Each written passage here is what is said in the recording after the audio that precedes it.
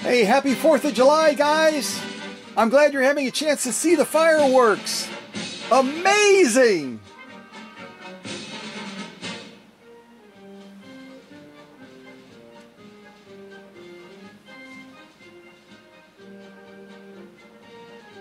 Whoa, look at that one. Ha ha! Fabulous! Oh my goodness. Ha ha! Front row seats! Yeah, Reggie, put your hands up. Put your hands up, buddy.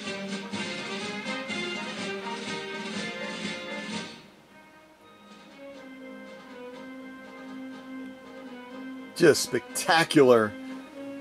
All right, you guys enjoy that. You guys enjoy, okay? Yep. Well, welcome to another premiere, and we're going to be focusing on this fabulous... Oh, hello, Your Majesty. Should say Your Majesties. How are you, sir? I see your nieces there. Excellent. And our other Majesty. What do you have on your head there? On top of your crown, you've got some amazing 4th of July Oreo cookies. Holy mackerel, red, white, and blue. Oh, you put one down by the needle for me? Oh, you guys are awesome. Look at you. Now, if y'all didn't see these are Oreos that came out specifically for the 4th of July. Specifically the 4th of July. Just amazing. Amazing. Let's see if I can turn our music up a little bit because I love this part of the song.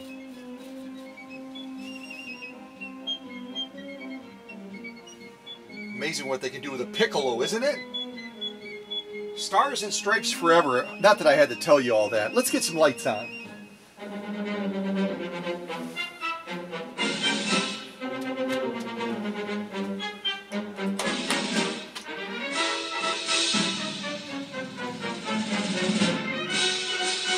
All right, I'm going to move these Oreos to the side.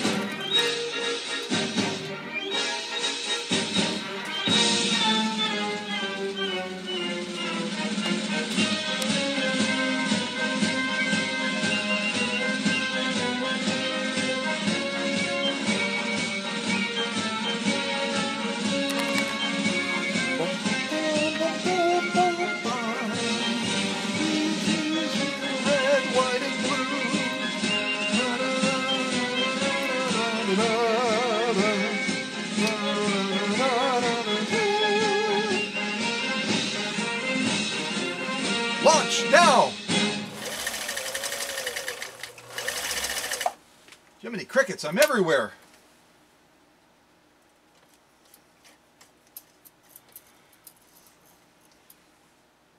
Oh, this ribbon material this is fun stuff to sew. If you're brand new to this channel, this is 100% polyester. So that right away tells you it's going to be a little bit tricky to manage this material underneath the presser foot. And the presser foot attachment that I'm using today is a different style of roller foot. It gives us, I think, some really good control and generally helps us to feed the material more evenly, which is always a goal, obviously.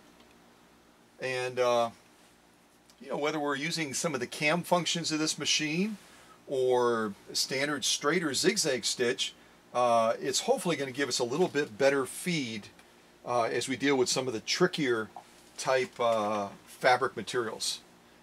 All right, let me lay down a straight stitch and then we'll take a look at these stitches and we'll keep on marching forward, literally marching forward, as we celebrate this weekend where we recognize our, not our computer sounds, we recognize our independence, which is, yeah, that's what it's all about, right? All right, so here we go. I'm going to lay down a straight stitch and we will keep on plugging forward. Here we go. Whoa, slow down, buddy. Slow down.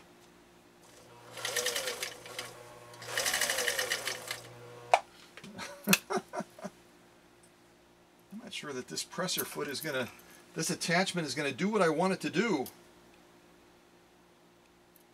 It gave me some really good stitching, but This material is just really tricky to feed, isn't it? Really tricky to feed.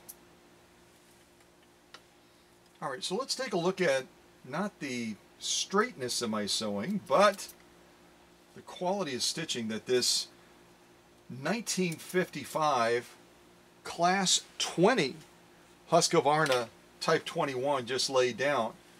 And if I didn't mention it already, amid all the fireworks and all the festivities going on, this particular machine belongs to David Stock out of Crowley, Texas. Out of Crowley, Texas. And I'm going to make a quick little adjustment here. I see that my top stitch is a little bit weak on this. Let's check my lock stitch.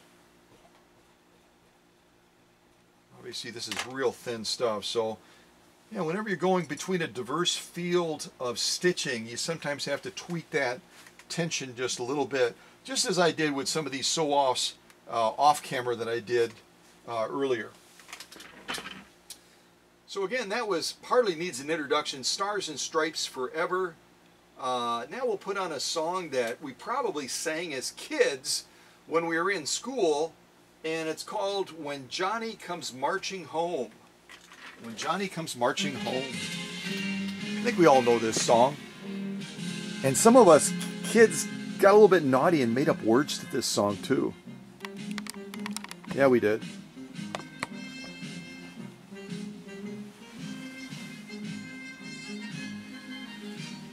The ladies will throw sauerkraut. Yeah, that's what we did. All right, let's look at the stitching, and again, let's not evaluate the straightness of my stitching necessarily. But there's our zigzag, standard zigzag, which again, if you're not familiar with these Swedish beauties, the zigzag is actually a product of the cam that's in the rear of the machine. On these black cams, like these right down here, I'll just show you real quick.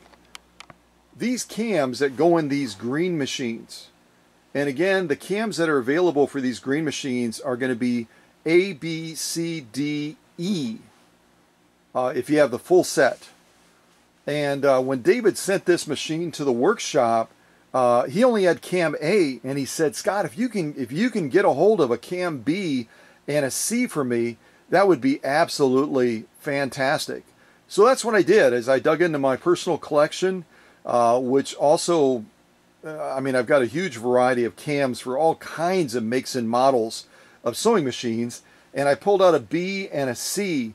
And these cams, because they're original, are really unicorns. Seldom, if ever, do you see these cams being sold in any sales venue, whether it's eBay or Etsy or Facebook Marketplace. Once someone gets a hold of these cams, they hold on to them.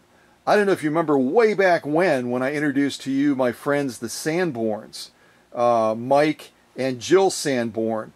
Mike worked for the FBI, is retired now. Jill still works for the FBI right now as the Deputy Director of Counterterrorism. The way I met Mike is he had a Swedish beauty and lacked some of the cams that he was hoping to get. So I sent him out some cams, and a friendship was born. So David and I are good friends now that I've been able to supply him with a B and a C cam, which is really cool. And I don't know if we're going to put these to use during this premiere or not, but we're definitely going to put cam A to use, which is in the rear of the machine right now. And that way you can see some of the output of what that cam can generate. So back to the stitching. Let's take a look at these stitches. We already looked at the zigzag. Let's look at that straight stitch now. Well, folks, I don't know what you're seeing, but I am seeing a page 34 straight stitch, and a zigzag for that matter. We'll look at both of them at the same time, kind of go across. And if you're wondering what I'm sewing with today in relation to needle and thread, is I have some of that embroidery thread you've seen me. There's the totality of stitching. I'm using some of that embroidery thread that I've shown on the channel before. It's by Coates & Clark. And if you remember what it's called, type it in the chat what kind of embroidery thread this is. The yellow stuff that you see on screen right now. And then I'm using a size 90 Schmetz leather needle. Yes, I just sewed 100% polyester using a Schmetz size 90, which equates to a size 14 leather needle. I decided I want to try this one out today. And I'm also going to be supplying some needles with this machine as well to go back with Mike when this is sent back to Crowley, Texas. And this is the presser foot that was on the machine, which I'll be honest with you, it's an open toe type presser foot. You can't see it.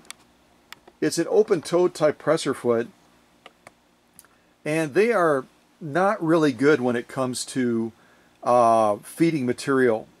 They're designed as a universal type presser foot, open toe again, so you can use it for zigzagging, decorative stitching, whatever you want to use it for. But it doesn't feed the material well. And we might find the same challenge with this roller foot style that I'm using during this premiere today, because I haven't done any testing on this particular roller foot. This is going to be similar to the one that I put on Julie's machine. You just saw premiered, the 201-2, the Rolls Royce of Singer sewing machines. But Julie's was a slightly different style. It was all metal, and this one is a plastic metal combination roller foot. So we'll have to see what we think of that one as we begin to put it to the test doing these sew-offs. Okay? So let's turn this around. We'll look at the lock stitch, and we'll see what we think of that lock stitch. Again, I did a little bit of tweaking on the tension on this one because the top stitch was, in my opinion, a little bit underdefined. So let's take a look at these close up and see what we think of the lock stitch now. We'll look at the zigzag first. And again, take into account we're sewing through paper thin layers of 100% polyester ribbon material. But as I'm looking at that zigzag, I'm looking at the spacing, the formation, the integrity of the stitch. It's absolutely spot on, exactly as we want to be seeing it. Let's go up and look at that lock stitch now. What can I say? Absolutely page 34. Even as it's kind of crinkling up a little bit, then we're having a little bit more trouble kind of honing in on some of those stitches. They just bounce off the material and say, hey, look at me. Look at me. Pause right there. That is definitely a page 34 lock stitch on the straight stitch and on the zigzag. Absolutely as we want to see it. Beautiful stitching. Alright, so let me come onto this shot. We'll look at the totality for the lock stitch. Sort of the totality. I'm not going to come all the way out because then we're a country mile away. But at least it gives you a glimpse of the stitching as we're seeing it now. And again, this presser foot, I'm using this roller foot, which is plastic metal combo. Never tested it before, so we'll have to see how it performs as I get ready to throw this ribbon material to the back as a definite pass. And we'll see if we're going to stick with it through this premiere. I might end up changing out to a different presser foot if I'm not happy with the results that we're getting as far as this material feeding. Because as you change between presser feet on the machines, you can get some really different outcomes in how that material is feeding and performing. So I'm going to see if I can get ready to set us up for a change if we need it. Just bear with me for a second here. I'm going to snag a universal style presser foot off of another of my Swedish beauties and just have it in the wings in case we continue to have some issues with this roller foot. I was struggling a little bit to keep it on course, so we'll see if that continues as an issue. Hopefully not. All right, let me get back over here. I'll kind of zoom in on it while I'm putting on some more music. You can kind of get a closer look at it. And if you watch that premiere with Julie's machine, you can see that this is a little bit different in the design setup on it. So what did you guys think of the fireworks? I'm talking to my friends over here. Getting a lot of thumbs up on that. That was pretty fabulous. Let's see, what else do we have? I'm going to put on traversing. I'll turn the volume way down and we'll listen to traversing now.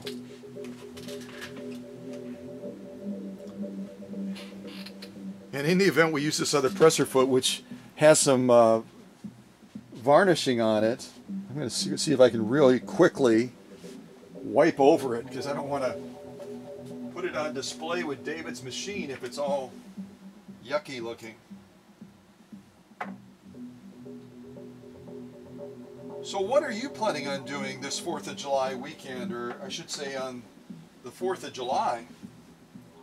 You have any special plans? Maybe go out on a boat to watch the fireworks, or travel to a nearby community to watch the fireworks if your community doesn't do it for some reason?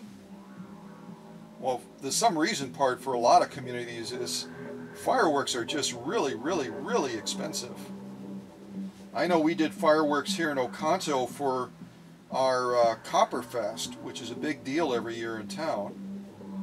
But other communities, that's just not an item that they can budget for, because, I mean, you're blowing stuff up and it's really expensive to blow it up.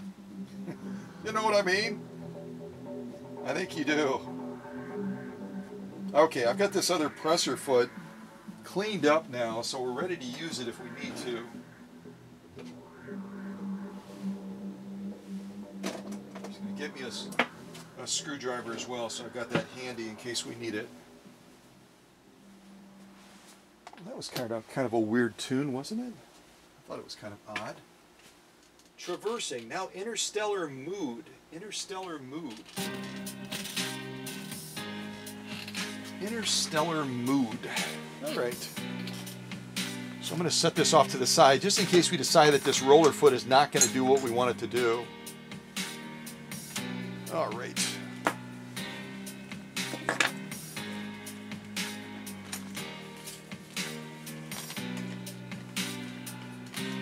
So I'll just show you real quick as we're kind of staring at this presser foot.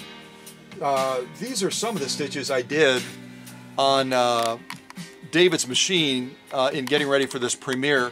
These are generated through Cam A that's in the back of the machine right now, and we will probably replicate some of these during the premiere today. But aren't those just spectacular? I think Cam A is just one of my favorite cams among the cams that come with the green machines. Again, cams A, B, C, D, E are the cams that are available. And David's machine is going to leave the workshop with cams A, B, and C. So that's kind of cool. He only had A before. And then the material I showed you just a second ago is vegetable tan leather that we did the decorative stitching on. And then I also showed these off camera as well. And this is kind of a cotton blend. I don't think it's 100% cotton like you know, the fat quarters that I've been sewing recently in some of the premieres, but this gives you an idea of, you know, just the stitch quality and stitch caliber. Kind of zoom in on it a little bit here.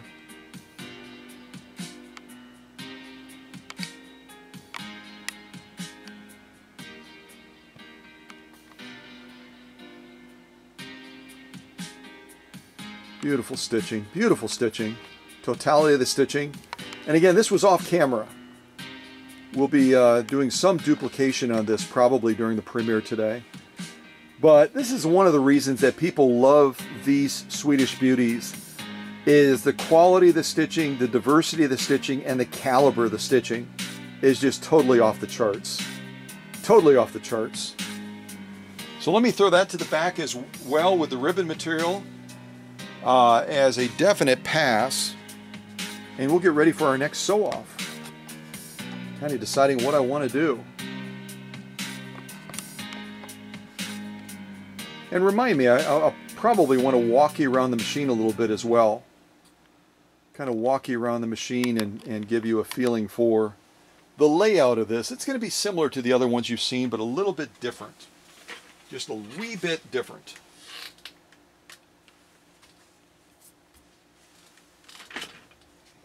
Okay, so that was Interstellar Mood. And now we're going to put on... Well, if any of you have young children, or if you are a grandparent and you have young grandkids, this next one will give you a little bit of a giggle as far as the title of the song. It's called Toddler Band. Can you imagine a band comprised of toddlers? What they would sound like, what they would play, what they would do? Oh my goodness gravy. That is a sight that really conjures up some images in your mind, doesn't it? Toddler Band. Here they go. All right, kids. Go for it.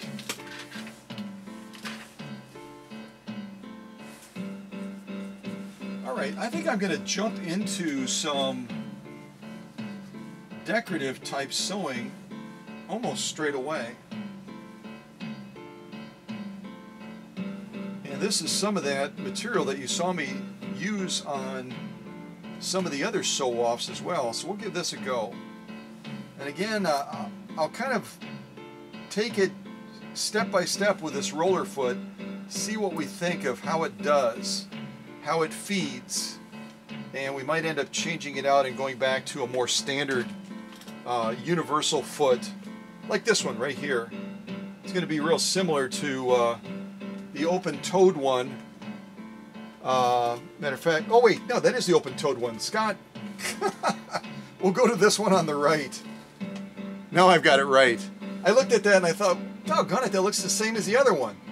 That's because this is David's right here on the left, and this is mine on the right that I just pulled out in case we want to put that on in lieu of this roller foot. Oh my goodness, not enough coffee. Or too much, one of the two. Alright, so we're going to sew,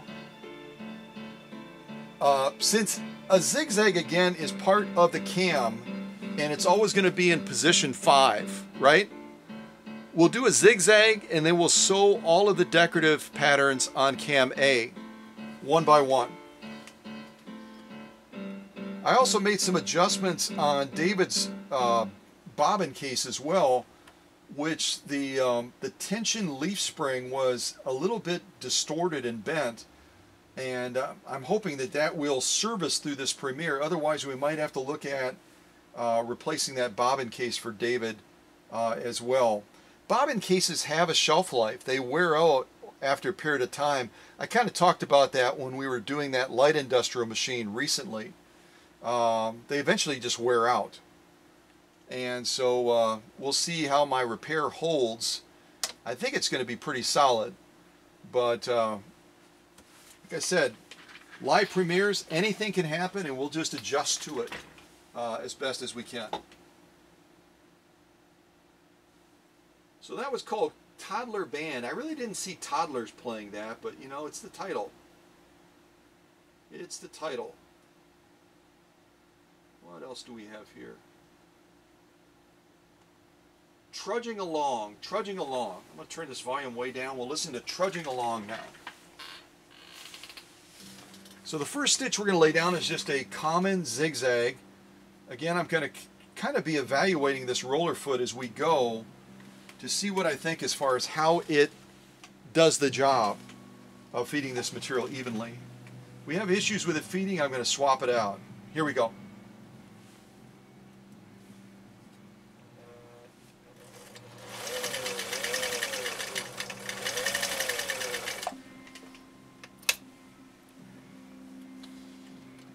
It's really giving me a lot of challenge in trying to keep that material even. Giving me a lot of challenge. The machine is doing a great job, but the presser foot attachment, I don't know if I'm sold on this. I don't know if I'm sold on this one or not. We'll stick it out a little bit longer. So I'm just going to keep trying to go through these stitches, and then we'll look at all of them when we get to the end. So if you're not familiar with it, I'm just going to show you real quick something. Right now we've got it set up to do a zigzag, right? the one that we just laid down right there. Beautiful zigzag, lovely. Even though this this roller foot was kind of making it kind of challenging to keep that material straight. But what we're going to do now is we're going to change to our next cam generated stitch, which is on cam A in the rear of the machine. And the way we do that is make sure your needle is clear of the material. Take your stitch width, which is this control right here, all the way down to 0. And then there's a silver slider right here. And it basically, when it's closest to the machine, it's in position 5, which again gives us that zigzag. And then we can move it out incrementally in stages towards us so that we can go to stitch 4, 3, 2, and ultimately stitch 1. And the reason I zeroed out the stitch width, again, this control here, this is our stitch length up here. The reason I zeroed out our stitch width is it allows us to recalibrate that cam function in the back so that this slider will move freely, so we don't have to fight it and wrestle with it. So I'm going to put fingers on both sides. I'm going to move it from 5 to 4. And then I got to move my stitch width back to 4 again. Our stitch length is going to stay pretty much on 4 for right now. Actually, no. Let's move it all the way down into the satin range because our next stitch is going to require that. So I'm going to move our stitch length from 4 all the way down, almost, I mean, just between 1 and 0. It's going to be super short, okay? And this will be, again, stitch number 4 on cam A that we're going to sew next. This control right here is our feed dog drop, that little knob. It almost resembles, this little knob almost resembles that knob on the side that we'll kind of cover and talk about that a little bit, because the bobbin winding system on this class 20 from 1955 that belongs again to David Stock out of Crowley, Texas. I hope I mentioned that already. I think I did. And also, among all the fireworks and all the activity, I didn't remember if I officially rung the bell, so there we rang it again. So we're going to try to sew this next stitch, stitch number 4, cam A. I'm going to be evaluating that roller foot again to see how true it's feeding that material, if it's doing a good job. We're either going to keep it or we're going to fire it. And yeah. So trudging along, I think I'll play that one more time while we're trudging along through these sew-offs. All right, so here we go. Our next stitch off of cam A, stitch number 4, and let's see what we think of this one. All right, here we go.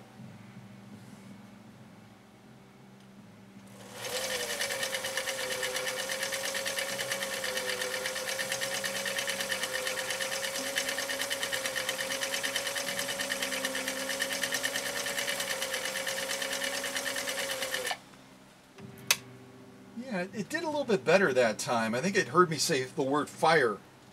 It did a brilliant job on that stitch. So, right, you're not fired yet, but we're going to reserve that right. All right, so let's move that to the rear. And we're going to do our next stitch off now, which is going to be stitch number 3 on cam A. Stitch number 3 on cam A.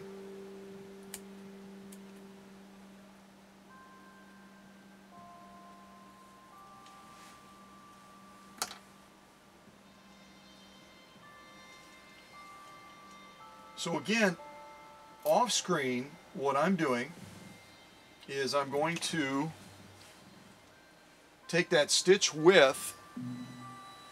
Oh, you can see it right now. Because we never moved it. I never moved the camera back. See what I mean? The 4th of July just throws everybody off. So this is the stitch we just generated off of cam A, which is absolutely spot on and spectacular. Oh, good gravy. I might as well just come to a shot like this. That way if I forget, I won't goof up. let's go right to here, shall we? Okay. So, again, if you've never done a live premiere yourself, don't be too quick to go, boy, you just goofed up. It's easy to goof up. So I'm going to zero out my stitch width down to 0, turning it all the way to the left. I'm going to move my slider, this slider right here, this control is to change cam stitch selections from 5 to 1. It also controls needle position when we are doing straight stitching. And but when you're in any of the swing stitches, this does not control needle position. The cam and the machine will relegate that and control that. Alright, so that was stitch 4. Now we're going to stitch 3. I'm going to move my stitch width back to 4 again. Stitch length is going to stay right about where it is. I'm right about between the 1 and the 0. I'm way down there. So let's see how the machine does this time sewing this next decorative stitch. And I'm going to leave the music off this time so that you can really hear this machine kind of doing its thing, doing its dance as we go through this material, okay? All right, here we go.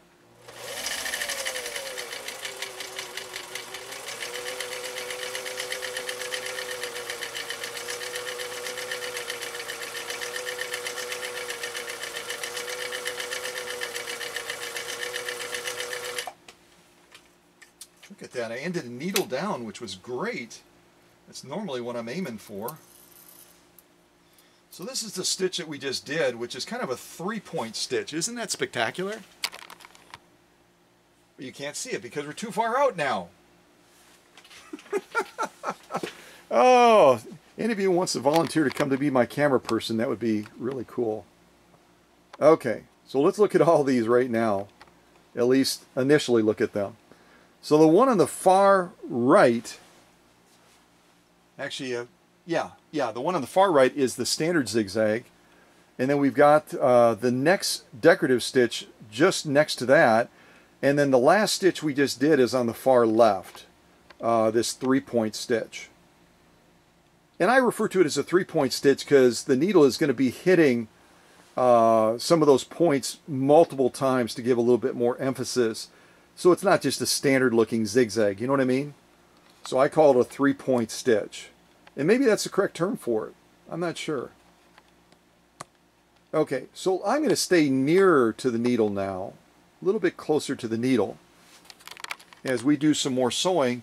And since you've seen me do the zeroing out on the stitch width a couple times already, I'm not going to be concerned about showing that to you again right now. Again, it's just to free up that cam mechanism in the back so that it's going to move more freely. I've had some people that have contacted me that really have come near to breaking that slider, which it's a little bit fragile.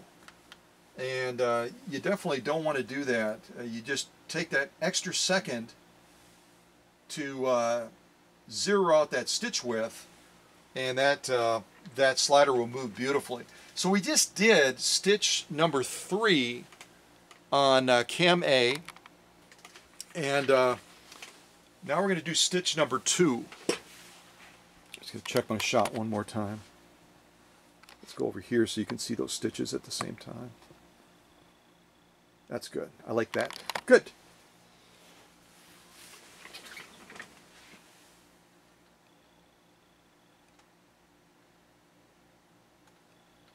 So the next one is called Slingshot. Again, I'm going to turn the volume way down and we'll listen to Slingshot. There's a soft little sound in the background. Okay, so we did 4, 3. Now we're going to do 2. So again, I'm going to zero out that stitch width. I'm going to move my slider to 2. Move my stitch width back to 4. And now we're going to do this next decorative stitch that comes off of cam A. Again, I did all of these off camera, but now we're having a chance to actually see them on camera, which I think is kind of cool. All right, here we go. Again, stitch number 2 on cam A.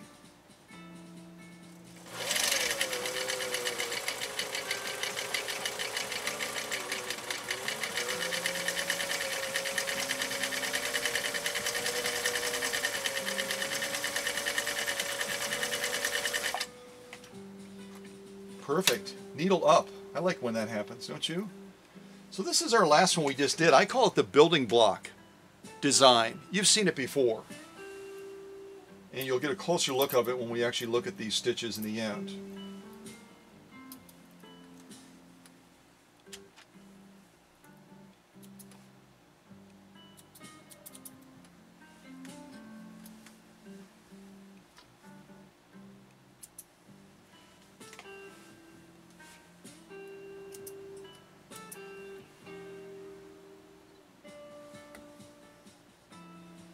So here again is the stitch that we just did on the far left, the building block one. Then we've got our 3-point, then we've got our, it almost looks kind of like a blind hem, kind of a stretch blind hem type stitch. And then finally our standard zigzag on the far right. All spectacular stitches in my opinion. I love them. All right, so let's do our final stitch now on cam A, which is going to be stitch number 1. Stitch number 1. So off camera, I'm zeroing out our stitch width down to 0. I'm going to move our slider to 1. I'm going to move our stitch width back to 4. And again, never ever do this when you have the needle down in the material. Make sure your needle is clear of the material whenever you're changing any of the settings on a machine like this. Okay? All right, our final stitch off, which is going to be stitch number 1 on cam A. Here we go.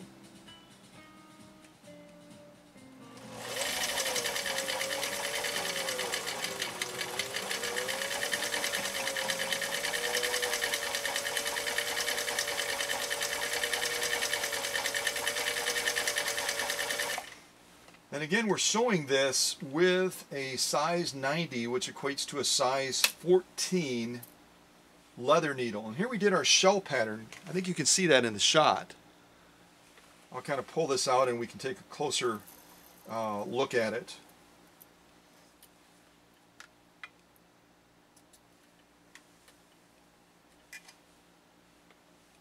Oops.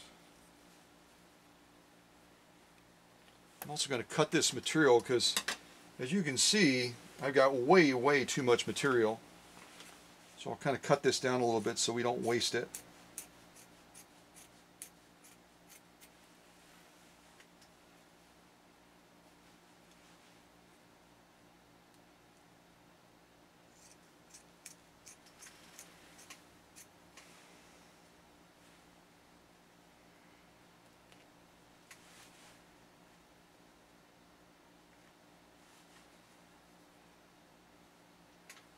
Giving it like a haircut here. Cut off this edge too. Makes it a little bit more manageable, doesn't it? Okay, so let's take a look at these stitches that we just generated using the different functions and attributes of cam A. Kind of do it like this because this is the order that we actually sewed them. I'll move it out here so we can see it more easily.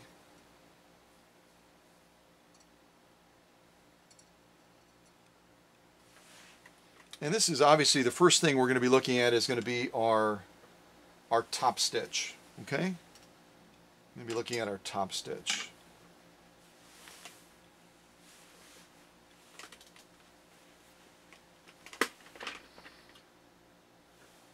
Right, that was slingshot.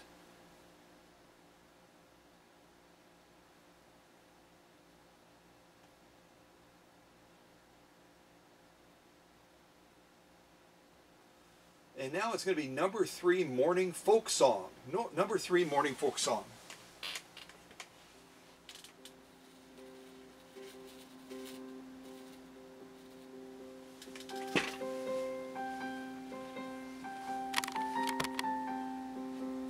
Let's take a look at these stitches.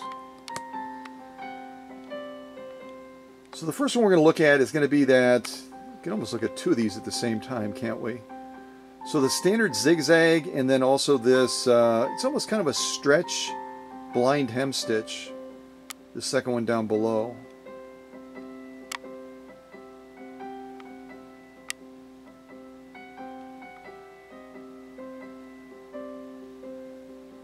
Absolutely gorgeous stitching. Absolutely gorgeous stitching.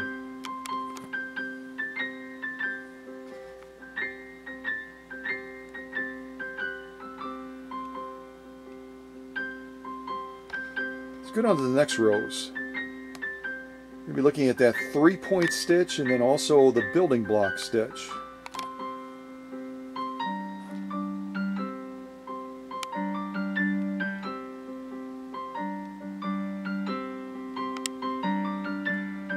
Gorgeous stitching. The definition, the spacing, the integrity of the stitch is just absolutely as it should be.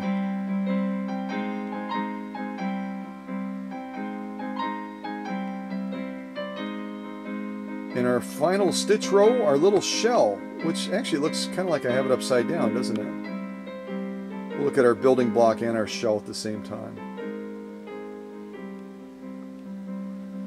And I could even make that stitch length a little bit shorter and tighten it up more.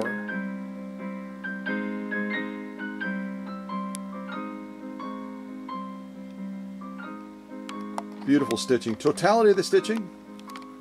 And again, this is pretty much representative of what I did off camera. But some of the stitching I did off camera was also on leather. We'll be doing some leather sewing again during this premiere today. So I'm going to turn this over. We'll look at the lock stitch.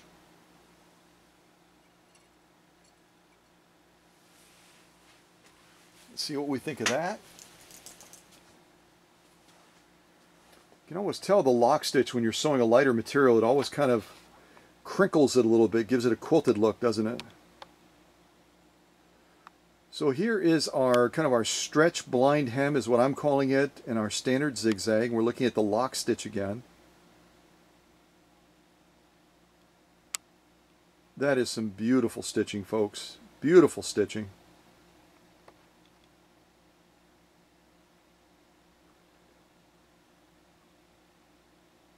Again, I could take that stitch length even shorter and tighten it up more if I wanted to do that. Here we're looking at that 3-point stitch and the building block stitch.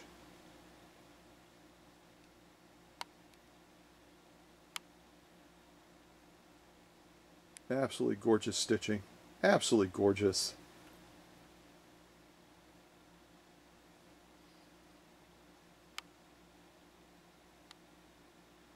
Let's drop down to that last row, our shell type stitch pattern.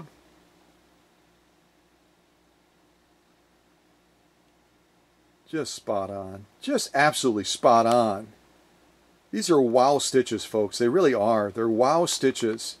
And again, the lock stitch is always more difficult to generate than that top stitch. And yet David's 1955 Type 21, again a Class 20 machine, the predecessor to the Class 21 that you see so often on this channel. This is the earlier version of the green machine. Did just an absolutely outstanding job in managing all of this needle swing using a leather needle and this embroidery thread. So again, I like to make premieres challenging. I like to make them, you know, not window dressing where it's a slam dunk. You know, there's all kinds of things that can go wrong, all kinds of things that can happen, and it just makes it more interesting and more exciting. So I'm going to throw this to the back again. This was a kind of a poly cotton blend. Has a higher content of cotton. But again, incredible results from this Type 21 from 1955 in doing just a fabulous job in managing some very difficult stitch outputs. Very difficult stitch outputs. So I'm going to throw it to the back with the other sew-offs that we've already done. I'm going to pick out a little bit more music and also get a drink. I'm going to wet my whistle a little bit. So that last one was called Number 3 Morning Folk Song, kind of a pretty little tune. And now Familiar Things. Familiar Things is our next one. Let me turn that down a little bit more.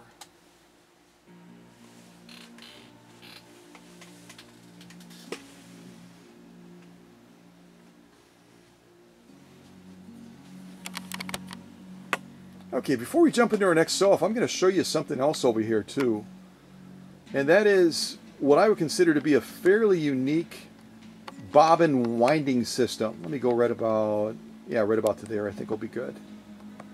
So you're accustomed to seeing a different bobbin winding system more often on this channel, and it would be set up where there would be a little plastic knob here adjacent to this bobbin stem that you slide the bobbin on to wind a bobbin, and you would pull that assembly out. It would engage the slow gear.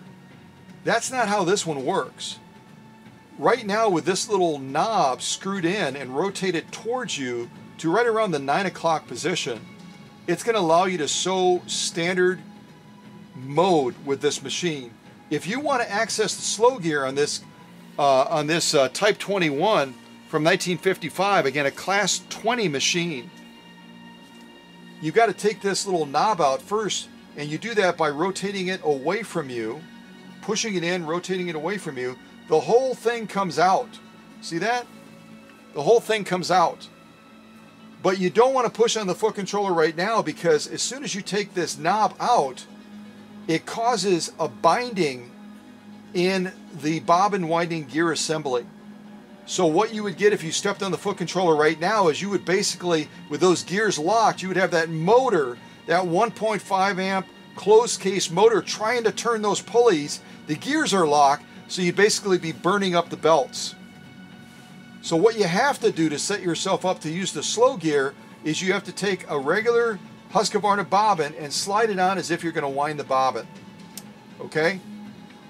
Now, if we were going to actually wind a bobbin, you would slide it on just like that, but you would put this piece back in, and then it would allow you to wind a bobbin without engaging the drive of the machine. And I could show that to you right now even. I can push it back in.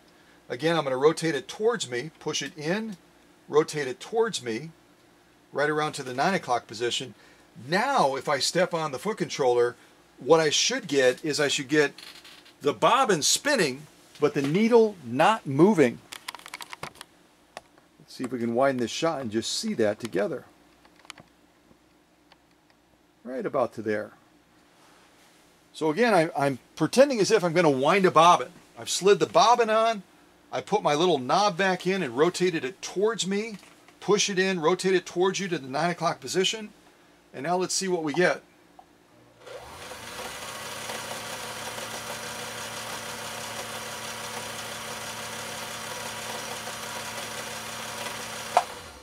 So you can see we're getting the bobbin winding. We're not getting the needle movement. Now I'm going to take this off. Actually, you know what? Let me leave it on, because what we're going to sew next is we're going to do another sew off, but we're going to use the slow gear. So I've got to leave this on, otherwise those gears are going to bind up, right? I'm just going to take this out. Again, I'm going to push it in. I'm going to rotate it away from me to remove it, like so.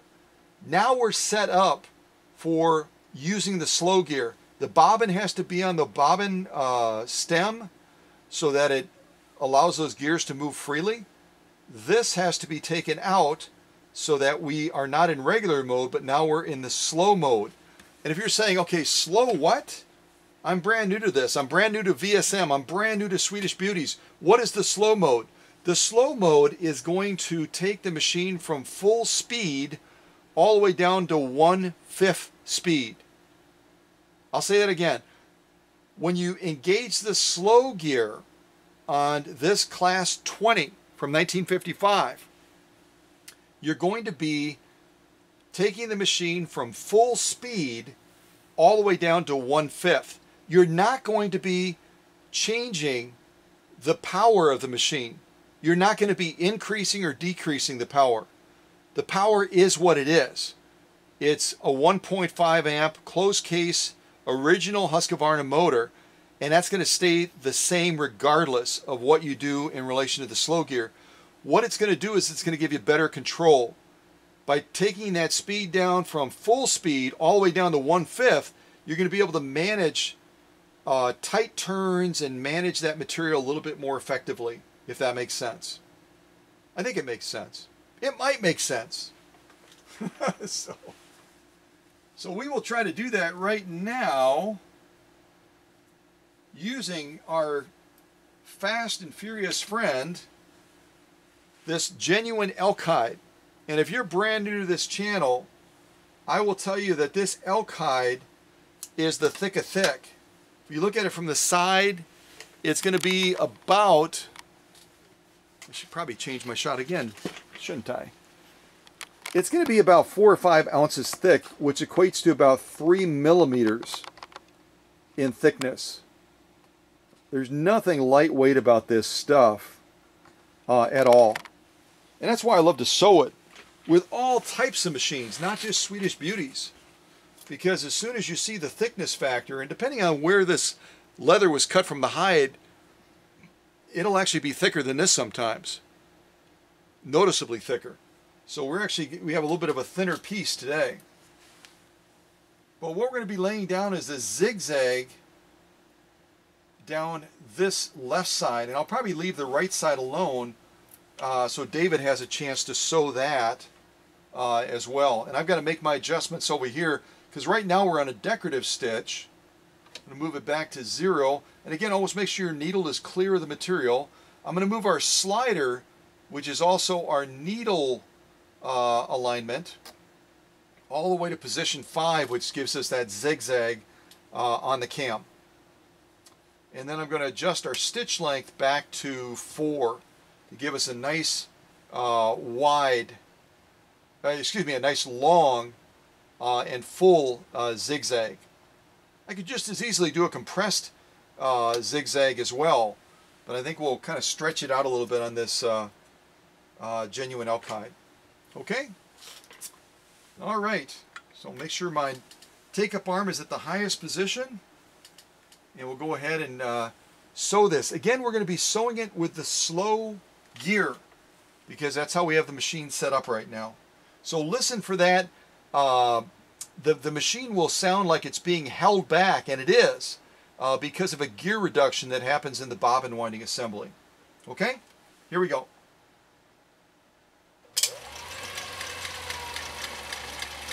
Did you hear that kick in?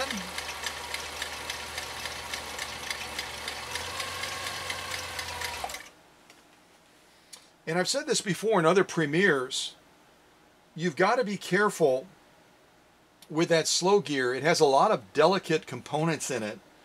And so when you engage that slow gear, it kind of takes over the balance wheel a little bit as far as being able to rotate that balance wheel freely. Let me show you what I mean. I'll come out on this shot a little bit. Isn't that a lovely zigzag? Look at how beautiful that is. And we'll look at the lock side as well, obviously. But when we come out to this shot right now, right about here, I think that'll be pretty good. Right about there. There we go. When I have it in this slow mode, if I try, rotating this right now so that I can, do my clipping of the thread and everything, that balance wheel is going to be pretty much locked up. The way that I free it up is I take my little magic knob again. This little knob we took out, and I slide it back into position, kind of push it in and rotate it towards me to right about the 9 o'clock position, and by doing that I release that slow mode, which will free up the balance wheel and the gears that are part of that bobbin winding assembly and slow gear assembly to be able to rotate this balance wheel freely. Couldn't move it before. It was locked in on that slow mode, but now if I rotate it, see, I can move it around. I can move it around freely without any issue.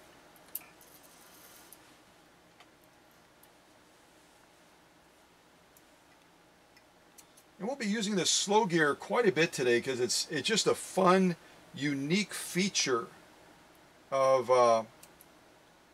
the Huskvarna green machines.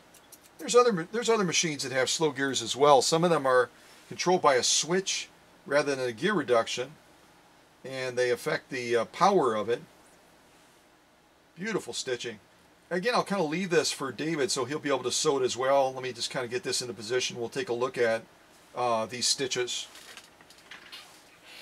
We could even try sewing a decorative stitch down this elk hide as well. That would be a hoot, wouldn't it? Okay, so let's zoom in on this first of all.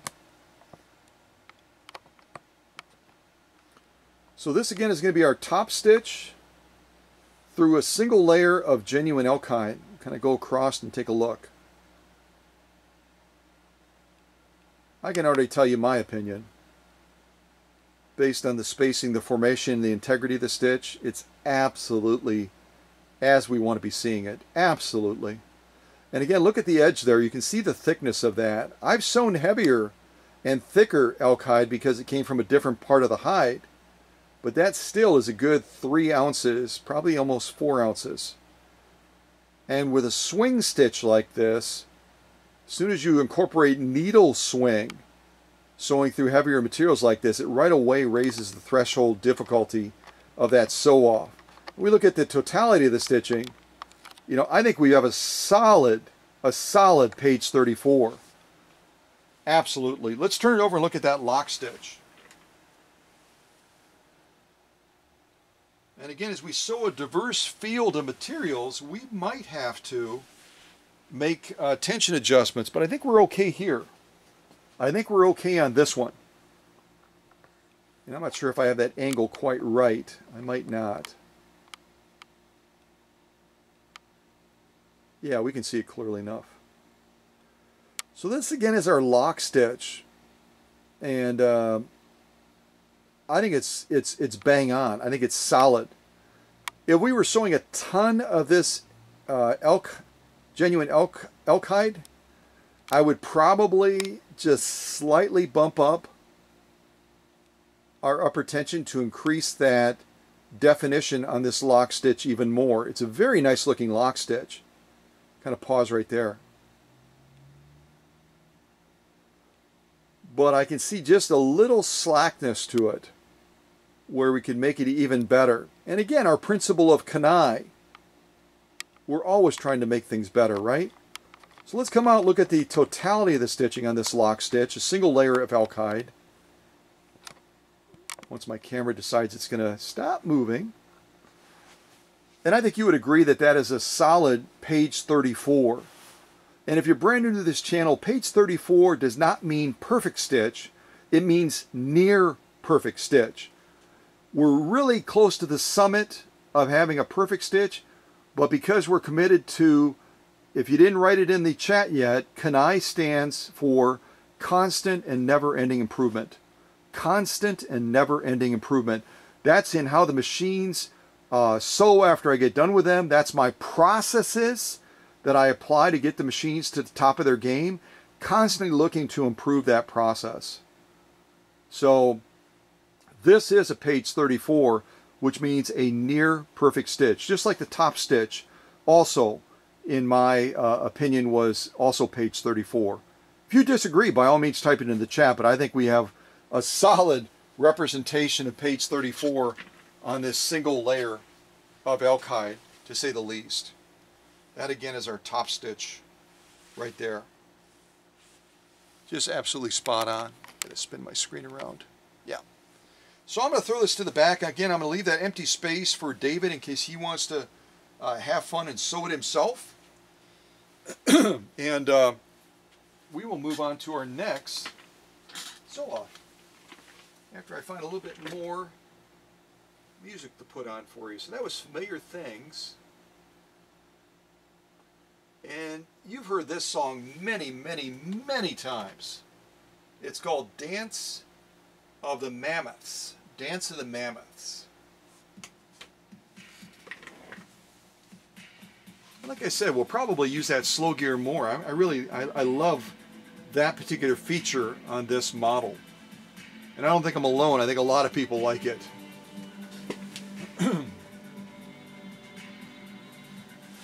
What should we sew next?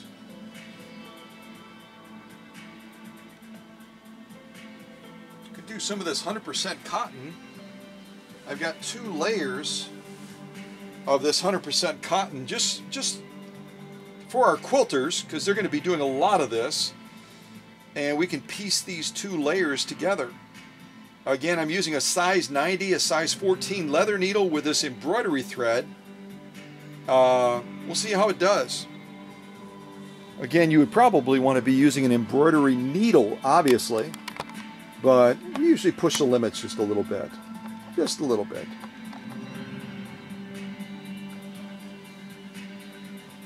And we might even try sewing a decorative stitch on this stuff. That would be kind of cool, wouldn't it? We'll start with a zigzag though. And again, when we sewed that ribbon material, this roller foot really kind of gave me a bit of a challenge in trying to keep it straight. So we'll see if that happens again. But right now I'm going to engage my slow gear by taking out our little dial, our little knob on the side of the machine and get us into that slow mode.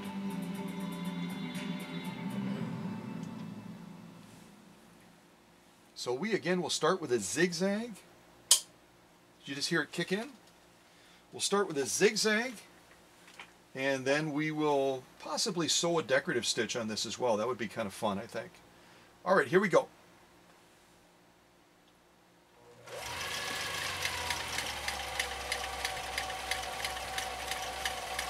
Trying to steer, trying to steer.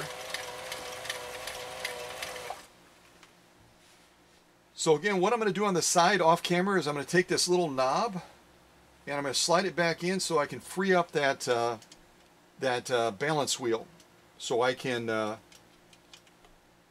cut that thread and just get us into that next mode.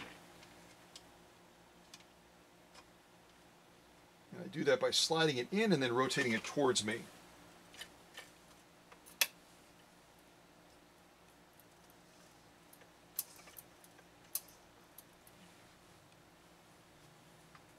Beautiful stitching. I'm going to do a decorative stitch and then I'll show you this. Kind of give you a little pre-glimpse right now.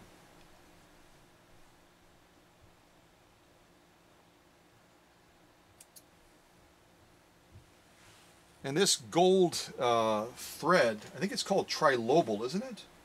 This gold trilobal against this burgundy color material is just stunning. I think it's just absolutely stunning, don't you?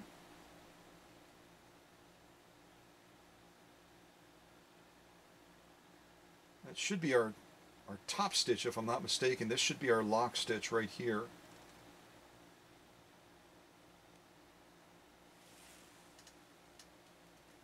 Is that a little bit too high? I was not looking over my shoulder.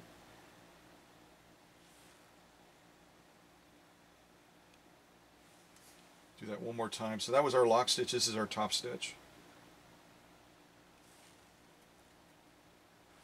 Absolutely page 34. So what I'm going to do real quick is just examine that lock stitch just to see if I want to make any adjustments. In the meantime, I think we'll be pretty solid. Just checking to see if I want to make any tension adjustments. So let me get that back into position. And now we're going to try to sew a decorative stitch, which is really kind of pushing the boundaries on something as paper thin as this.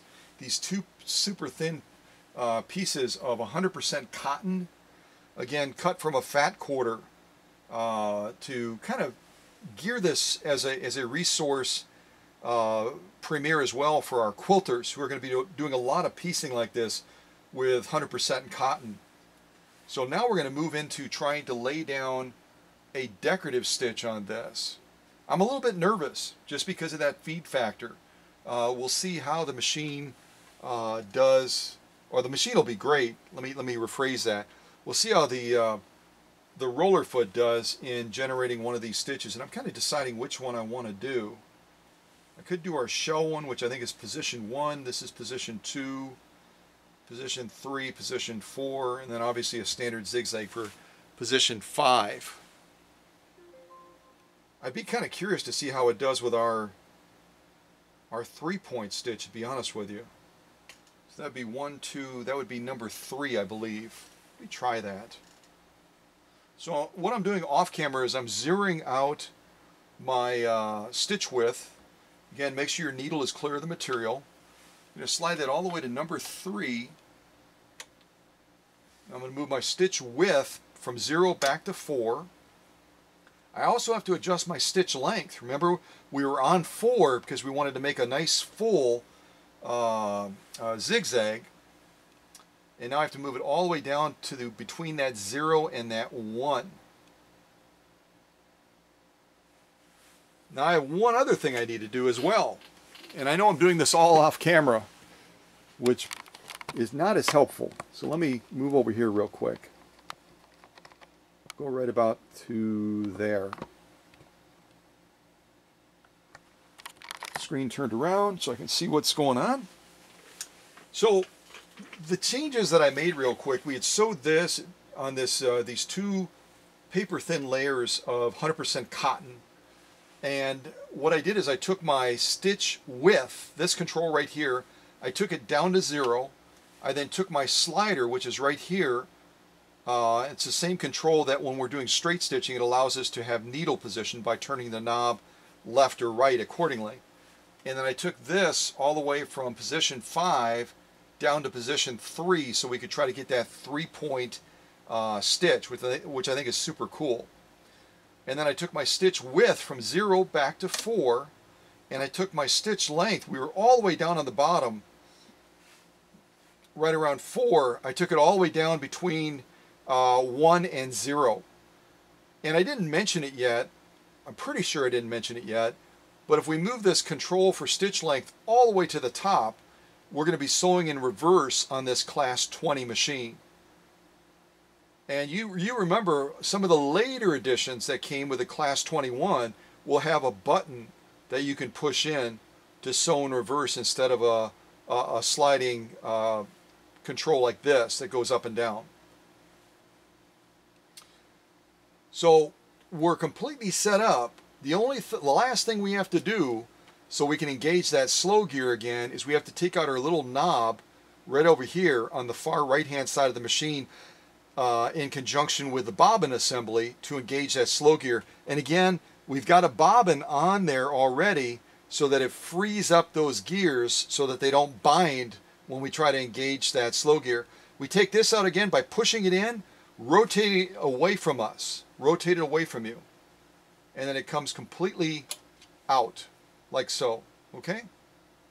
So now we're all set up to try to sew this 3-point stitch using the slow gear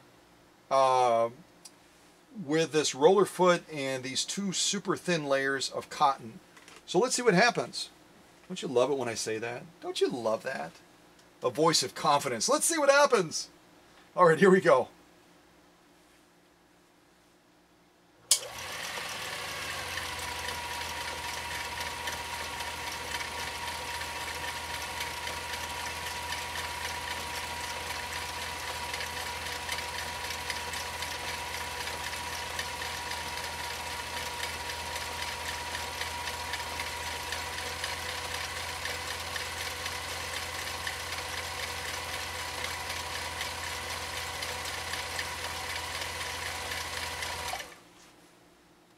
Okay, perfect. So I'm going to stop right there. What do I have to do next so we can get this material out and have a chance to finally look at these stitches? What do I have to do, because there's an issue right now in engaging that slow gear with this class 20. I think you remember what the issue is. So type in the chat what my solution is to be able to rotate that balance wheel and give us an opportunity to see this stitching. So that last one was called Dance of the Mammoths. Now we're going to listen to Whirlpool. Whirlpool. Kind of like the, I mean, they make all kinds of products, Whirlpool, don't they? So if you typed in the chat, Scott, you got to put that little knob thingy back in. First of all, turn the volume down, Scott, because this is a real happy Whirlpool, obviously. So if you said slide this knob back in, you're going to slide it in, and then you're going to rotate it towards you to about the 9 o'clock position. And by doing that, you're going to free up your balance wheel that otherwise would be locked because of the slow mode being engaged. It's still like whirly-pulley. All right, calm down, whirly-pulley. If you said that, then you're absolutely spot on. And you can give yourself an A in the class today, because that is a major knowledge factor when you're dealing with this machine. You got to know that. Otherwise, you're going to try to rotate that balance wheel. It's going to be locked up and you're going to be going, oh my gosh, what did I do? Break the machine? No. You simply have to free up those gears, and it's as simple as putting this little knob in, pushing it in, rotating it towards you to the 9 o'clock position, and then you can move this balance wheel freely. No issues at all.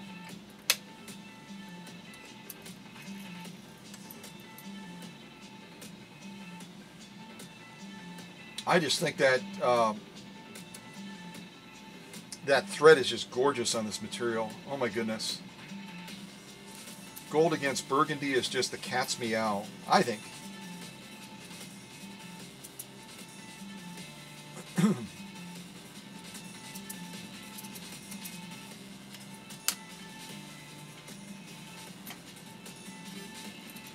All right, let me move that to the back. And let's take a look at this stitching that we did on this 100% cotton. Again, we laid down a standard zigzag, then we laid down a 3-point style zigzag stitch, which is one of the decorative stitches, stitch number 3 on cam A. And we incorporated the slow gear, which I think I'll be doing quite a bit during this premiere. I love the way it manages that speed factor when you're trying to control things a little bit more. Not that the foot controller doesn't do an excellent job with that, it does, but it's less work for you, and it's already built into the machine. So let's take a look at these stitches. Again, 2 very, very thin layers of 100% cotton. We'll look at the totality of the stitching first, just for fun. Folks, I'm going to say it. That is absolutely page 34 on this top stitch. Now let's zoom in and look closer at them. And I'm going to try to not talk while I'm moving across so I don't wiggle jiggle it.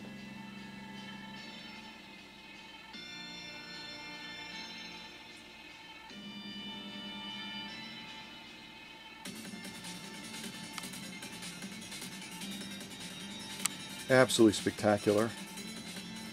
Again, 100% cotton, folks, for our quilters.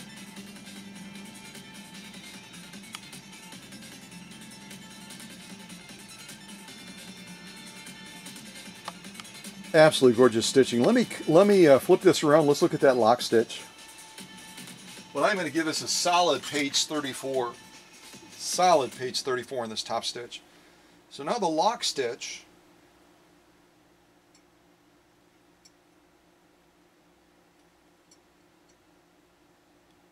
If I can get this to balance correctly, we'll look at the lock stitch.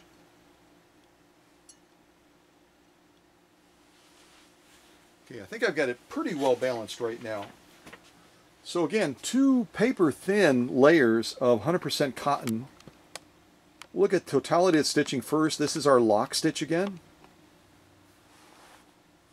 Absolutely gorgeous stitching. Gorgeous, gorgeous stitching. Let's zoom in and take a closer look.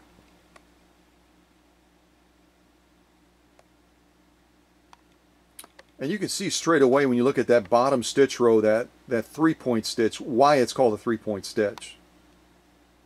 Let's go across.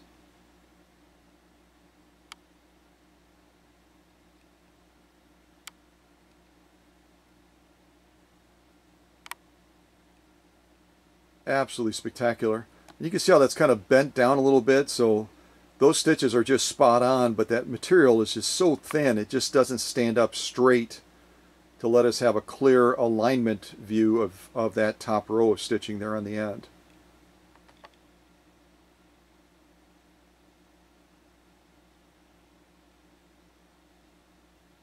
Wow. Wow! Absolutely gorgeous stitching. Again, we'll look at the totality of the stitching.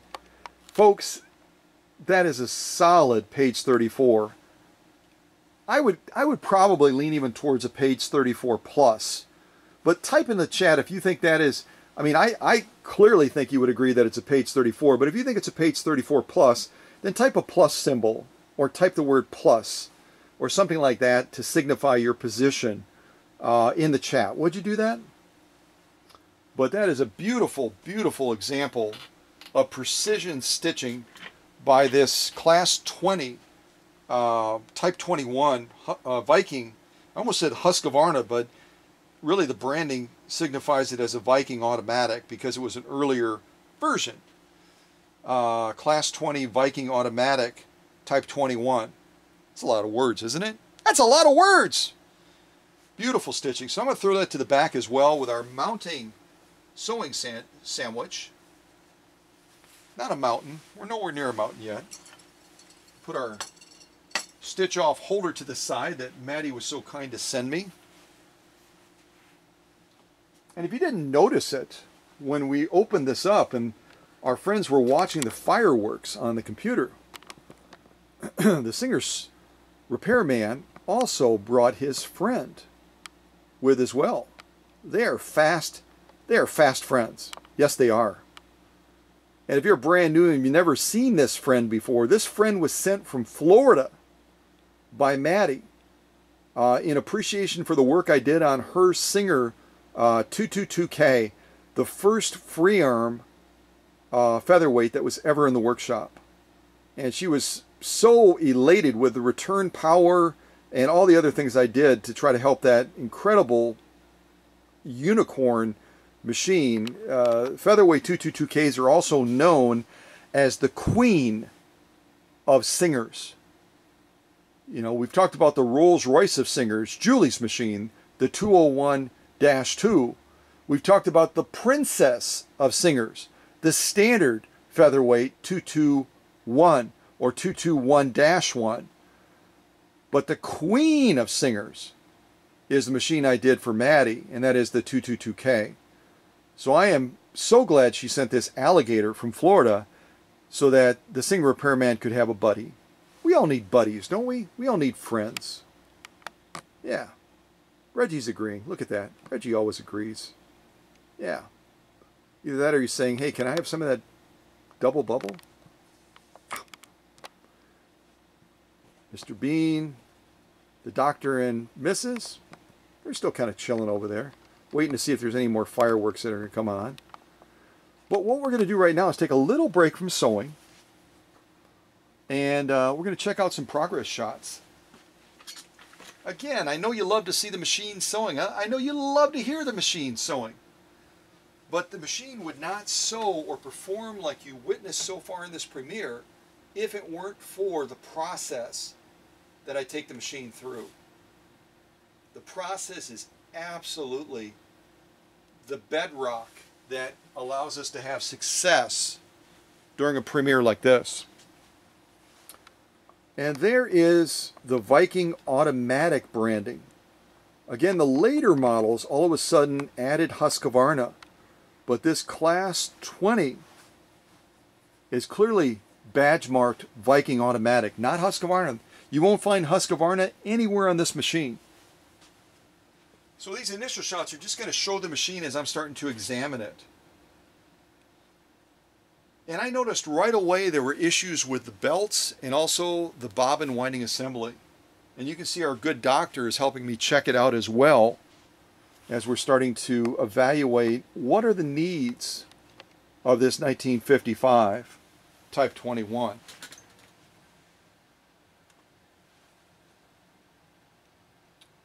More of a distant shot there, kind of out of order a little bit, but here you can see the case that David has for his machine, so it has portability. He can take it different places if he wants to.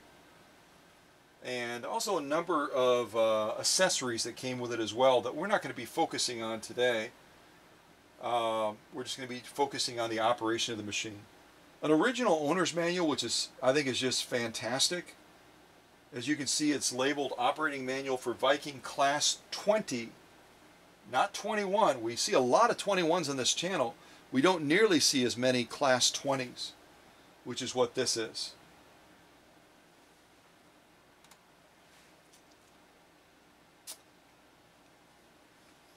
David had sent a couple of belts, long belts, and short belts as well, with the machine. I'm going to get a quick drink of water. He sent a number of belts, and unfortunately none of them were fully serviceable, especially not this one that was cracked. I think you can see that in the shot right there. it's definitely not a long belt that would work very long on this machine. So, you know, the belts are so essential to the operation of the machine. They just are. They're so critical. They're so critical. S-O and S-E-W. Where's the doctor's wife? Oh, she's way over there. Okay. I got to show you guys for a little bit. Yeah.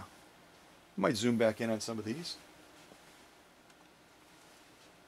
There's some of the attachments, accessories that David has with his machine as well. Some of them are just random. Some of them are pretty much useless. Like this little plug right here. Someone could try to slide that plug over the stem coming off of the bobbin winding assembly so that they could use the slow gear, but it wouldn't do the job. So I better zoom back in on these so you can see them a little bit closer.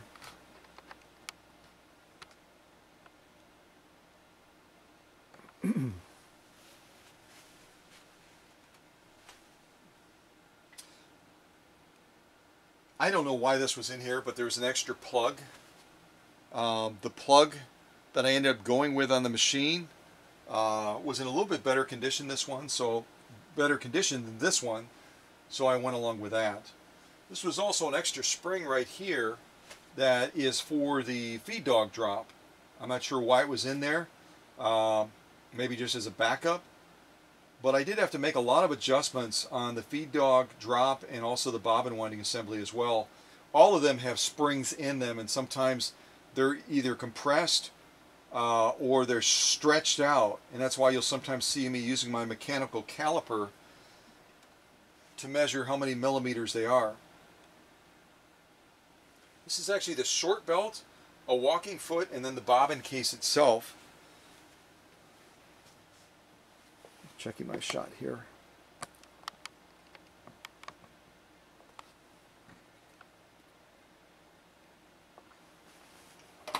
Better shut that off too.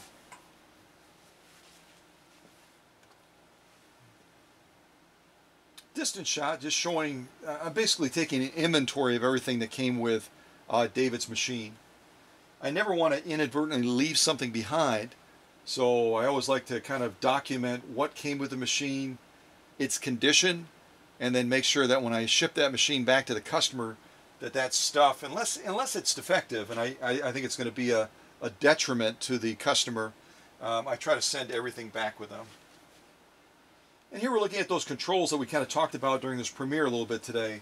Upper left is going to be our needle position and also our slider to allow us to change stitch selections that are cam generated, our stitch length, also our reverse if we move it all the way to the top, our stitch width that we use to zero out as we're moving this slider right here to different positions. We always zero it out, bring it down to 0, move our slider, and then move that stitch width back to 4 again is the recommended setting. And then finally our feed dog drop right down here. There's that interesting bobbin winding assembly. Again, sometimes these are missing, and then people are in a little bit of a pickle because those gears keep binding up. So I'm glad that David had that piece. They're out there, but they're a little bit harder to find if you need to search one out. But you can see how different this assembly is because there is nothing to pull out here like on the Class 21s that we're accustomed to seeing on this channel. Let me go back to that real quick. I apologize. I want to go back to that real quick to ask you a question and to invite you to type it in the chat. If we want to set this machine up to use the slow gear, type the steps that we need to take in the chat if you would. Type the steps. What do we need to do in order to use the slow gear effectively? I'll give you a few seconds to do that. And then I'll tell you. And while you're thinking about that, kind of studying that, I'm going to put on some more music for us. We put on something called Ancient. Ancient.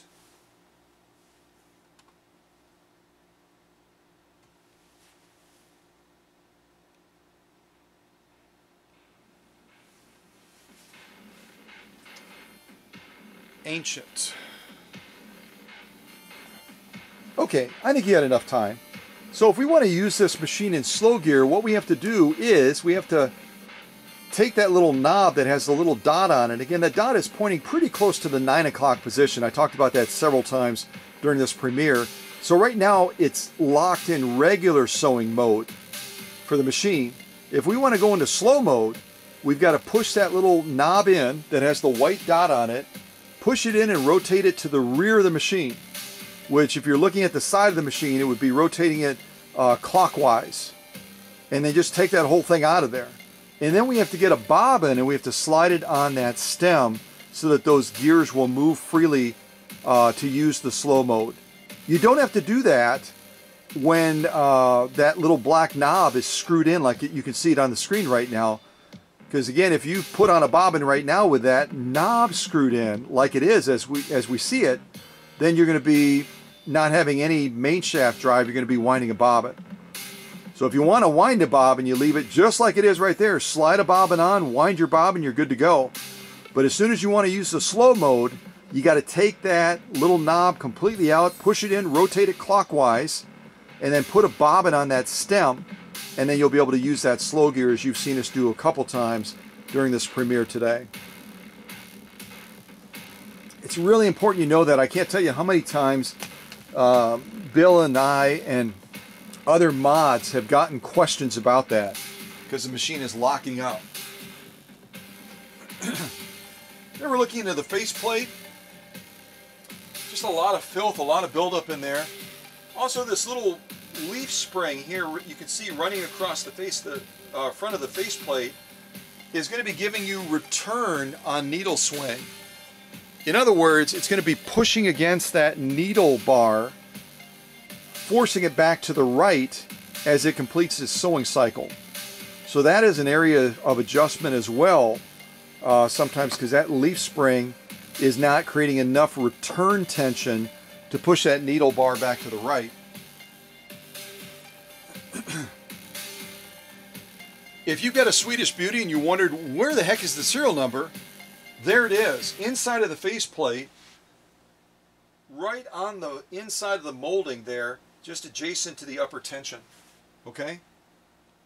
And again, the Huskvarna factory in Sweden didn't do the grandest job of tracking serial numbers, but with Hans' help being right there in Norway, we do have some documentation that help us to zero in, which is what I used to be able to confirm that this machine was made in 1955.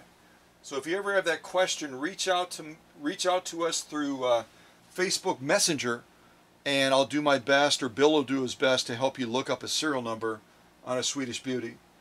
And there you can just see some of the buildup and just the crud, the junk that is holding this Swedish Beauty back right now. It's not allowing this machine to have its full potential because of all the buildup and the scum on the machine. Now we're kind of looking across the top of the machine, and something should stand out to you right away, and that is that the thread guides are split on the top of the machine with the Class 20s. Instead of being a single piece that extends across the top of the arm, they're two standalone pieces, and I think I took shots of them closer up just so you can see how that threading goes. So where with the Class 21s you would have a single piece that extends across, and you would have a threading point on the front side, a threading point on the back side, with the Class 20 machines you actually have a total of 4 thread points between those two pieces. You've got a thread point here, thread point there, and you have the same thing on the rear of the machine. So it's important that you thread all of those points so you get nice even feed. It's also important that those thread guides not be junked up like they are right now. You can see just the filth and the buildup on there. And if you've ever had a Class 20 machine like this with these separate thread guides, this one right here has to be adjusted in a little bit because the gap point between where that thread goes in is just wide enough that that thread is going to have a tendency to slide out when you're sewing. So what you do is you take something that will cushion and protect the metal, and then you can use a pair of pliers just to very, very gently pinch those together a little bit more so that that thread is not going to skip out of there when you're sewing. There's the back of the machine. You can see again it's branded Viking. It's not branded Huskvarna because this is an earlier model. It's a class 20. It's not a class 21. And this whole panel on the back of here comes off for servicing the machine. And there's lots of service points on there. Also, you can see that, well, you probably can't see yet, but our plug-in over here, instead of having the blade style plug-in, it's going to have a prong style plug-in, very much like you would see if you've ever lived in Europe or been to Europe. It's going to be like the plug-in points for their outlets. The male portion, as you put it into the outlet, it's going to be these tubular type plug-ins rather than a blade style like we're accustomed to seeing. Now we're looking at the back area, kind of adjacent to the pillar, below the access panel on top, and we're looking at one of those horrendous stickers that somebody at a sewing center felt a compulsion to put on David's machine at some point. So obviously we're gonna get rid of that. I mean, I dislike these stickers on any machine, but particularly a Swedish Beauty. They do not belong on a Swedish Beauty. And there's our nomenclature plate as well that's going to tell you it's a Huskvarna Type 21, and I actually stand corrected. I said nowhere on the machine will you see the word Huskvarna. I am wrong, clearly wrong. On the data plate, they decided to put it on there, which probably tells me that they made the base model first, and these data plates were made later and then put on the machines. Because at this point, the focus was Viking. It wasn't Huskvarna. If you look real close, you can see the doctor and the missus in that shot. They were involved in some of the process, and so you can kind of see them underneath, looking through the harp space on the machine.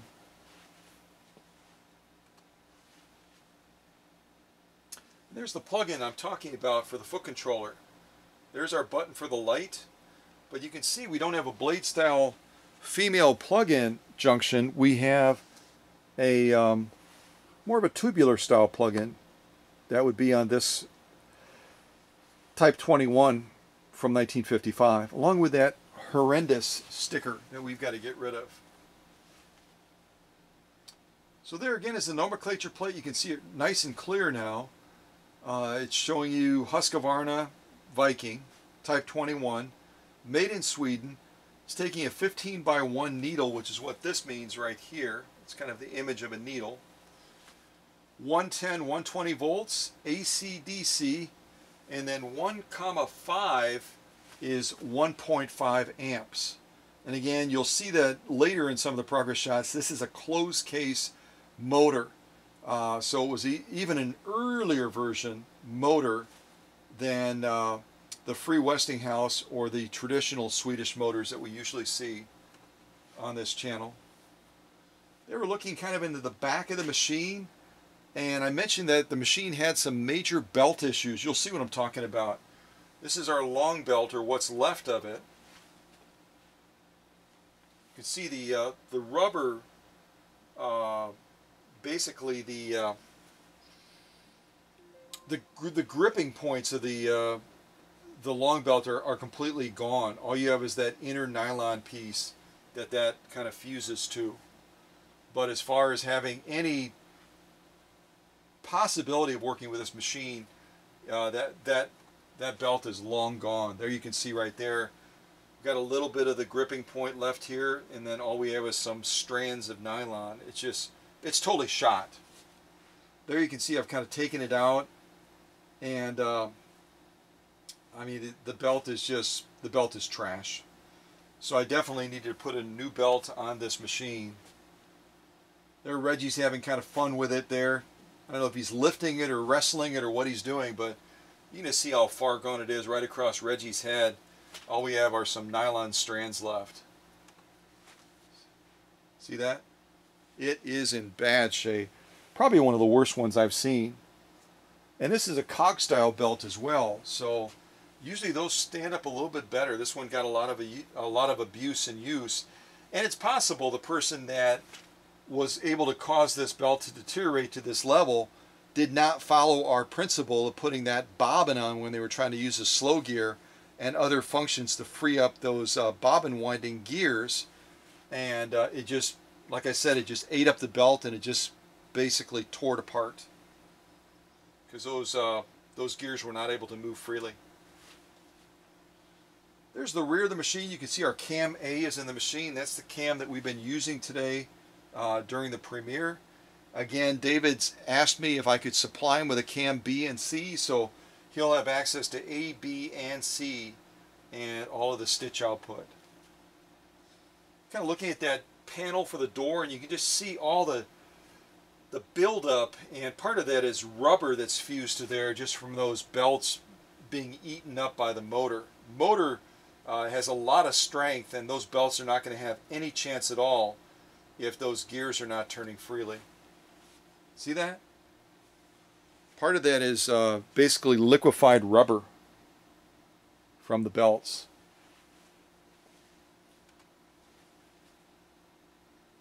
Trying to make an impact and get that cleaned up a little bit as well, because again, dirt is going to migrate, so we're going to see if we can get rid of all of that buildup on there. There's actually part of the belt. You can see it right there. It actually broke off and it's stuck into that hinge area of that back door panel. Doing some adjustments and also verifying some bolt points on the back of the machine as well.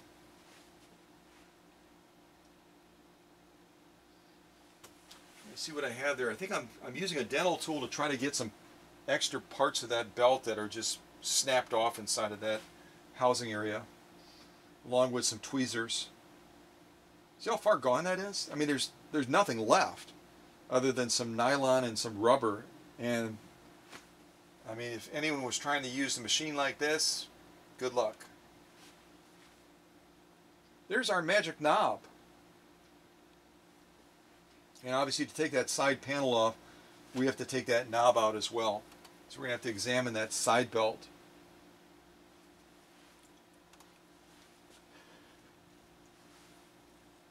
And there what I'm doing is I'm making some adjustments with that little screwdriver on our thread tensioner and guide that is used for winding a bobbin, this one right here.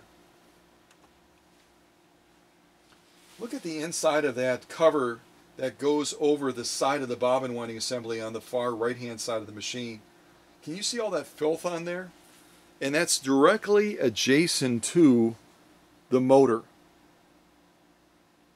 And that's a product of carbon dust, filth, and also, again, part of that rubberizing of the belt getting heated up and just going airborne.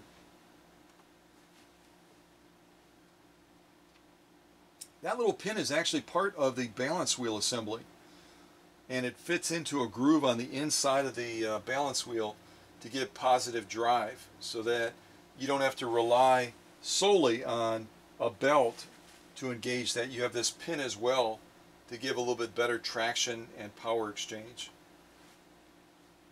And I think we went full circle. That's our starting point back to the Viking automatic. So I'm going to close that set of pictures, and our next set will be looking at our doctor friend helping me do some examination of David's machine. So the last song we heard was called Ancient, and now we're going to put on, if I can get it to scroll, put on your dancing pants. This is a fun one. I know that already. I think we've heard this one several times before. All right, another drink of water for me. And let's go back over to David's Type 21 from 1955, a Class 20 Swedish beauty. Earlier version of the Swedish beauties that we commonly see on this channel that are class 21s, not class 20s. What are we going to sew next? What are we going to sew next?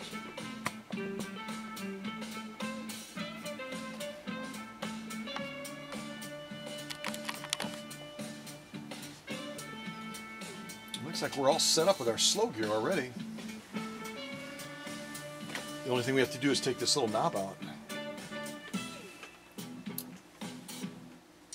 3, 4. Well, we've got some of this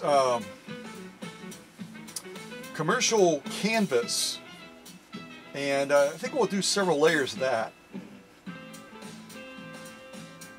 Starting with 2 layers, I'm going to go ahead and fold it towards you, get us up to 4 layers, and then fold it one more time, get us all the way up to 6 layers. And I know I'm a ways out right now, but you'll be able to see the thickness, trust me. I'll zoom in on the needle. That is the thick of thick. And again, when you add a roller foot, you lose a little bit of that clearance underneath the presser foot, so I'm hoping we'll have plenty of space. I think we will. Oh yeah, we got plenty of room. Drop that presser foot. I think we'll be sewing a zigzag down this. So the last thing I need to do to set us up to do a slow gear sew off is I got to take this little knob out right here, pushing it in, rotating it to the rear. I've already got my bobbin on so those gears won't lock up. So other than making like a stitch length adjustment, move us all the way back to 4. We're going to move, actually we're all set. Our stitch width is on 4, I'm going to leave that. And we don't need to do anything other than move our slider in, because right now we're on a decorative stitch. Let me move our slider all the way into 5, move that back.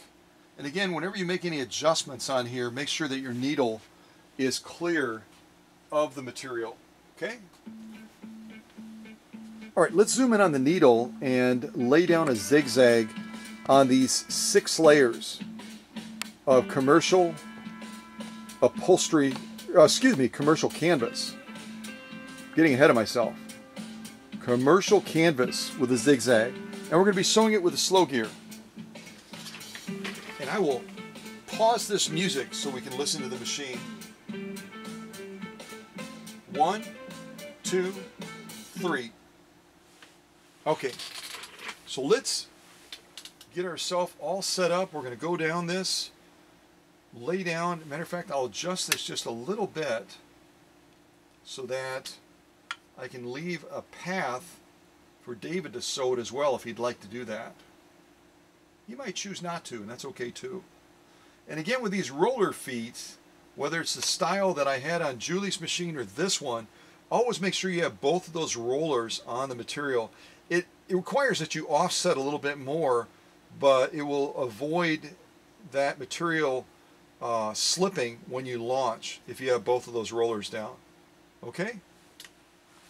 All right, let's give this a go. We're going to be sewing a zigzag down 6 layers of commercial grade canvas.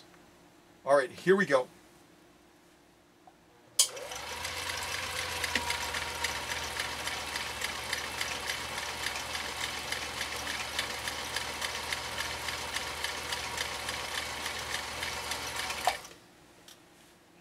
Wow. Wow! I allowed it to slip a little bit. You can see that in the shot, but the machine managed that so easily. And again, that slow gear does not increase the power, it increases the control, but by slowing it down, you're less likely to spin out. It's kind of like hitting the gas on the car really hard. If you're on a slippery road, you're more likely to slip than if you tap it gently. So let's go to the next step. And what do we need to do now if we want to be able to pull this sew off out and take a look at it? If you're going to that side of the machine, you're going, we got to put that little knob back in to free up that gear so we can rotate the balance wheel. You're absolutely right. And if you didn't look at it closely before, there's different edges to this little knob. Kind of go right to here, see if the camera will focus. So we have that flat edge on top. That's the side that you're going to be putting up, not the rounded side. The rounded side will go down. So you're going to be sliding it in like this and then rotating it towards you to lock it in place, or rotating it away from you to pull it out. So right now we're going to be putting it in though, because we want to be able to move that balance wheel. Right now we can't move the balance wheel. It's locked up with that slow gear. So we slide this in, push it in, and then rotate it towards us so that that knob is right about at the 9 o'clock position. Now we can move the balance wheel. It frees that up so the balance wheel will move. So let's go back over here. Get the camera set up and we'll see if we can take a look at these stitches. And now I can actually turn the balance wheel. Hey!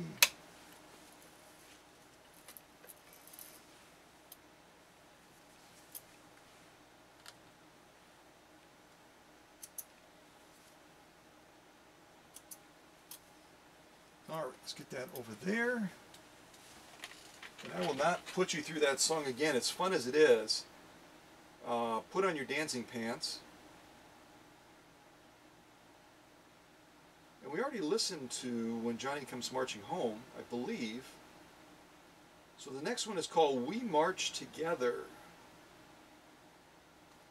We March Together.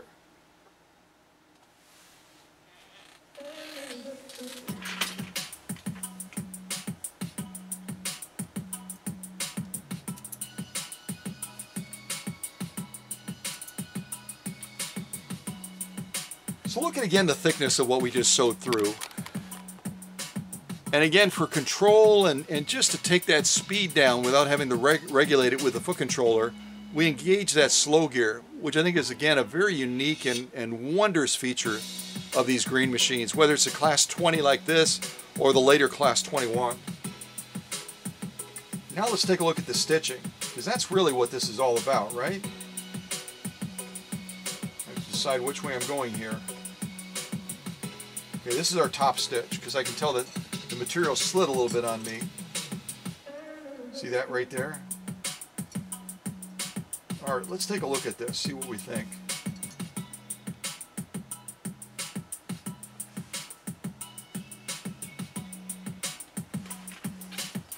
Six layers of commercial grade canvas.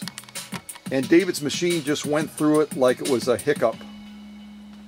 Not to mention we incorporated needle swing with a zigzag, which raises the difficulty level even higher.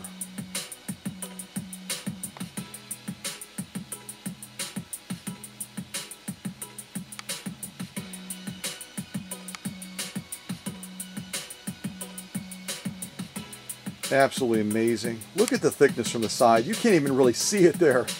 6 layers of, I'm trying to come out so you can look at the top of that too. 6 layers of commercial canvas.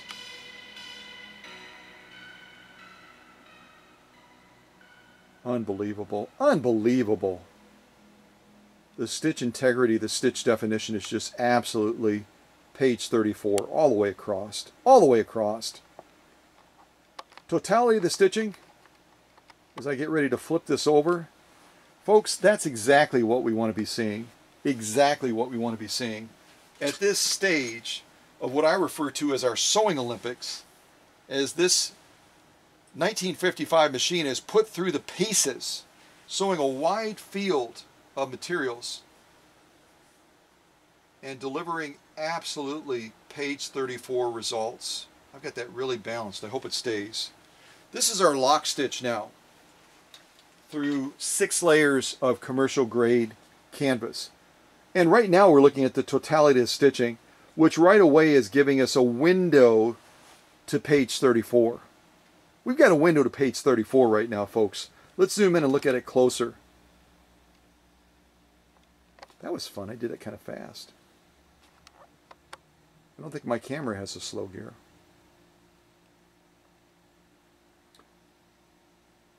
Pause right there.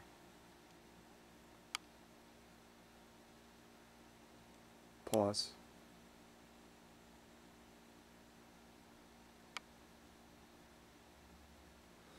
Wow. Folks, the lock stitch, 6 layers of commercial canvas, needle swing, absolutely page 34.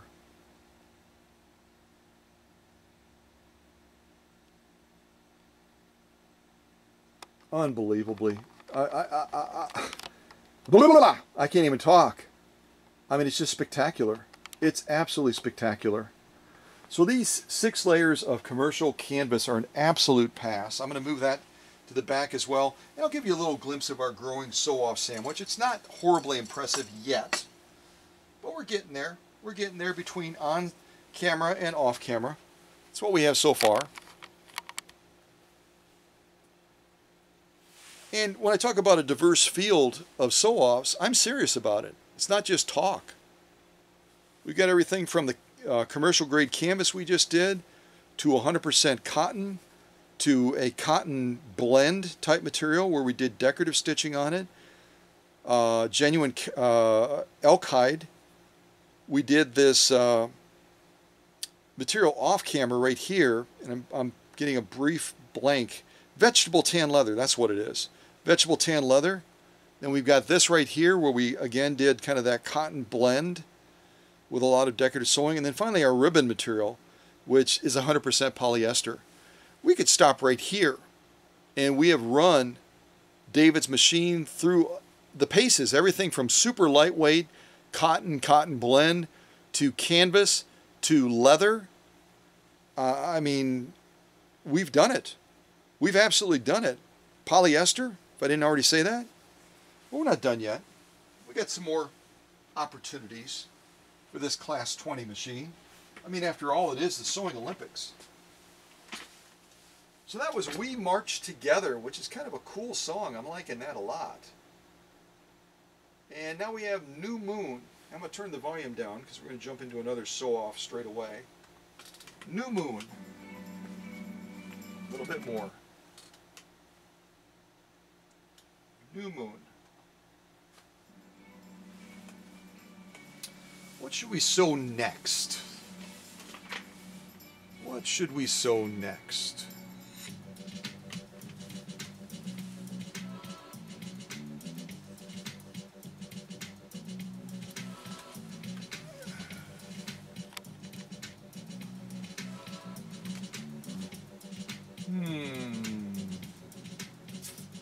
I've got our acrylic fiber, our compressed felt, our upholstery material, our bubblegum material, our denim,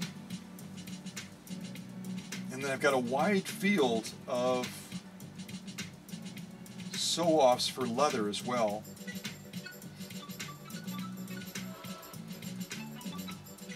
Kind of tempted by protected full grain leather.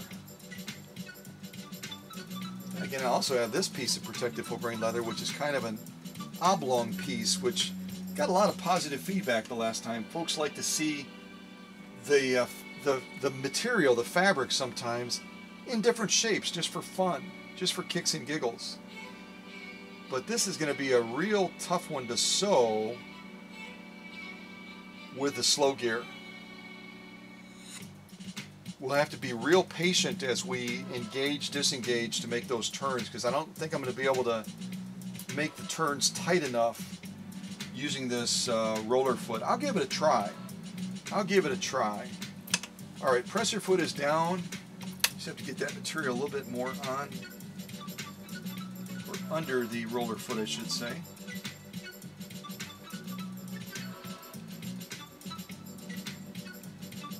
All right, roller foot is down. All right, so all I'm going to do is going to take out that little knob on the right side to engage our slow gear. And I'm kind of debating what I want to sew. Maybe I'll do a straight stitch around this. Take us from 4 down to 0. Again, make sure your needle is clear. Make sure your needle is clear of the material. That's true, I could do that too. Could do a zigzag and just make it a more compact zigzag. So I'm going to take it down to 2 instead of 4, and I'm going to shorten our stitch length from 4 also down to 2. Yeah, let's see what happens. There I go with that again, right? So I'm going to take out our little knob on the side so I can engage our slow gear. This is going to be some tight turns, especially with a roller foot, where roller foots are notorious for not allowing you to turn as easily. Let's see how we do with this one. Just going to check all my setup. All right, I think we're good to go. Let's give this a try. Here we go.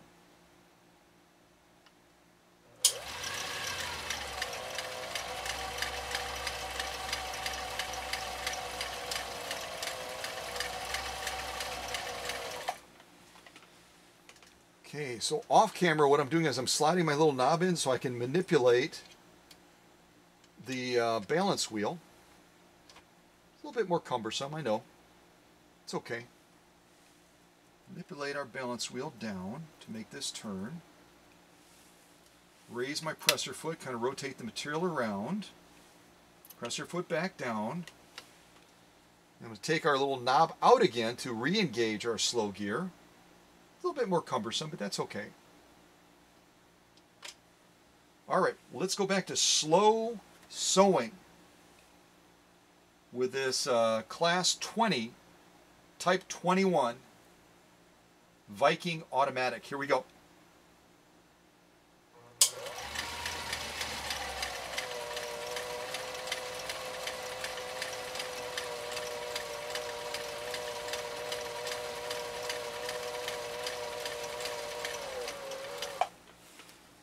Alright, so I'm going to put my little knob back in again, this little knob right here, so I can free up that balance wheel. Get that needle down, press your foot up, rotate that material around. Press your foot back down, take our little knob out again to re-engage that slow gear. Alright, we're going to try to follow this edge as best as I can. I think I'm a little ways out.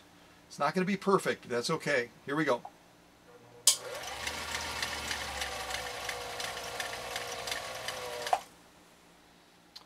Put our little knob in again.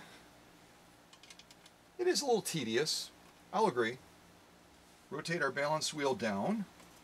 Press your foot up. Rotate that leather around. Let's go down towards the finish. Sort of down towards the finish. Press your foot back down, take out our little knob again to engage our slow gear, and we'll see if we can close the box, at least come close to closing the box. Alright, double check I've got everything set up correctly. I do. Here we go.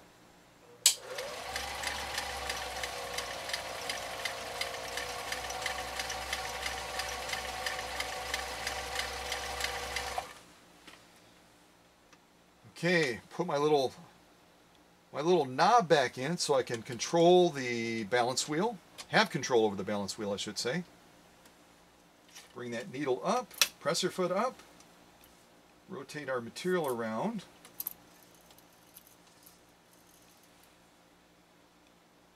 Oh yeah, I like that a lot. That's super cool. Super cool. And those of you that really chimed in when I talked about that triangle piece of leather that I sewed the last time, and you're like, that's really cool. We like it when you sew something that's not just like a rectangle. Let's get away from rectangles for a while. See that? I listen to your feedback. I really do. And that's why I decided to cut this piece kind of weird today so we wouldn't be sewing a rectangle. Sew something a little bit different, right? Let's be different. Let's be different. Okay, so we'll look at that top stitch first. I'll kind of lean it against here. I don't think we have to pull out our sew-off holder for this. I don't think so. If we do, we will. And this again is going to be a slightly compressed zigzag stitch. We took down the stitch width and length from 4 down to 2 on both settings. So that was called New Moon. New Moon. The next one is called Ishape. Ishape. I think I'm saying that right. Maybe. Maybe not. Let's take a look at these stitches, then we'll pop over to Facebook for a little bit more progress shots. So there you can see pretty much the totality of stitching, which right away, at least to me, it's saying, wow. It's saying page 34. Let's walk around this and see what we think.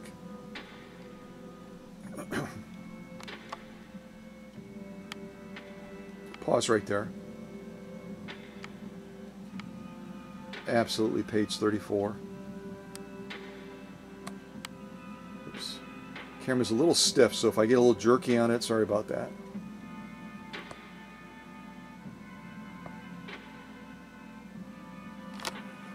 Let me loosen this just temporarily. There we go. Now I'll have free flow. Just have to remember to tighten it again, or we'll be looking at the ceiling.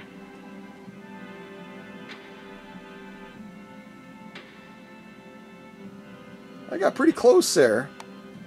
There's a little canal, but it's pretty closed.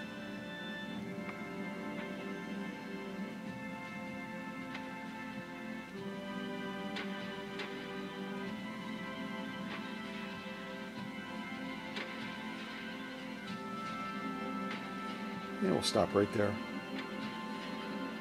Folks, that is absolutely page 34. I'm going to come out on this shot. We'll look at totality again, and we'll flip this around and look at that lock stitch. Got to tighten up the tripod again.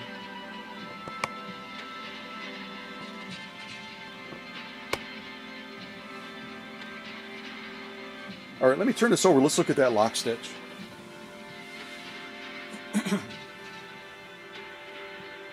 Again, this is a single layer of protected full grain leather. Protected full grain leather again has a coating on it that's applied to it to protect it against staining and also to make it a little bit more bulletproof. So that right away, as soon as you say that, that right away raises the piercing threshold significantly. And yet look at the quality of that lock stitch.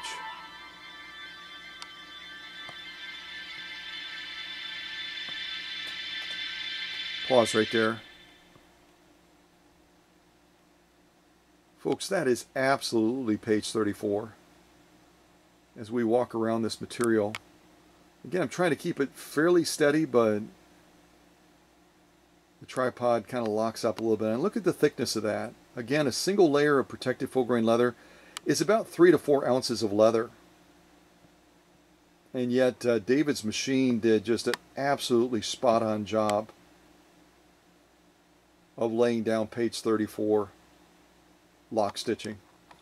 Come out totality, a little bit hard to see because of the nap, but that is exactly what we want to be seeing. So I'm going to move this interestingly cut out shaped piece of protected full grain leather to the rear with the other sew-offs we've done live on this premiere, and I think we'll pop over to Facebook again just briefly for another series of those progress shots.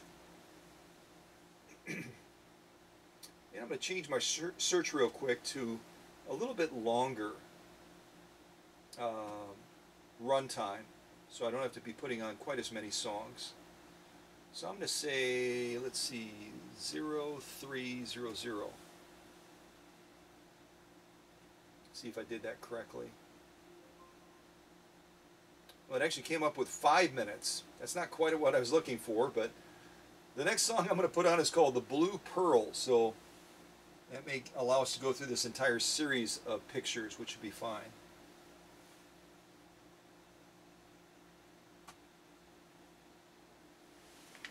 Okay, so the opening shot, once I move the camera, opening shot, you're going to see the good doctor. You're going to see him twice. There he is, and there he is. And he's doing some clinical assessments of David's machine right as we're beginning the process. Right as we're beginning the process to try to figure out what is this machine going to need to be running at the top of his game. And it's something out of sight, out of sight, out of mind for most people. What I'm doing here is I noticed that the rubberized pedestal feet, and this is pretty common among these grain machines, it's a rubberized material that just deteriorates. It becomes kind of pancakey, if I can say that, and it's providing no vibration protection for the machine. It's not providing any stability to the base of the machine at all. And so I'm working at getting those old ones out and looking at adding some new pedestal feet to give this machine the support that it needs and to reduce that vibration factor.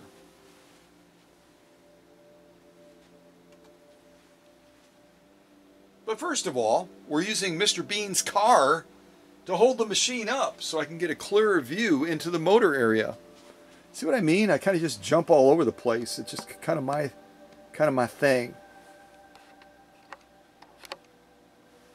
And there's the belt that was on the machine when it arrived, and it just did not fit the way I wanted to see it fit. Also, it's not a genuine V-style belt, and I wanted a V-style belt to be on these pulleys because this is the power shaft output for the motor. It's going to have the biggest torque and punch up, and this one could have maybe gotten by, but it wouldn't have done as well as a traditional V-belt that would really fit deep into that pulley groove. Plus, you can see along with the long belt, there's just deterioration issues on the belts as a whole. And part of that, again, I think is someone was misusing the machine and not freeing up those gears so that they would turn like they're supposed to turn. So all the force of that motor was going into the belts when those pulleys were not turning properly. See all the little pieces down here? Along with a lot of filth and a lot of scum. But that's telling me a story about how this machine was used and abused. And it's giving me a clear direction that I want to go.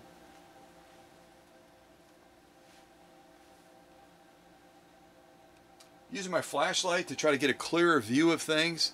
Just a lot of filth, a lot of buildup, and a lot of attention needing to get it optimized. There you can see the doctor and the missus, along with Mr. Bean, kind of checking things out as we get ready to pull that bobbin winding assembly out of the machine. And there you can see we have the bobbin winding assembly partially out of the machine, and the doctor is helping me as well take a real close look at those gears, because they are plastic, and we're checking for chipping, we're checking for wear, we're checking for damage to them, realizing that someone was probably trying to engage that machine without releasing those gears, so there may be some damage that we have to mitigate. Using our magnifier as well to take a closer look at things, making sure, and the doctor's wife is assisting me in that. See that that damage field? That damage field tells someone with experience a lot about what's been going on with David's machine. And this is, again, when that cover is on the side of the machine covering this area up, and you're looking at all the pretty pictures on Etsy or Facebook Marketplace or eBay or wherever it is, none of this is going to be visible to you as a consumer. Because guess what? That seller is not going to show it to you. If they peeked in there and they see this damage trail, they're going to put that cover right back on the machine, shine it up, and show you the pretty side of things. When I go in surgically to work on these machines like David's Type 21, I go well beyond the surface. Go deep into the machine and address all of these things that otherwise would be left unresolved. So kudos to David for having the wisdom to send this machine into the workshop first so that these things could be addressed.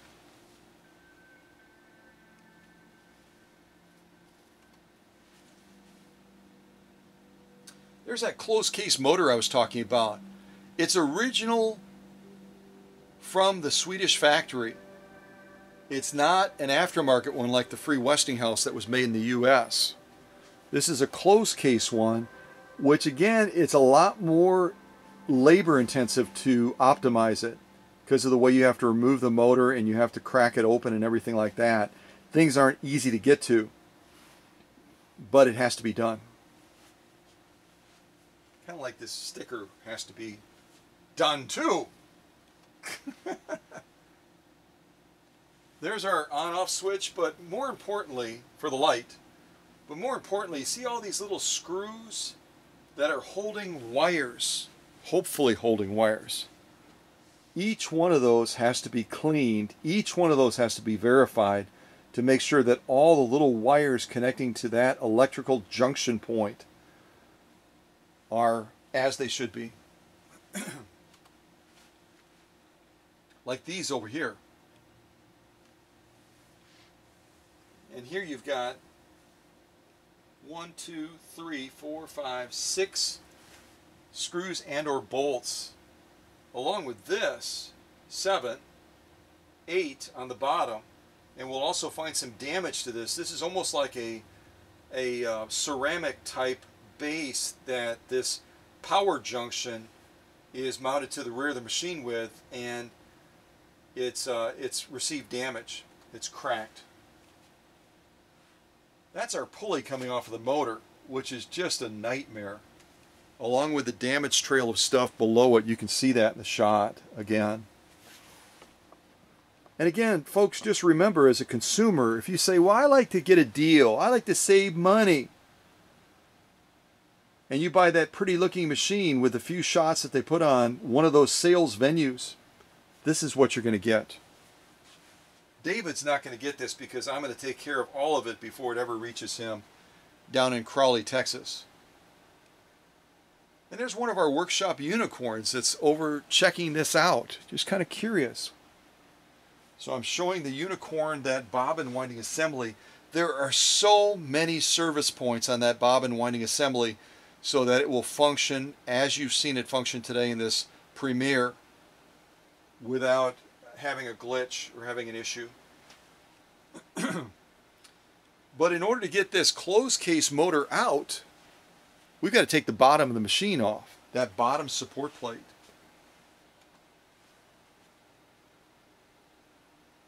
That also gives us the opportunity, and you can see the King is checking it out as well, to look at all the filth and buildup that has fallen into that support base on the bottom.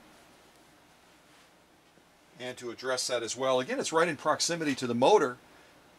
Do you want all of this stuff to stay there and to migrate back into the motor again to contaminate it?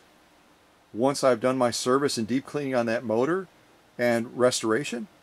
Of course not.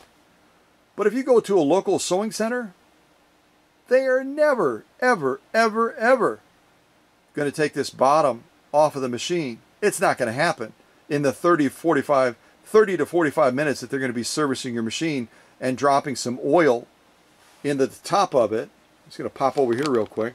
They're going to be putting a couple drops of oil there and there and there and there. And they might open the faceplate and put a little bit of oil in there as well. That's it. And then you're going to write them a check or let them swipe your credit card for about $100 to $150. This is the workshop difference. All the things you're going to see in these progress shots. And that's why I do it. I want you to know, if you don't do Facebook and you only do YouTube, I don't want you to miss this so that you really understand the difference between a workshop spa day and deep cleaning and service and what you're going to get at your local sewing center. And what I'm doing now, because there are so many cracks and crevices on this bobbin winding assembly, is I'm giving it a bath. It's getting a Saturday bath with all of the solvents and solutions that will break down the varnishing, the gook, the dirt, the junk, that's embedded into this bobbin winding assembly. We got to get it all off. And as we do that, watch what ends up in that reservoir of water below that bobbin case. It's going to blow your mind. Here we're cleaning up that base as well, so that once we put the machine back together, it's going to have a clean base, so that that dirt is not going to get into that motor again once we've taken care of the motor as well. Just this portion of the service is several hours, 2 to 3 hours. Very, very time consuming, but it's what needs to be done. It's the right thing to do. Look at that scum starting to come up. Can you see that in the shot? I'm using my little brush to begin to break that stuff down. And it's just turning as black as charcoal with that carbon dust and filth and old oil and varnishing and everything that's starting to solidify that we're going to get off of there. Plus the little corners we have to kind of dig in there carefully with our dental tool and break that down as well. It's starting to be transformed. Look at that. And that microfiber cloth will never be used again. It's going in the garbage. Look at all that stuff. All of that has to be broken down as best as I'm able, so that that base is put back on it after we're done with the motor, and that area is clean. Look at the difference there. If you don't remember how it looked, it was all crudted up, it was filthy. And now that whole area has been, all of that scum and everything has been removed, along with this little pad right here that's designed to absorb excess oil. Also had to purge that of a lot of junk as well. Cleaning the other side of the bottom of that plate now as well. Getting that all cleaned up. See that? That does not belong on your machine. And if you send your machine to the workshop, it's not going to leave the workshop with that scum on it. Now there's one of the pedestal feet, or what used to be a pedestal foot, that is basically just totally deteriorated and collapsed, which tells you straight away that when that machine, if anyone was trying to run that machine like this, and they had it like on a table, that sucker was vibrating louder than a big band, because there's no cushion, there's nothing at all to provide any float for that machine. So I'm doing a 2 or 3 phase process of rebuilding all 4 of the pedestal feet. Kind of look at that now. First of all, you got to get that junk out of there, and it's just almost like melted in there. So what I do is I port some holes in there with a real small drill bit to kind of loosen it up, and then I use a couple of different tools to try to work that out of there. But can you imagine just the amount of time I took to replace these pedestal feet on David's Type 21?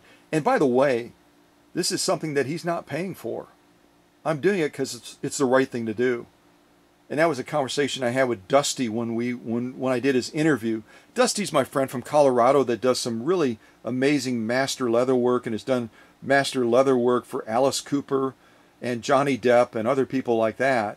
And that was one of the things we kind of joked about in his interview when I interviewed him. It's on this channel if you want to watch it. He said, Scott, I think I already know the answer to this, watching the quality and the standards of your work, but have you ever done something to help a customer and never charged them for it just because it was the right thing to do? You're looking at it right now. Because I knew that I could ignore that and just do all of my other servicing. But when David went to set this up in his space to do his leather work and stuff that he wants to be able to do, that sucker would be vibrating, and it would sound like, have you ever had an older car where the heat shields, the welding points start to break on them, and those suckers, as you're driving and the exhaust is going out the back of the car and there's vibration on the bottom of the car, those suckers will just vibrate. It drives you nuts. those heat shields on a car. They basically run along the track of your exhaust line. And as they loosen up because they rush through, one side will be held, one side will be vibrating, and it just, drives you crazy. That's what would be happening to David down in Crowley, Texas, as he's trying to sew these different leather pieces that he wants to sew. This thing would be vibrating, and it would be creating all kinds of distractions for him. I didn't want that to happen. It's not going to happen. So I took the extra time to do this. There's all my little holes. Look at that. It looks like a little beehive almost. Pulling that old out. We're going to be putting the new in shortly. Here's what that well looks like with the old one out. Sort of. I got to do a little bit more cleaning. And then I'm putting a new base in there. And I'm using that punch to give me a center hole so that I can put that screw back in to hold this in position, along with a little bit of mounting glue. There's our glue base, layer 1, layer 2, and then the screw goes back in. Does that look different than the original one? If it does, type something into the chat. Not to mention, this is going to be a non-skid pad that is not going to be prone to deteriorating. And that's what I'm going to put on all 4 sides of David's machine. Like that. That was quick. Boom, boom, boom, boom. It took a lot longer than that. A lot longer. Doesn't that look better? Not to mention, it's going to give him the right foundation to be able to use this machine with. You got to have the right foundation. There's the other side. Added probably about an hour and a half to the job that I didn't charge David for, but it will make all the difference in the world for him. And the doctor agrees. Now, that's the starting point. We went full circle. Let me close that one, and we will do another sew-off. So our next one, we're going to be focusing on what I did to the motor. What did I do to the motor? What did I do to the motor? So that the song we heard is called The Blue Pearl, and the next one is called Maestro something or other. You can read it on screen.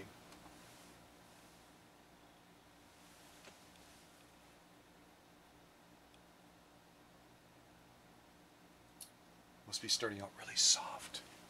Really soft. Okay, let's go back over to David's machine. Take a look at his machine, and I'll pick out the next sew-off. Looking at compressed felt, commercial upholstery material, acrylic fiber, denim. Oh, yeah, that's right. I also have, the last time we did a premiere, I think it was for Julie's machine, we had a new friend join us. And she's from the West Coast, like Mary, that sent me the 101. Remember her? Mary was also a hero for history, blah, blah, blah. Well, this new friend from California said, it'd be so cool if you could sew some silk. And I said, well, what about some satin? She said, yes, that would be awesome. Can you do that? I said, yeah, I'll do that. Absolutely. I found some satin, and we could lay a decorative stitch down on it. Wouldn't that be fun? Wouldn't that be fun? This is it right over here. It's actually part of a pillowcase. Yeah, that's actually satin. Don't you just want to touch it? Don't you want to touch it? Yes, you do. Be honest. Be honest. Come on, come clean with your friends. Oh, God, I want to touch that satin. Just say it. Type it in the chat. Oh, yeah, I want to touch the satin. Yeah, I do. Yeah, I do. All right, let me zoom down to the needle, and we'll sew some satin, okay? We'll lay down a decorative stitch on it or something like that. Yeah, actually, I'll come out on this shot so we can set up the machine to do that.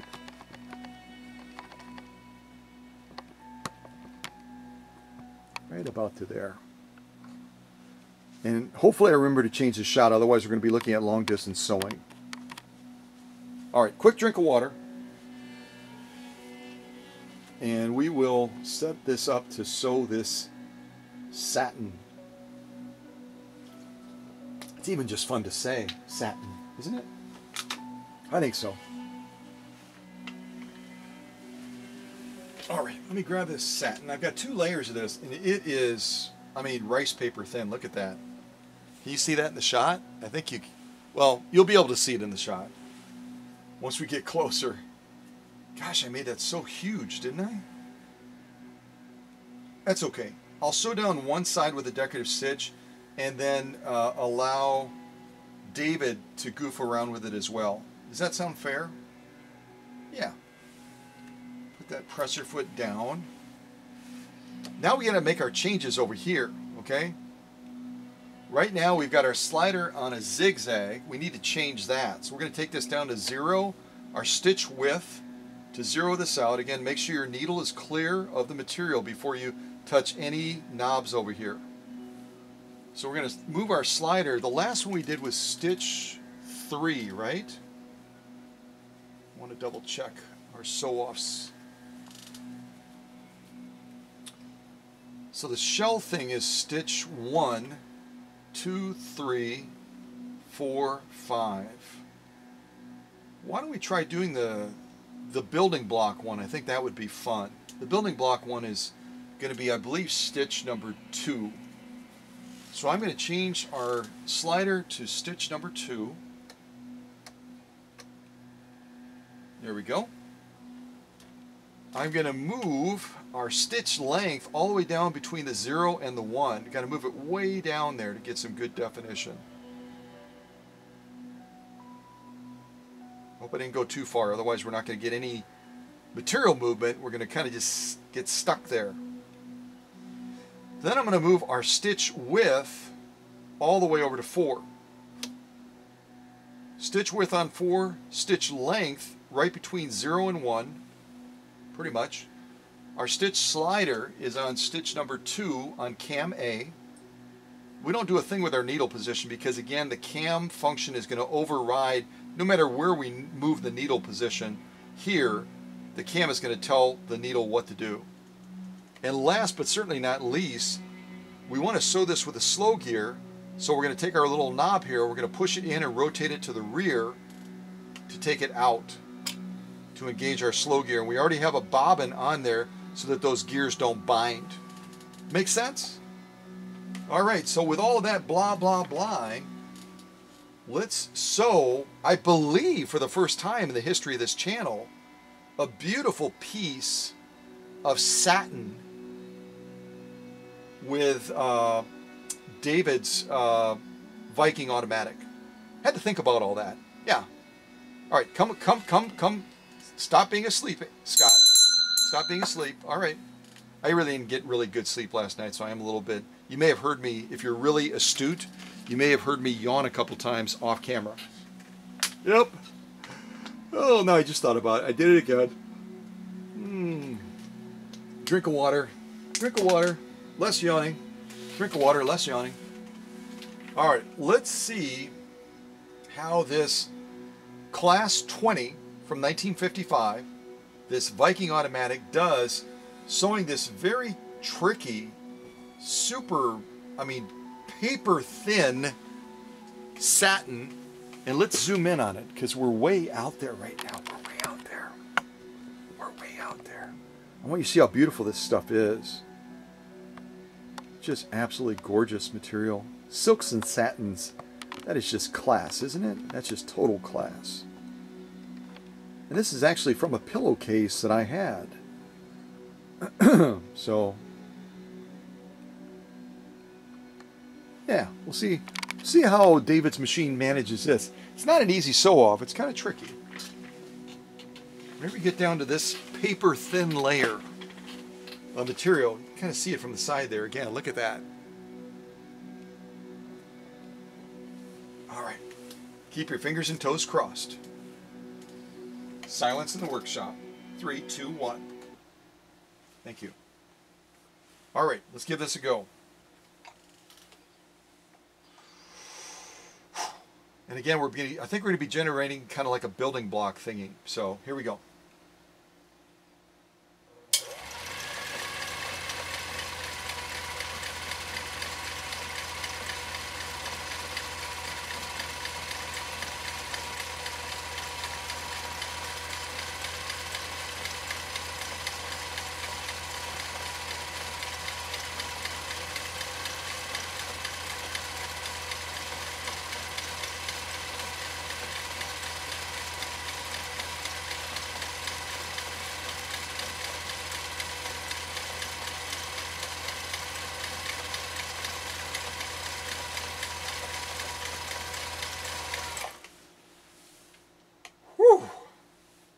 I was holding my breath the whole time. I'm surprised I didn't black out.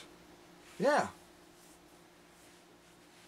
I can already see that David's machine did a brilliant job of managing what is a very tricky sew-off with this 100% satin.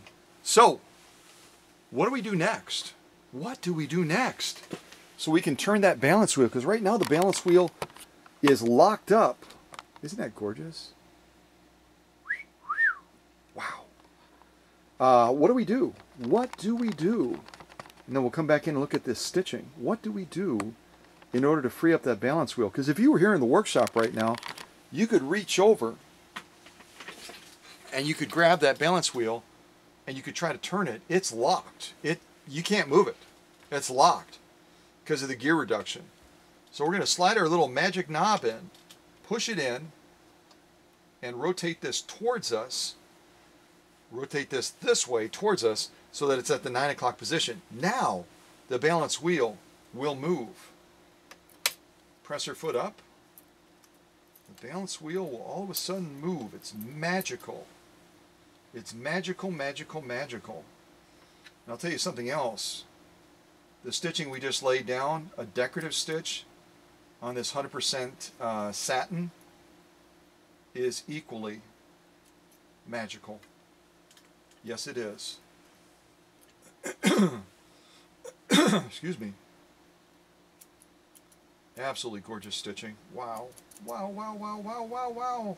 I like satin. I like silk.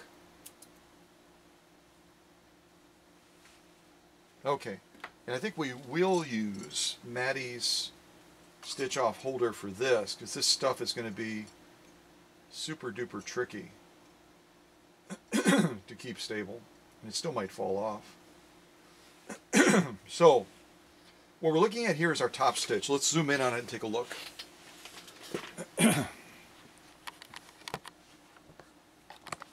This is our top stitch, again using one of the decorative patterns. I think it's pattern, did I say 2 or 3? Pattern 2 on Cam A on 100% satin. Let's go across and look at these.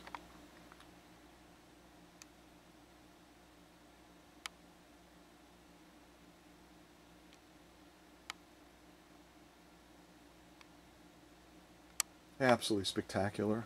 Absolutely spectacular. I probably could have gone even a little bit shorter on stitch length. Where am I right now? See how low I am? I could have gone up even a little bit higher, a little bit closer to that 0, and tightened this up even more. But that's really, really a beautiful building block stitch, isn't it? I would definitely give it a page 34. Sewing something this lightweight with that needle swing. Wow. Look at the top layer there. So we just piece these two together. Let's look at the totality of the stitching now. We'll lock that in place. And we'll turn it around and look at that lock stitch next. But I'll tell you one thing, folks, that is absolutely page 34 stitching that David's machine just delivered on. Let's look at that lock stitch now. Again, we're sewing something that is ridiculously thin, ridiculously lightweight, ridiculously difficult to put up to display it. All right, I better move quick before it falls. It could fall any second now. Ugh. Don't breathe, Scott. Don't breathe. Your breath could blow this rice paper stuff away.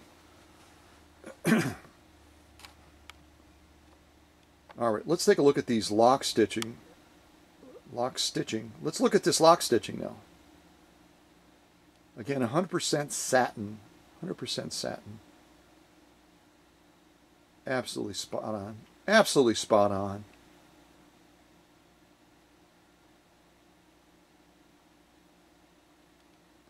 Unbelievable. Unbelievable.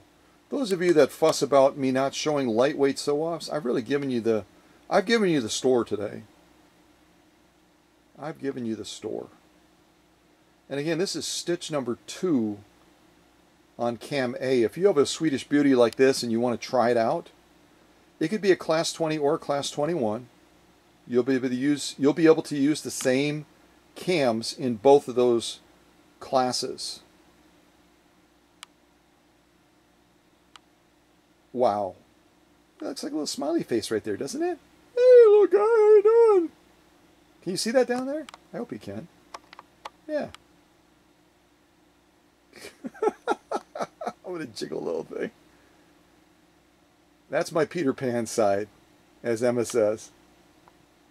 The kid-like side in Scott. Okay, totality of the stitching. And I would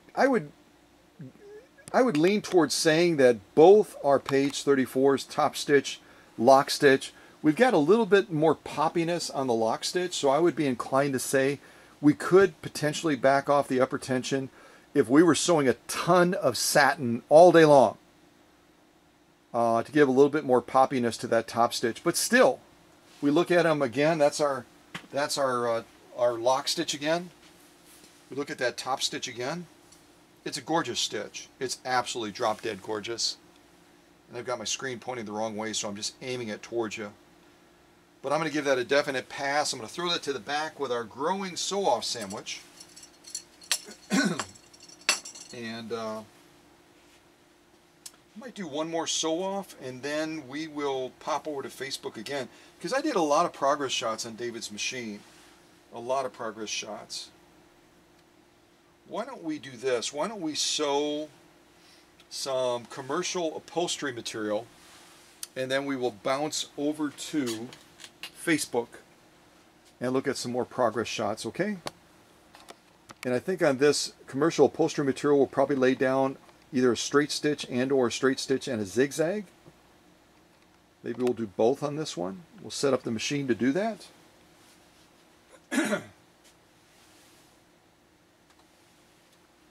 Right after I put a little bit of music on for us to listen to and get another drink of water.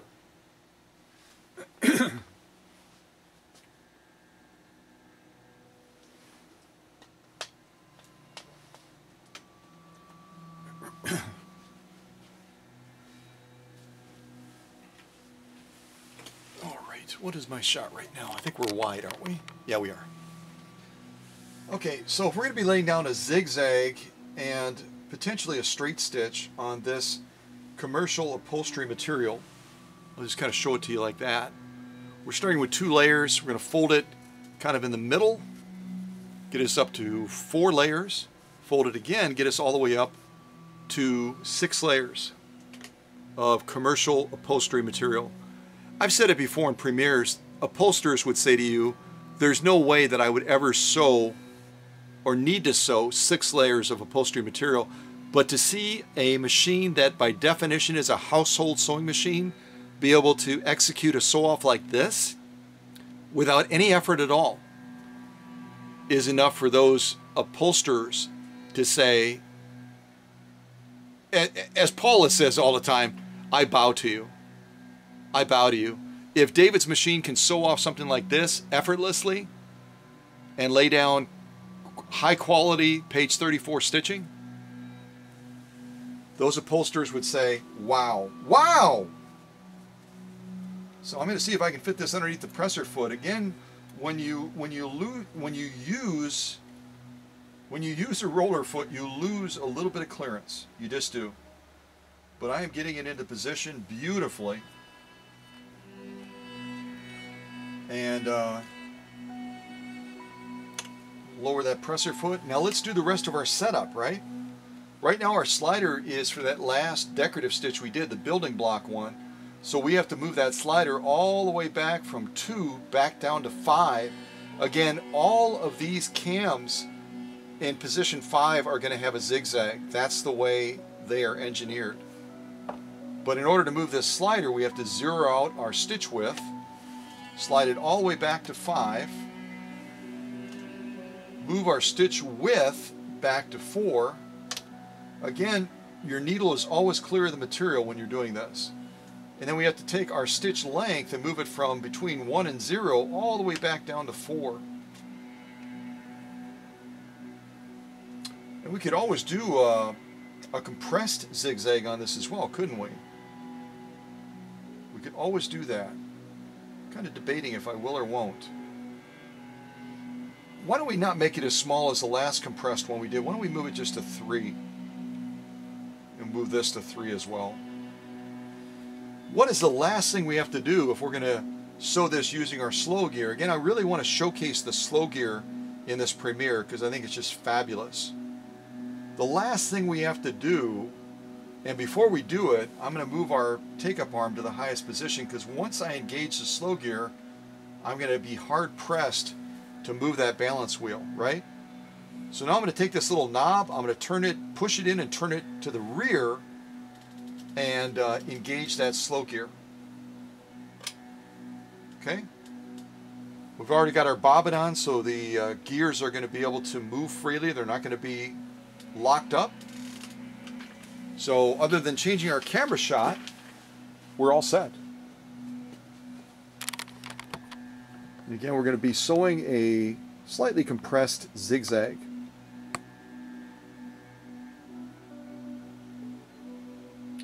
Just look at that thickness, folks. Nowhere else are you going to see someone put a machine like this through a sewing Olympics before it's allowed to graduate from the workshop. Nowhere else. All right, let's get ready to sew off this next one through these 6 layers of commercial upholstery material. Here we go. And we're going to try to kind of go down and around.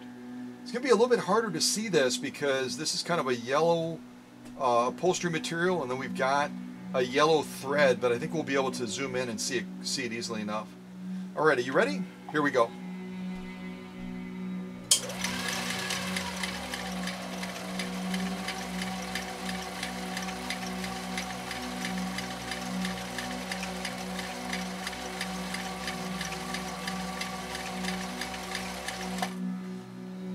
Okay, so what I have to do now, and I'm doing it off camera, is I have to insert our little knob again so I can free up that balance wheel so I can make this turn.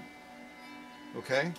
Because again, when you're using a rolling foot, it's going to take away some of your navigation. It just is. All right, so I'm going to rotate that balance wheel forward now because it'll move now. Shift our material around. Press our foot back down. I'm kind of off the material. I think we'll be okay. And then I have to take out our little knob again to engage that slow gear, right?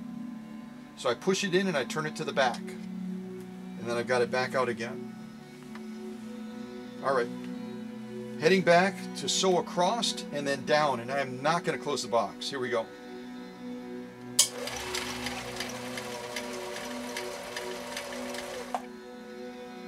Oh, that worked out nicely. The needle is actually down. So I will have to disengage the slow gear by putting this back in, but my needle's already down, so I'll just have to raise the presser foot and then I'll be able to rotate this material. Love it when a plan works out, don't you?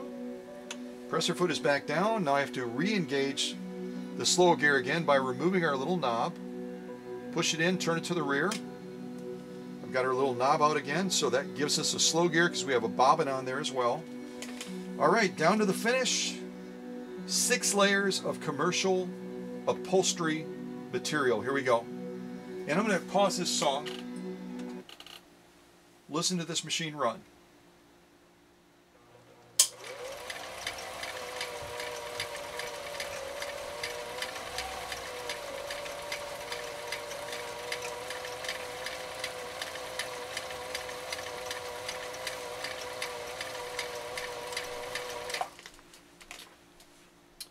I have not checked our bobbin. I hope I have some bobbin thread left.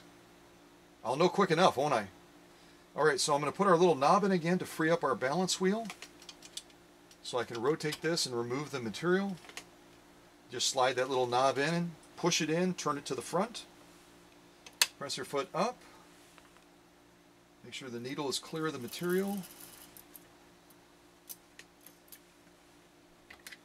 Give our thread a clip.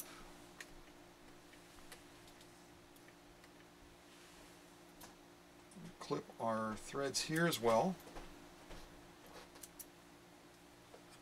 Put on our music again.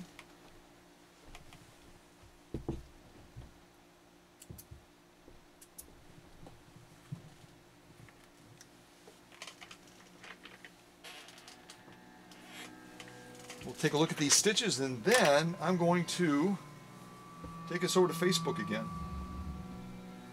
So this is going to be our top stitch we're going to look at first. And I'll really zoom in because we've got yellow thread on kind of a yellow base upholstery material. That should get us pretty close, I think, right there. 6 layers of upholstery material, folks. That is insane. Start right there. I'm going to loosen the camera a little bit again so I can move this a little bit more freely. Hold on a second. There we go. Look at that. Oh my gosh.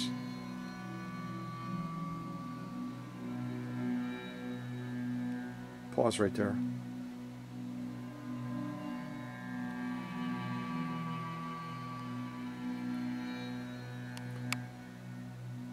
Folks, do you have any idea how easy this machine made that look, but how difficult this task was? 6 layers of commercial upholstery material. Pause right there. I'm going to declare a definite page 34 on this top stitch. Definite page 34. Totality of the stitching, I won't come out real far because of the color exchange between the material and the thread. Folks, that is absolutely spot on. And how easily David's machine got the job done is what is just mind-blowing. 6 layers of commercial upholstery material, and it sewed through it like it was one of those light cottons or like that satin. I mean, it was just effortless. Let's turn around and look at that lock stitch. Should be about the right angle, I think. So again, 6 layers of commercial upholstery material. This is our lock stitch. Already I can see that this Type 21 from 1955, again a Class 20, not a Class 21 I'll say Huskvarna. Let's just say Viking automatic. This Class 20 Viking automatic just knocked it out of the park again. Let's look at these.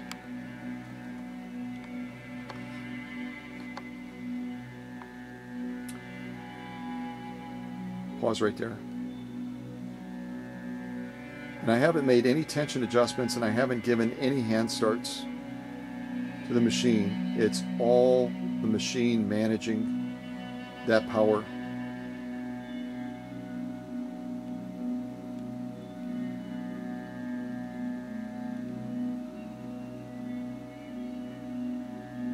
Pause right there.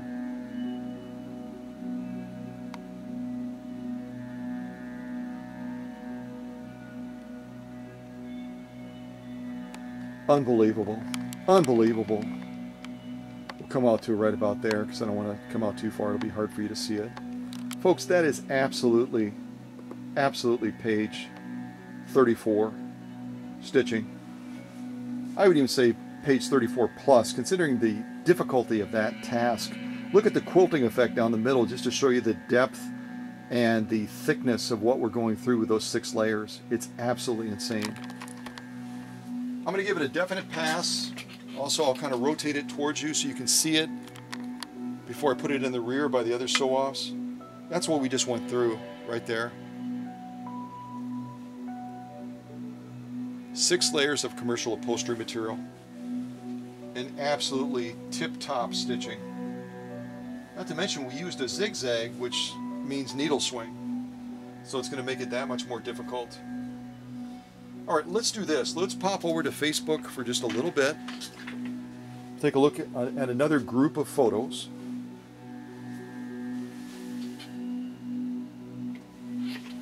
And these will be concentrating a lot on the motor work that I did, which is absolutely, could it be any more important as we're looking at doing some of the sew-offs that we are.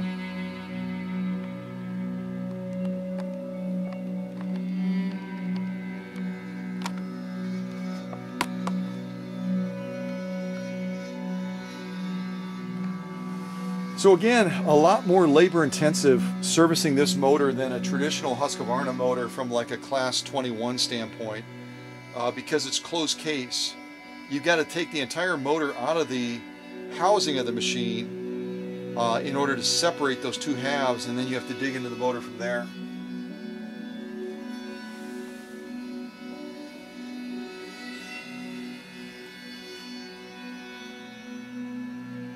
There's the king standing at attention as we're beginning the process.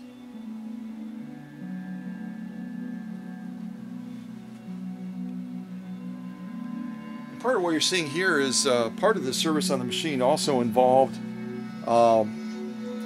the presser foot drop mechanism, which has several components to it and requires a lot of servicing, including the install part, which is in a real tight space on the machine.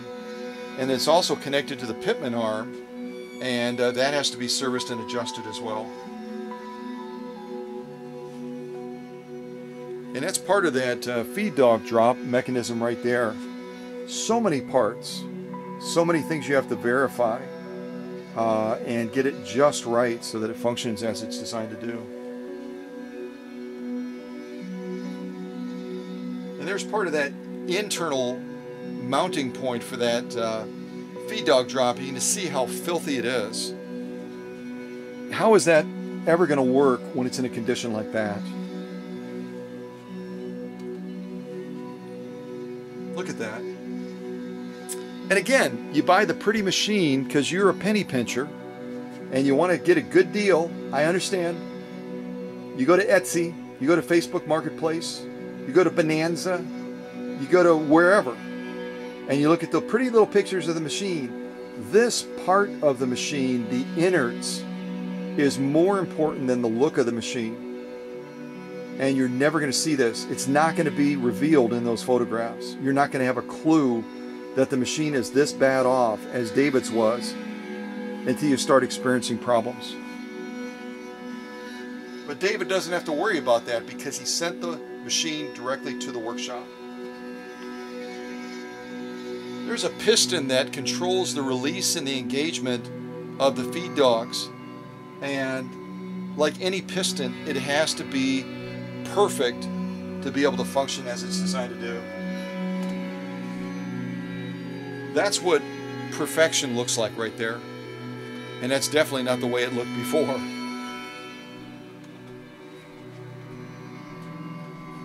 There I'm using the mechanical caliper to verify that spring. That spring, like any spring on a machine, has to have a certain tolerance and return. If it's too long, it's not going to work right. If it's too compressed, it's not going to work right. It has to be just spot on. And there's part of that assembly right there, right adjacent to the timing belt for the machine. Really a tight space to work in, but that's part of the service. That's one, well, I should say a couple of the 126 plus steps that I take the machine through. So all of that area has to be resolved so that that can be put back together and function like it's supposed to. And that piston I talked about goes through that assembly, so that has to be cleaned and stripped in there and then lubricated as well so that that piston can move back and forth in that real tight space. So I'm using a Q-tip swab to clean that area and strip it down and then re-lubricate it. Now we're going after the motor. And just like the feed dog drop, the space to get these bolts out that go in the rear of the motor is so tight, I have to use a special pin style screwdriver to get it out.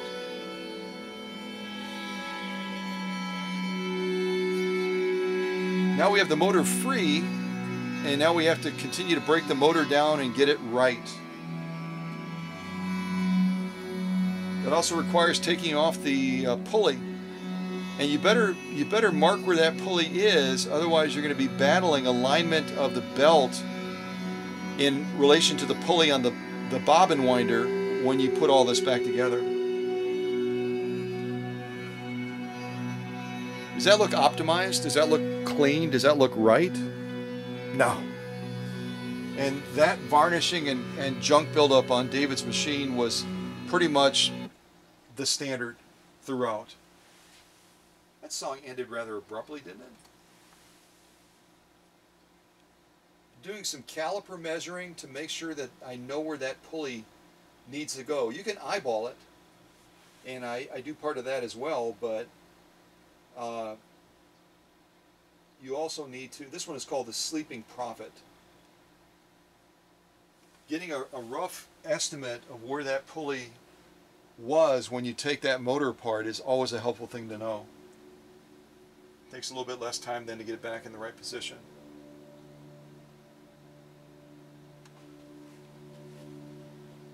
How does that motor look as we're cracking it open and starting to dig into the motor? That is an absolute disaster. It's an absolute mess. And I hate to harp on it, but once again, you look at all your pretty little pictures on Facebook Marketplace or Etsy or eBay or wherever. You look at that shiny, pretty Swedish beauty. You're not going to know that she's a dirty girl. You may never know. Because if you take it to a local service center, guess what? They're never ever going to crack a motor apart like this. That would take them probably about 3 hours. And they wouldn't know what to do. They wouldn't. I'm just being honest. They wouldn't know what to do. They wouldn't know a commutator from a stator from a stack lamentation. They wouldn't even know what to do. So they'd probably end up breaking your motor. But at any rate. But the point is, you're not going to see this stuff. David wants to enjoy the machine. He didn't want to and doesn't have the knowledge base or the time to fuss with all this. So he made the extra investment, sent it to the workshop, said, "Scott, will you make it right for me?" What's my response? Yes, sir. Absolutely.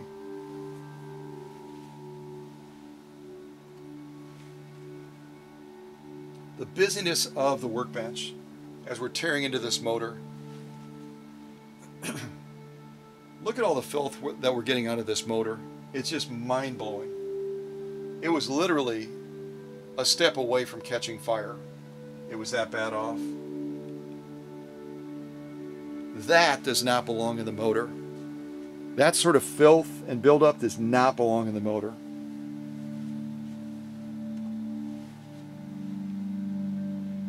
How's that looking now? And that's all copper.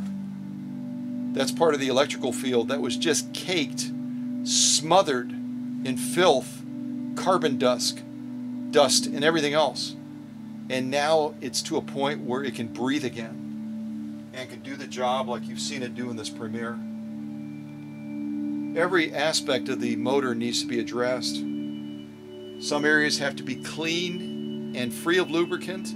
Other areas need lubricant and a special lubricant. Look at my fingers. Does it give you an idea of how bad off that motor was?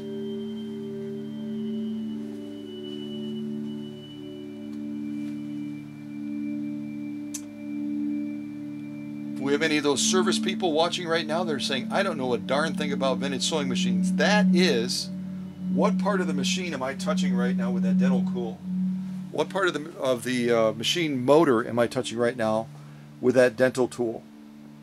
Because I know I have the smartest students and fellow teachers in the world. Type in the chat what that's called. I'm touching it with the dental tool right now. And if you want to be a real smart student, fellow teacher, tell me why that particular field of the motor is so critical. Why is it so critical?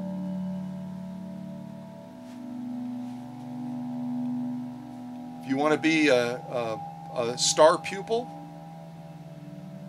what am I touching with the dental tool right now on the motor?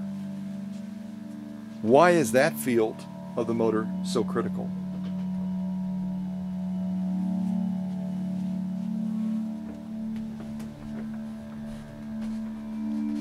More work.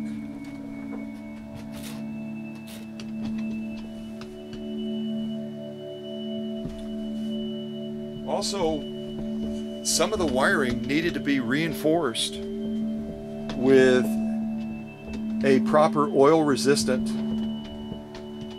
type epoxy that will stand up against heat and oil and everything else that we can throw at it, So what I'm doing is I'm reinforcing and sealing and insulating some of those parts as well that were showing signs of fatigue and wear.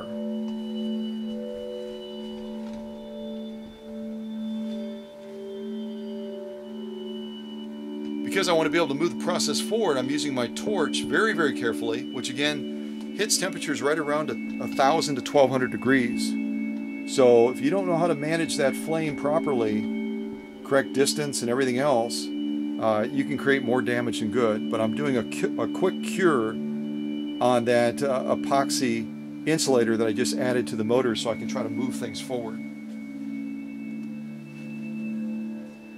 That's our output shaft of the motor right there. That's where the pulley gets mounted and everything else, so we're going after that as well. That's a busy workbench, folks. And again, only with experience can you manage all of these different areas simultaneously and not lose track of where you're at. Even the king, you can see the king right here, is looking on with some degree of respect and wonder, like, wow, wow. There's our actual pulley that goes on the end of the output shaft for the motor. So many things to do to that as well.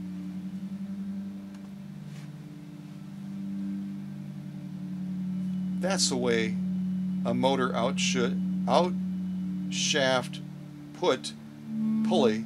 That's the way a pulley should look for a motor. There's just a shot showing you the rear of the machine. I believe I'm done with the motor at this point, and I'm getting ready to reinstall the motor and connect everything.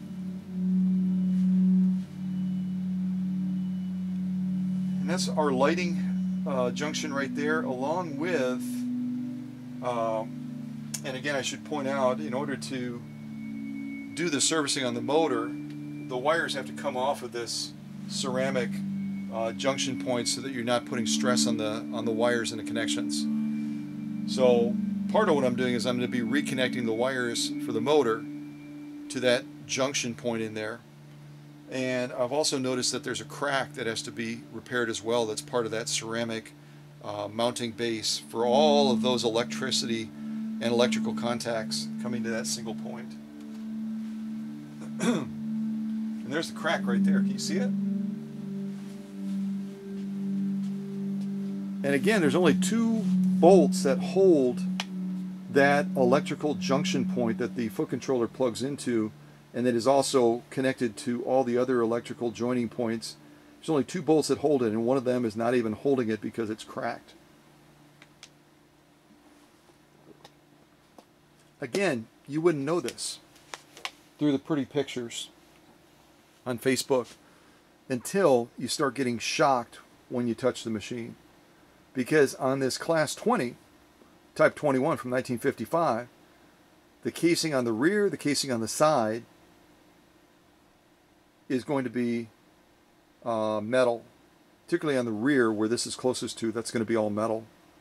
So all it takes is one wire to come loose because that mounting point is not secure anymore, and you're going to be getting shocked every time you're using that machine. And it's a more common occurrence than you think. People don't know what to do about it. Local service centers don't know how to resolve it. And so person either puts the machine in the closet, or they do a Bruce Lee thing and they just grow accustomed to getting shocked when they're doing different things with the machine. I guess they could wear rubber gloves, couldn't they? As kind of an insulator. That wouldn't be horribly comfortable. But that again is something that I do because of my process. Local sewing center? No, never going to happen. Never going to happen. So I'm using a special quick drying epoxy glue that also has an oil resistance to it, and it's I'm filling those gaps, and then I'm going to join those 2 pieces back together, let them cure, and then put that bolt back in properly so that that's properly mounted. Using a dental tool to get all of that into those little grooves so it's a proper adhesion. Wiping away the excess.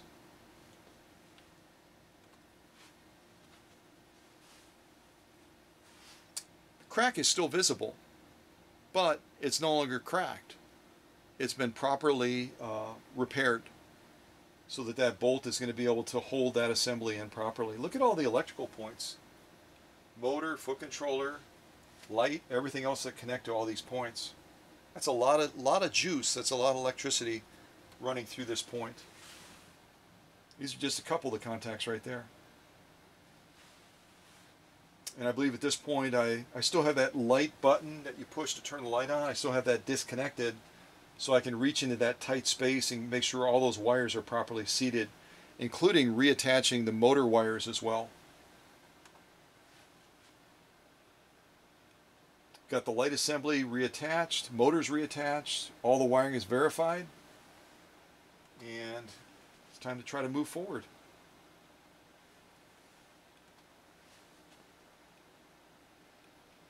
That is the area that was just caked in scum and dirt and old oil and varnishing and everything else, where that feed dog drop is going to be reassembled. Look at how clean it is now.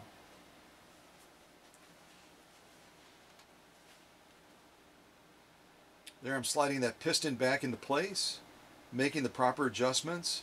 This is part of the pitman arm right here, and making sure everything is ready to perform as it was intended to perform. And I think this is our starting point. We're back to the motor again, so I can close that set. Yep. And our next set will be starting when we get to that point, will be the king and his niece. And I'm still looking for a name for the niece, by the way. A couple of people have said Heidi, but she's not from Switzerland. She's from Sweden. Although she might have some Swiss roots. She might have some Swiss roots, but you can let me know your thoughts. She's a beautiful but a very serious looking gal, isn't she? She's quite serious looking. Alright, back over to David's machine.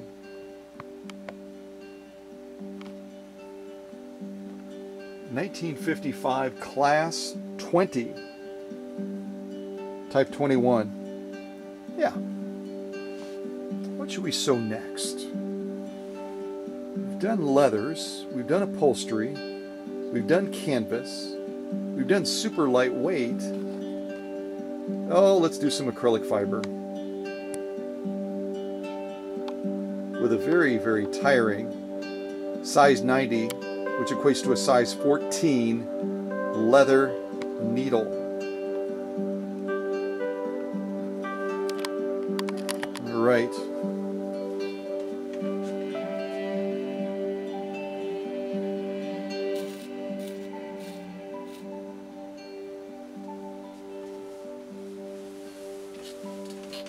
Well, I think it's Emma, maybe Emma and Maddie, that will sometimes joke about a machine after it's been optimized in the workshop just basically going chomp, done with the sew-off. So let's see if this machine can chomp 2 layers of this nasty, wicked acrylic fiber.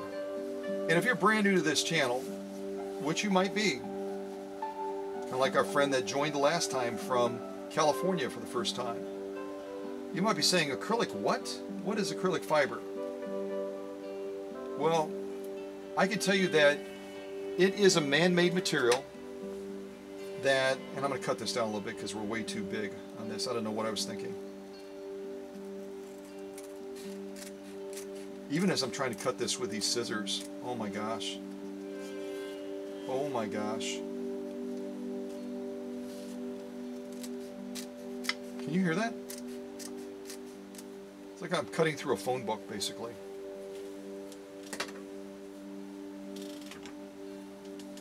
This acrylic fiber is man-made. It's designed specifically to make awnings. That's what this is all about. So it's made to withstand high winds, extreme temperatures, hot and cold. It's stretched over a metal frame, so it has that fatigue attached to it as well, and yet it can stand up to all of those things and still do its job of being an awning. So we're going to be trying to sew through this stuff now. This stuff that is just short of being a policeman's Kevlar vest. I mean, it's that tough. It's that tough. So needle is clear of the material. Off camera, what I'm going to do right now is I'm going to set us up for a zigzag going down this stuff. I could do a straight stitch as well. I hadn't considered that. Offset a little bit. Do a straight stitch. See if I can sew straight enough that maybe I could put a zigzag down next to it. We'll see. And I know I'm getting low on bobbin thread as well. So let's do a straight to start with.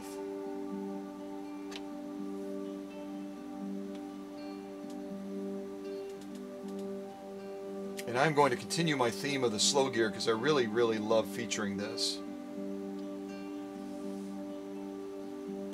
Alright, here we go.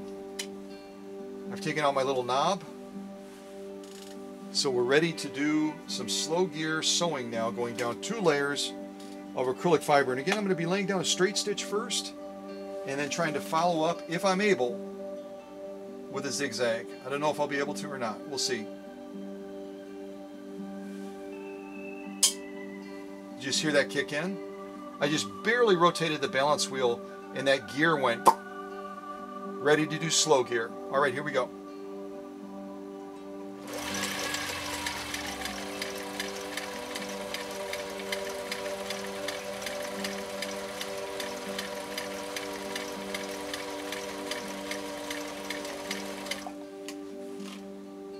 Whew, that always makes me nervous, just a little bit nervous. So now I'm going to put my knob back in, slide it in, kind of push it in, and then rotate it to the front, to the 9 o'clock position, so that you can manipulate that balance wheel. Otherwise it's not going to move, it's going to be frozen because of the gear reduction.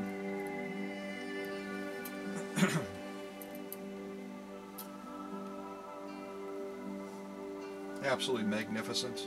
I'm just getting a preview of it and I'm going like, wow. 2 layers of acrylic fiber. And David's machine just sewed it effortlessly. Again, don't be deceived by the thickness of this. It is crazy how difficult this stuff is to get through. I mean, honestly. All you have to know is what an awning has to be able to withstand, and you're like, yeah, I know how tough that stuff is. I know how tough that stuff is. Okay, so we're going to try now to lay down a zigzag next to this.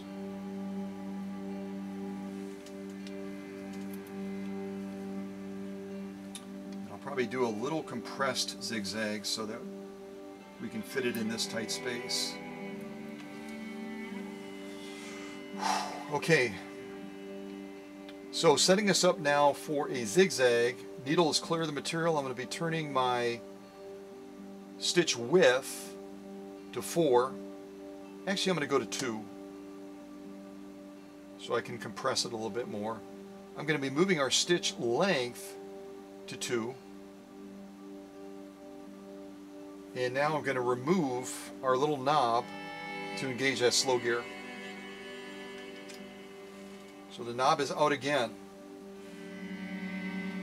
Alright, here goes our second line of stitching on this acrylic fiber with a compressed zigzag using the slow gear. Double checking I've got everything set up correctly. It looks like I do. Here we go.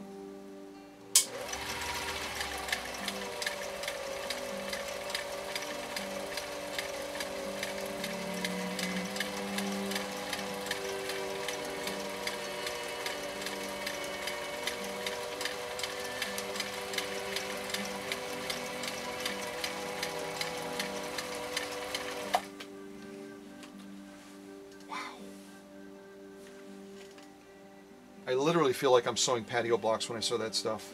Alright, I'm going to put our little knob back in, push it in, rotate it to the front, to the 9 o'clock position, which will give me control back over the balance wheel again. Press your foot up. Wow. Wow!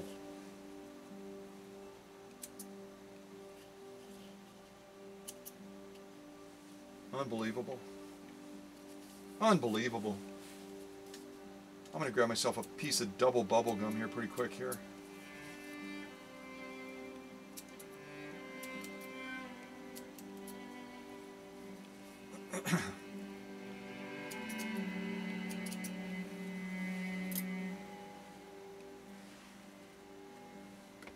See how this stuff curls?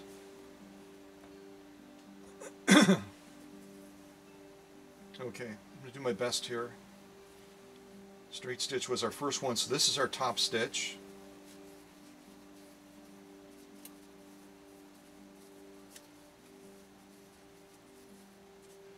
Oh boy, this is going to be a booger. I may just have to walk it by. Because it's just curling, it's curling up a storm, so I may just have to walk it by the camera. That's what we will do.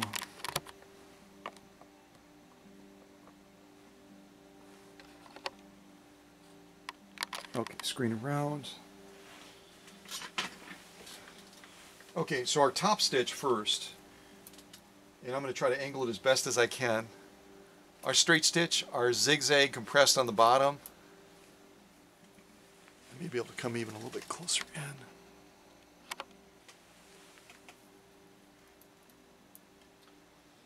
Folks, I don't know what you can see through the camera, because what I see through my little screen versus what you see when this airs live is very different. You can see a lot more detail.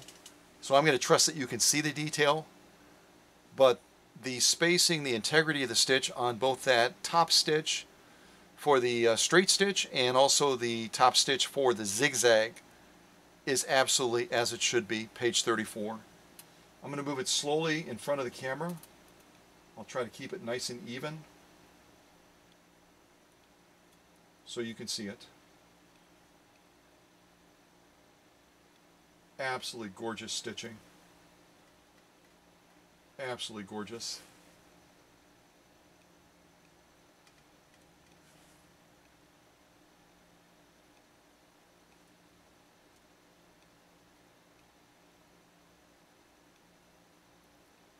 Two layers of acrylic fiber. Okay, let me pause it right there.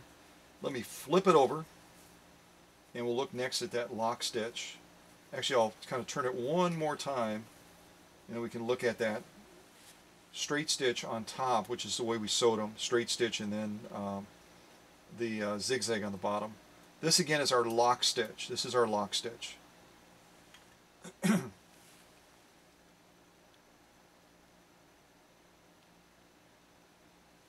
I'm looking at my little screen right now. All I can say is even through my little screen, and I know it's going to be a lot clearer when I can see this on a bigger screen. Unbelievable. Again, acrylic fiber is more tough to get through than really leathers because of its composition, because of the way it's engineered. And all I can say is I am seeing absolutely page 34 stitching for the straight stitch and for the zigzag on the bottom.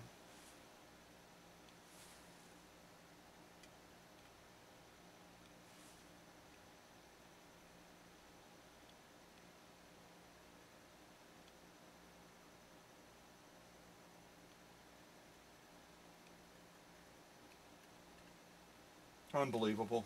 That is a definite pass. One of the toughest sew-offs that we're going to do during this premiere today. And David's machine handled it just like a breeze. I mean, there was no difficulty whatsoever with getting the job done. So impressed. So impressed.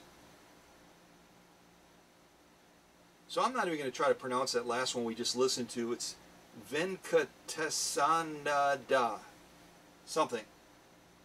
Well, it sounds like Canada Day, but it's not.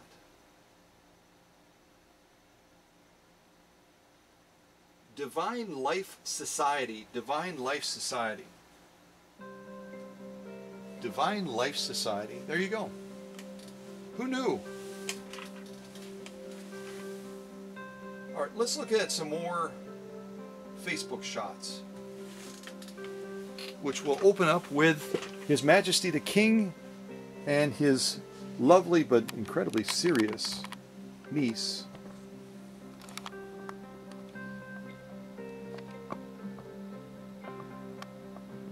Yeah, I've had all kinds of suggestions on names. All kinds of suggestions. I don't think we've settled on one yet. Yeah, not yet. If you have any suggestions, type it in the chat. What would her name be? You kind of see what I mean, though, when you kind of zoom in on her. Beautiful, piercing blue eyes, and just a serious look of, yep, I'm royalty. Yep. Yep. Yep. Hello, Your Majesty. Oh, hi, Umi. Umi's in the picture back there. Cool.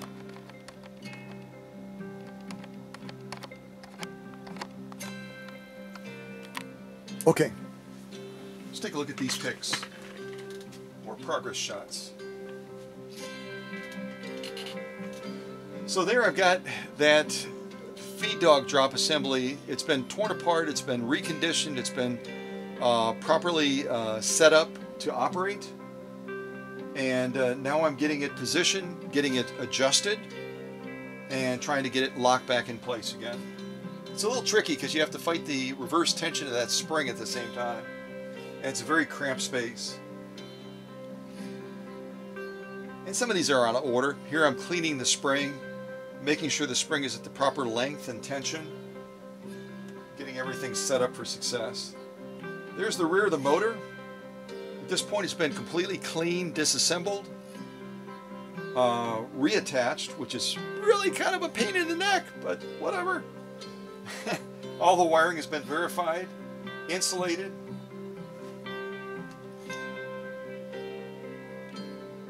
All of that area that was just caked in filth is coming back into form now around that motor, because again, the motor acts like a vacuum. If you leave the filth and the scum and the dirt there, guess what? That clean motor, assuming that you serviced it properly, is going to be sucking all that stuff back in again. There's our bobbin winding assembly. Look at that liquid on the end. That looks septic, doesn't it? It's absolutely filthy. And all of that stuff would have stayed in there if David had not sent this to the workshop. And if you have a Swedish beauty, guess what? Yours is probably worse than this. Look at that. I hate to say it, but it looks like the Milwaukee River.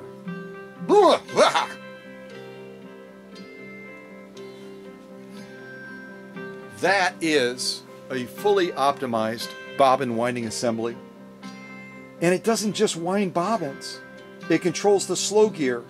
It meters out the power directly from the motor through this junction here, the bobbin winding assembly, up to the main shaft, up to the balance wheel, all the way down to the needle shaft. It is a central control for so many different things. And that's why it's so essential to get it right. So essential. Certain parts have to be stripped clean, other parts have to be lubricated. And what we're looking at here is the short belt that goes between the bobbin winding assembly and the motor output shaft, and then the long belt that goes over the balance wheel. But you can see before we can put this new belt on that I am installing for David, that track that goes over the balance wheel has to be resolved. It is filthy. It has old remnants of the belt stuck to it, fused to it. It's just a mess. It's an absolute mess. Look at that. How in heaven's name can this machine perform like you saw it perform in this premiere today when that primary track going over the balance wheel that goes right down to the main shaft, the needle bar and everything else, it's the transfer exchange for power for everything, is in that condition. There's just no way. That's the way it should look. That's the way it's starting to look. There's that little pin again that allows that balance wheel to have better traction and power exchange. It's filthy right now. That's the way it should look.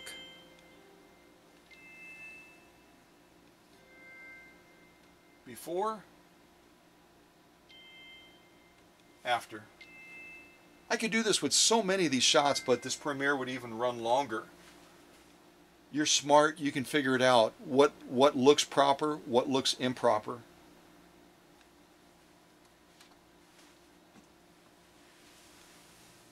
now I'm working on trying to get that pulley on the motor.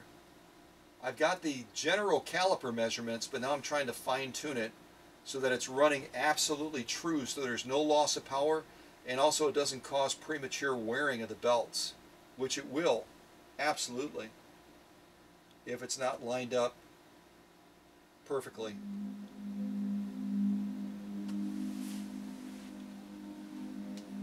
More cleaning, and this is the metal cover that goes over the motor on the rear of the machine. And again, with that crack that I ended up repairing, either the assembly itself or any of the wires that are depending on that to be mounted properly could make contact with this metal cover and shock you as you're reaching around to turn on the light, or as you're reaching around the back of the machine for whatever reason. What you can't see can definitely hurt you. Now at last, between the solvent that Paula gave me and my own solvents, I'm beginning to get rid of that nasty, ugly, hideous sticker that someone at a sewing center somewhere had the audacity to put on David's machine.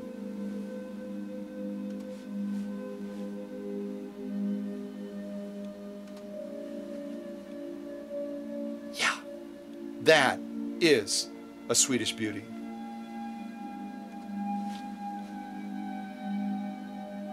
Putting that casing back on, it's been properly cleaned. Everything underneath has been addressed properly.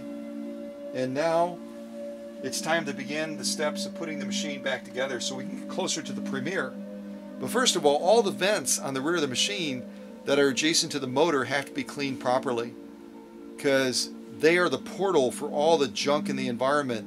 If the person has pets, if they have their windows open in the summer or otherwise and there's stuff coming in through the windows, I mean, dust, dirt, lint, cooking greases, if their sewing area is anywhere at all close to the kitchen, it all gets sucked into the motor and sticks to these little vents. Look at that. Would this be done at a local sewing center? Absolutely not.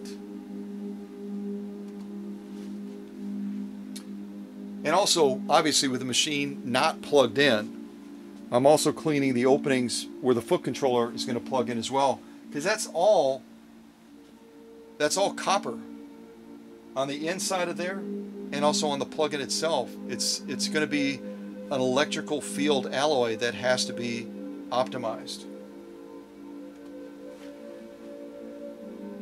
That's the way it's starting to look and should look.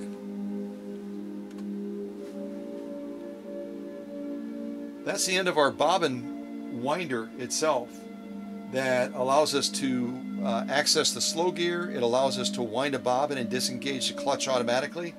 Moving parts on there that are just caked up and choked with buildup right now so that it wouldn't move freely. But when I'm done with it, guess what?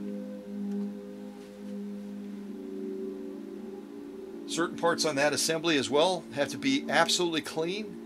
No lubricant. Other parts have to have lubricant. And even after I've cleaned it, I've got to get in there deeper with a dental tool to get more of that junk out. You can kind of see it right there in the track.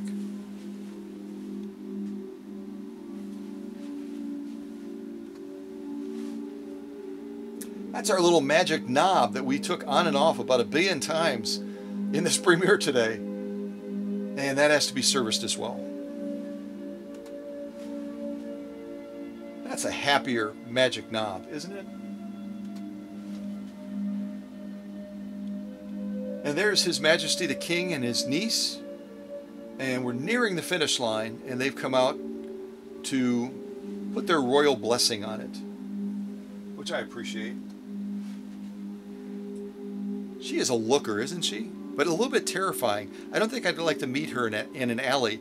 But if I was traveling to a large city like New York or Chicago or Los Angeles, yeah, I'd bring her along, just as backup, you know what I mean? She looks like she can handle herself, doesn't she? More shots of the machine. We're starting to go after the free arm now.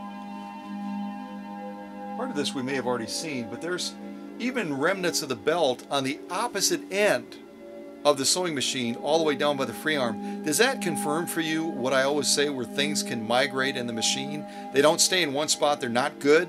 They'll move all over the machine, and even remnants of the belt that had disintegrated on the other side of the machine are all the way down near the raceway, the brain center of the sewing machine. Would these have shown up on a Facebook marketplace shots, pictures, advertising the machine for sale? Would this have shown up on Etsy, on eBay? No.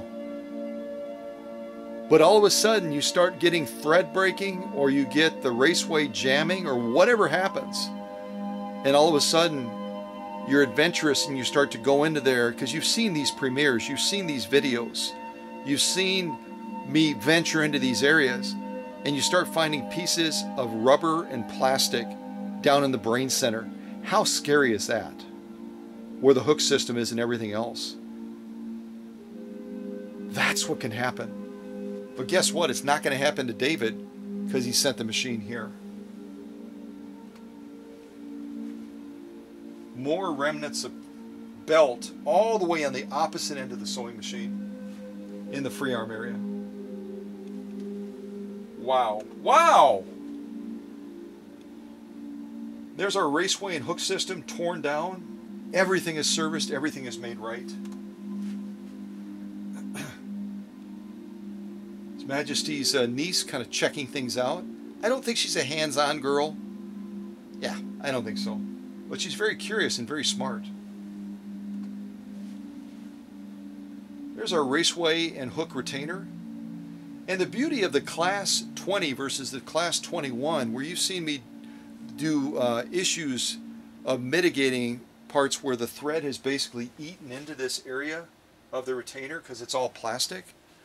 On the Class 20, that has a metal band to act as a guard for that thread as it's racing past that retainer to create that lock stitch.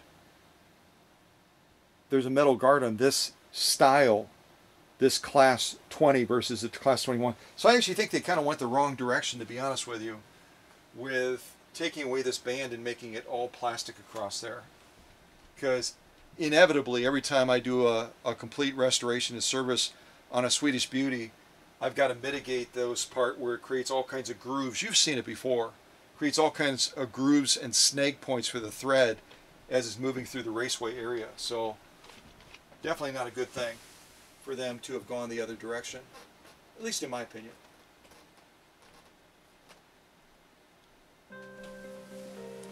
So there's our hook system. A lot of servicing to be done on that as well. A lot of gunk, a lot of stuff that builds up on there that has to be mitigated. Special solvents to strip it down, and then it does have to be lubricated as well. And please don't use clock oil, don't use gun oil on your sewing machine. Don't use vegetable oil. Believe it or not, I've got people that have reached out to me. I think one from the Czech Republic that said they were using vegetable oil on their sewing machine. Do I need to come into the camera shot and shake my head for you to get the message that it's not the right thing to do? Please don't do that. Look at all the junk I'm getting out of there. As clean as it looked, look at that Q-tip swab. Verification of these screws for this mounting plate that is an integral part of that brain center. And occasionally I will pull that off as well if I see evidence that there's areas that have to be addressed below that. Proper cleaning, proper lubricating, proper restoration. Additional oiling in the free arm, lots of oiling points in the free arm on the Swedish Beauties. And also worm gears that most people don't even know about. His Majesty and his niece. And I think we've gone full circle, haven't we? Yeah, we have. Full circle. Close that set. So the next set we'll look at eventually is focusing more in the brain center, feed dogs, etc. Does this give you an appreciation for what my process is like and why it's so different from what you would get at a local sewing center? I hope it does. That's why I do this. Because I know a lot of my folks that follow me on YouTube do not do Facebook. I don't want you to miss this part of it. It's so important you understand. Let's go back to some sewing. We're almost done. Getting real close. All right. Why don't we go through some denim? I don't think I've done any denim yet.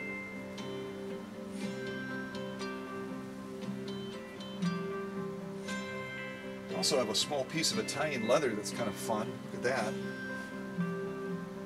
That Italian leather looks like fun, doesn't it? And it's an irregular shape too, which is even cooler. All right, let's do some Italian leather. And I hope I don't run out of bobbin thread. I hope I don't.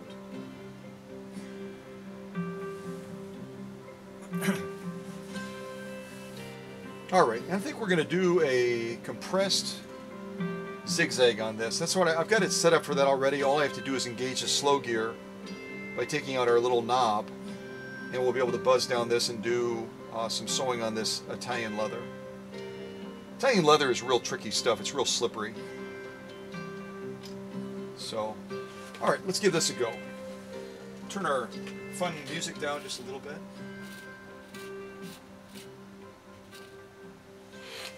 All right, let's do some Italian leather. Single layer. Here we go.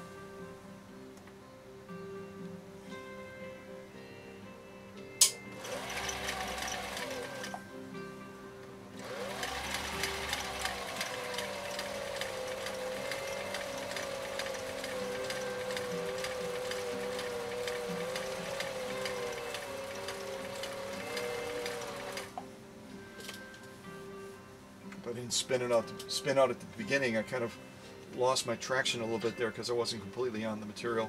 Okay, so I'm going to put our little knob on like you've either seen me do or heard me do multiple times, so I have control over that balance wheel.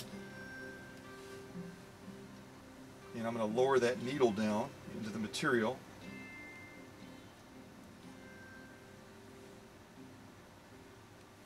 Now I'm going to raise that presser foot. I'm going to rotate our material just a little bit. Kind of go into that corner. I'll take our slow gear back. And let's finish off some of these seams along here. All right, here we go.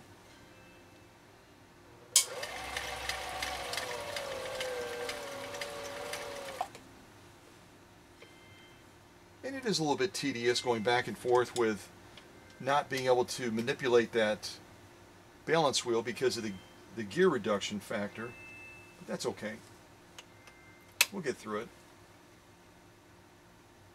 I'm going to cheat a little bit instead of going around that absolute corner of the... Yeah, okay, let's not cheat. Let's do it right. I was going to say I'll try to follow that contour a little bit better. All right, slow gear is back engaged. Here we go.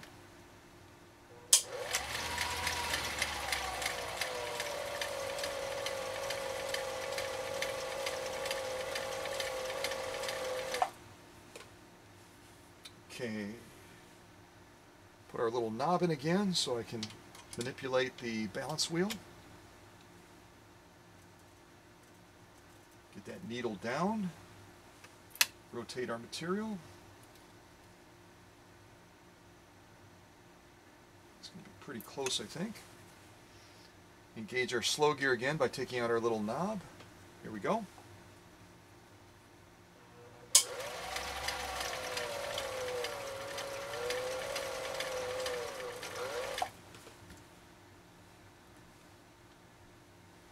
Yeah, once you get a rhythm on this, you can do it much quicker than the first couple of times.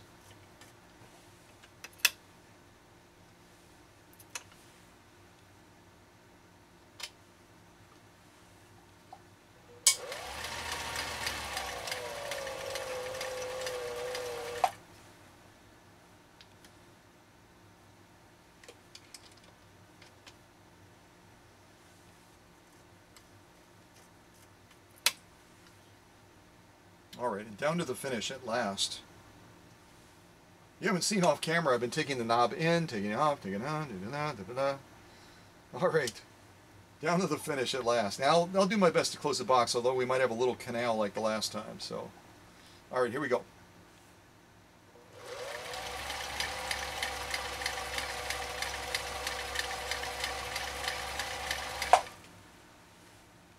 Okay, so I'm putting my little knob in again so I can have control over the balance wheel. Push it in, rotate it towards you to the 9 o'clock position. You'll then be able to manipulate the balance wheel. Bring that up.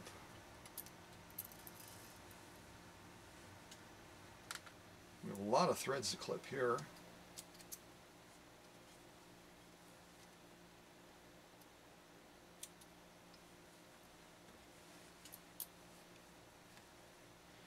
I'm guessing I'm getting down to vapors on the bobbin case. We run out, I'm probably not going to wind another bobbin. We'll just stop wherever we stop. So it is what it is. So this is obviously our top stitch. Let's look at that first. Again, it's a slightly compressed zigzag. The settings I have, if you want to duplicate it, using Italian leather. I've got my stitch length on 2. I've got my stitch width on 2 as well. And then the slider is in position 5 because that's always going to be our zigzag. Alright, let's look at totality of stitching first, which I can tell you straight away is exactly what we want to be seeing. Let me put on a little bit of music for us here. Lord of the Dawn. Lord of the Dawn. Folks, those are gorgeous stitchings. Let's walk around them and then we'll look at the lock stitch.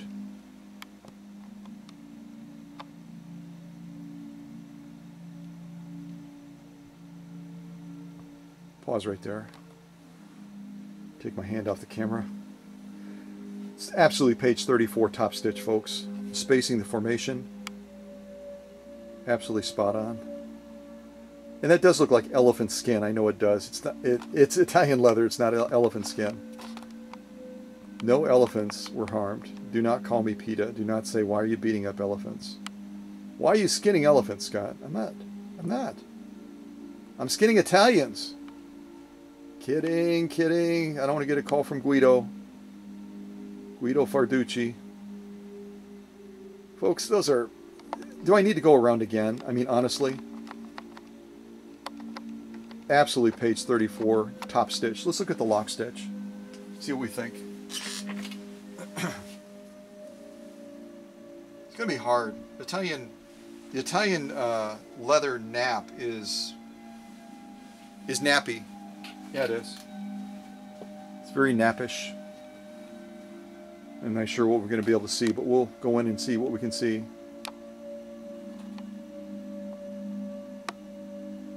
There it is. Almost, sort of.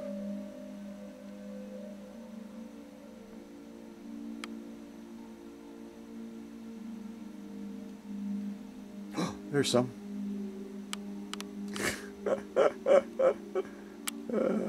There's some. Yay. Well, from what we can see, it's a very good lock stitch. It's spot on. Here's my little launch point. Alright, totality of the stitching, it's pointless. We can see the line where the stitching is, but it's recessed into the nap. So, but I'm going to give it a provisional page 34. And if we had time, we could pull it back and try to really get a close look at those stitches. But based on what I'm seeing on top and what I can see close up, we're exactly where we should be. So I'm going to set this in the back as a definite pass with all of our other sew-offs. And I'll just give you a quick little glimpse of our mounting sew-off sandwich.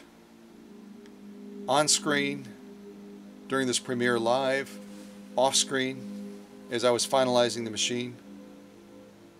Folks, that's the real deal. That is the real deal. And that stitching is the real deal too, by the way. Unbelievable.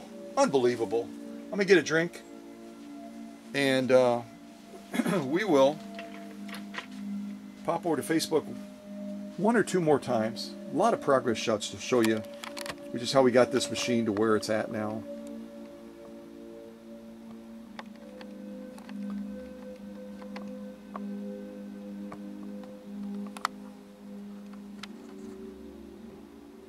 Okay, there we go.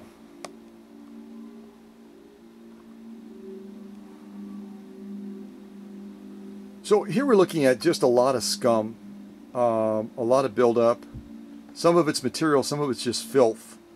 Right in the brain center, right above the brain center, I should say, as we're looking at these feed dogs. And this is an area that is commonly neglected because people don't take the plate off. They just brush off the feed dogs from the top.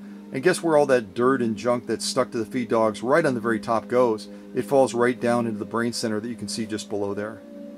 Not a good solution. Not a good solution at all. You're basically like contaminating one of the most key areas of the sewing machine by doing that. Just going to grab a little bit more water.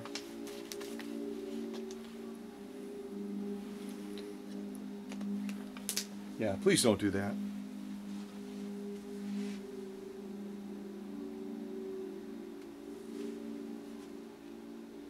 I don't know what that is. I think my camera slipped and I ended up taking a picture of part of the king. There's nothing there. No idea. No idea. Now, part of that is visible. You can see the darker spots in the front. But all these other spots along the edges that I'm getting as well, where stuff is literally fused, encrusted into those areas.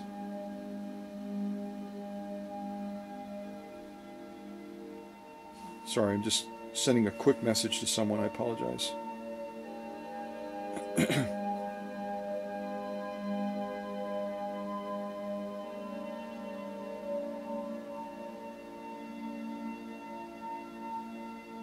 can listen to this cool, new agey style music while I'm doing this.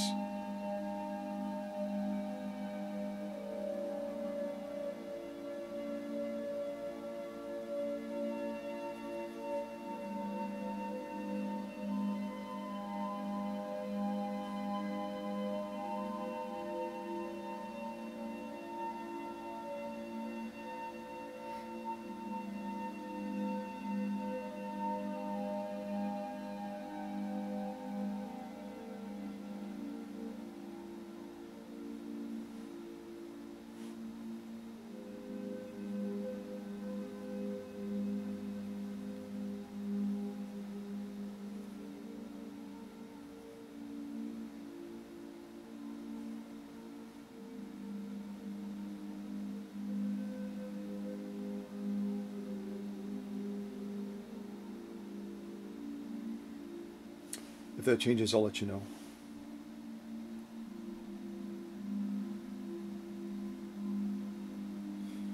Sorry, this is a time-sensitive thing. I apologize. Okay, done.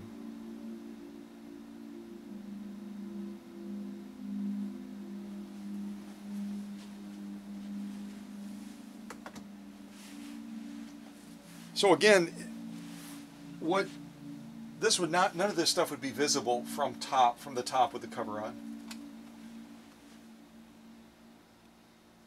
And this area right here has been cleaned. If you look real carefully, this is all filth buildup right here and here. It's all filth buildup on there. And that's after I've gone through that entire brain center. This has been clean, lubricated. That entire brain center is starting to come together. And yet, as I look closer adjacent to the feed dogs, I find another little groove spot here that needs to get the dental tool treatment as well.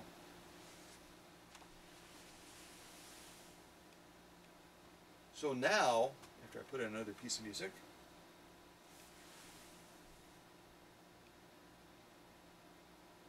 Satya Yoga.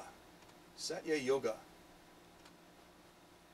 Now that area has been fully cleaned, conditioned, lubricated, optimized. Doesn't that look different? And again, this would not be visible on pretty pictures on Facebook Marketplace, Etsy, eBay, etc. This only happens at the workshop, folks. It's part of the hook system. You see I'm adding a special lubricant to protect the metal and also to create a slick surface. There it is, reassembled. More lubrication points. Adjustments. Verifications.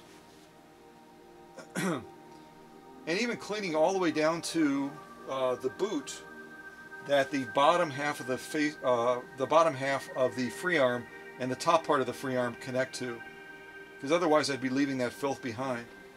And if you wonder, is it really dirty? That shot doesn't do it justice. It was nasty looking, seriously. The top of the I'm stuck on faceplate. The top of the free arm cover. A lot of grooves and nooks and crannies on there that have to be cleaned as well. Again, because it's right above the brain center. Distant shot, busy workbench. His Majesty's niece is kind of checking things out. Oh, I forgot to grab my double bubble. Brilliant.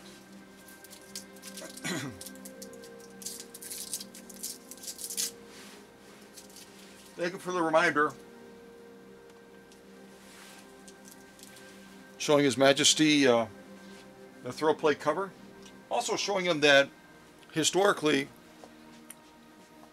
there were a number of needle strikes on the throat plate that have caused some marring. So I use a real high grit sandpaper, right around 1500 grit, and get rid of those barbs so that the thread coming up out of the bobbin case doesn't get caught on there. See that? That's all damage from previous needle strikes.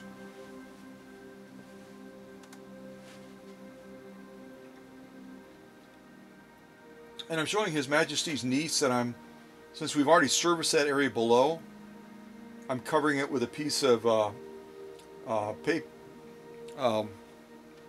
basically a piece of paper so that any of the stuff from above doesn't potentially fall down. Paper towel gets used for a lot of things. Cleaning the needle bar, presser foot bar, and everything in between. That looks a lot better. There's that open-toed multi-purpose foot that I'm not really a fan of. That was on the machine when it came into the workshop. It's going to go back with the machine when it goes back to Texas. But I may also donate this roller foot. I am going to donate this roller foot, which is brand new, as a special gift to David, and as a resource to him, because I think it'll serve him well when it comes to feeding leathers and other things like that. And I should mention, part of the reason I'm not a huge fan of these is all of this cutout right here takes away from the contact it has with the material it's feeding. So it tends to feed unevenly. It doesn't have as much surface contact. It's kind of like tires on a car. Generally, the more surface contact you have with the tread to the road, the better control you're going to have, the better navigation and emergency maneuvers you're going to be able to do if you've got more rubber on the road. So same thing with a presser foot. The more presser foot contact you have with the material, the better maneuverability, the better control you're going to have, the better feed you're going to have. And these open-toed versions, they don't do quite as well. They don't do quite as well, especially one like this.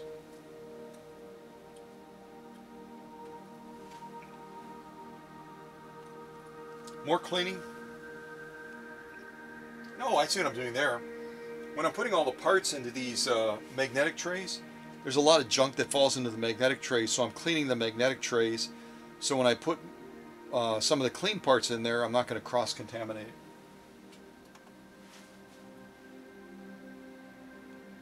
Some of the solutions I use for the different cleaning procedures. Also, if you're very astute, you'll notice a patch and a special vintage card in the back that happens to be connected to none other than the Smithsonian. And some of my closest followers know that I've been considered for some Smithsonian type stuff, and I'll be talking more about that soon.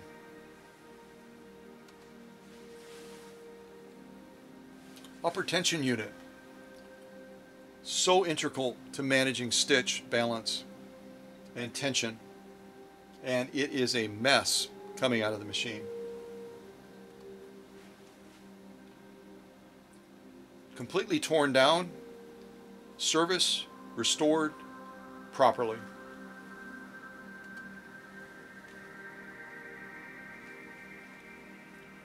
Starting to get there. Part of the upper tension is a spring. Sometimes they're compressed, sometimes they've been stretched, and it's got to be just right. Plus it has to be clean. Part of the assembly as well. Very dirty. That's the middle disc. Because this machine is capable of doing dual needle sewing, you have actually 3 tension discs that are part of the upper assembly. Upper tension assembly. Does that look clean? Do you think by swabbing the tension discs that you would get any of that stuff? No, not at all. Well, you'll see that on Facebook groups where they recommend that. Just swab them and that's good enough. That's why I'm not a part of any of those groups. That needs a lot of attention too, don't you agree? And again, swabbing it wouldn't catch any of that. I think we went full circle. Yep. There's a random shot of the king's, part of the king's outfit. All right. 1 or 2 more sew-offs. Then I have one more group of photos to show you. And we will wrap this up.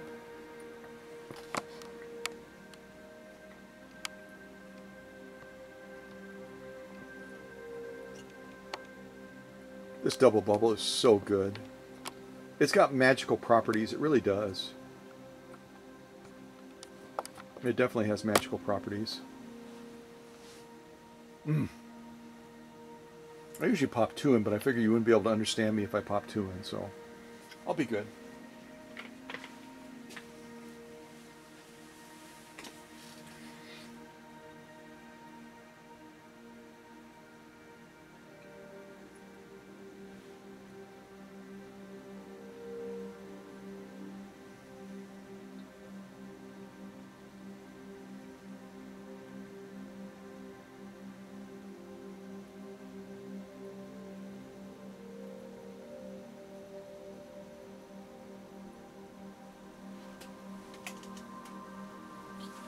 Okay, another sew-off.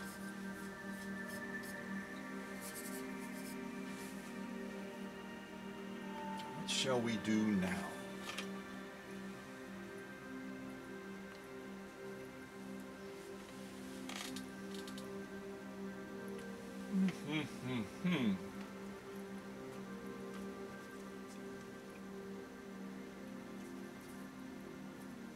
Done protected, done vegetable, done Italian.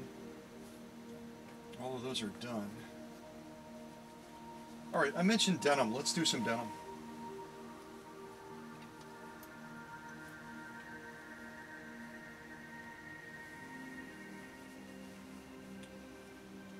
Two layers. I'm going to fold it in the middle.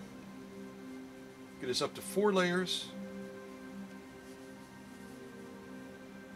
And 6 layers of denim. There it is. 6 layers of denim. And I'm not going to go down and around on this because I really am getting a little bit concerned about the bobbin thread. So we're going to go down. And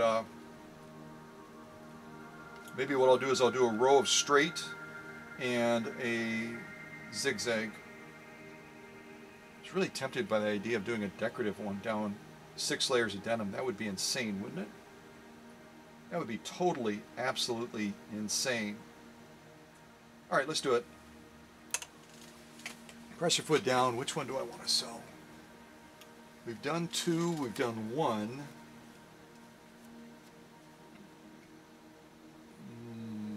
No, we haven't done 1. We've done 2 and 3.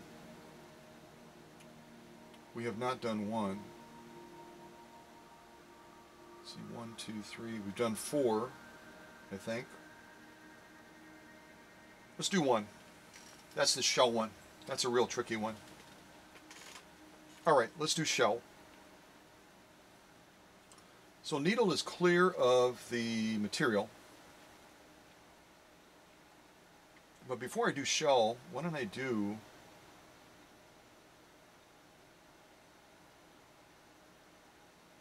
debating. Why don't I do a straight stitch? We'll do a straight stitch going down, then we'll do a shell next to it. Checking all my settings. 0, perfect. All right, I'm going to engage the slow gear by taking out our little knob. Okay, so a straight stitch down, and then the second stitch row through 6 layers of heavy grade denim will be stitch number 1 on cam A, which should be the shell one, if I have it correct in my mind. I think I do. All right, here we go.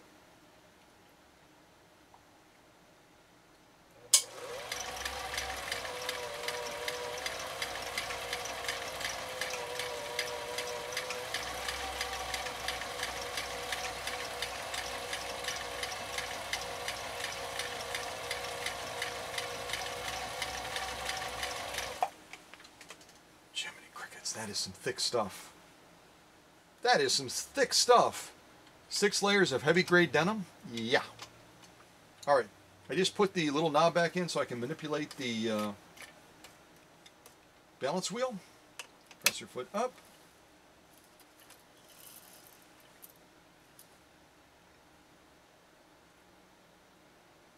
Okay, interesting. So I'm seeing some really good stitching, but I'm seeing that I could probably benefit from a slight bump up of the upper tension, showing this particular material. There you can kind of see the top stitch, which is just absolutely spot on, if you can see that in the shot.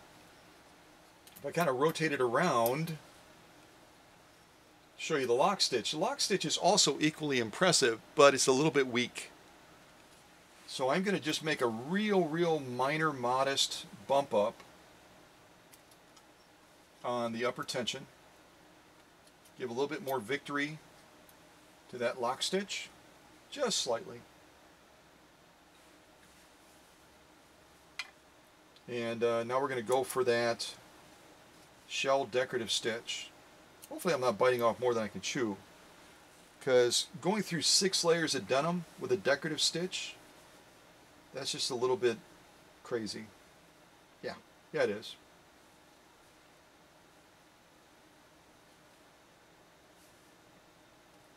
Okay, get that back into position.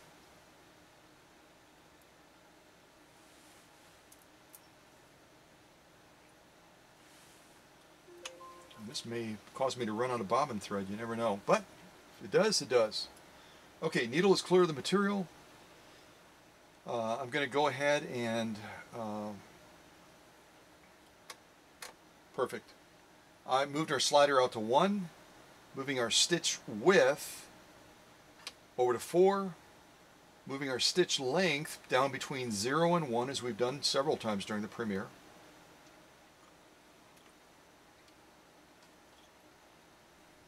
Taking out our little knob to give us a slow gear access. All right, here we go. This may be our final stitch off, because we may run out of bobbin thread. Yeah, we might. Okay, here we go.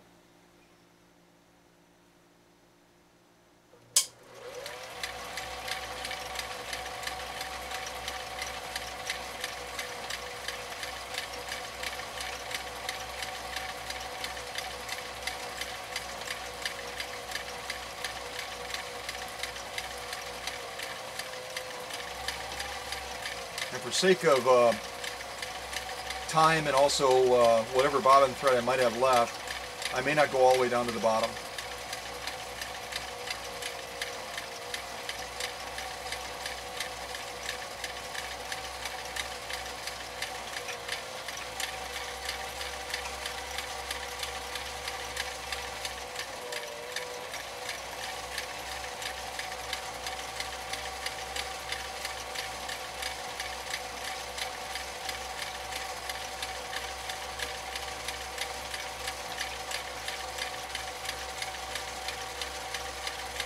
right, stop right there.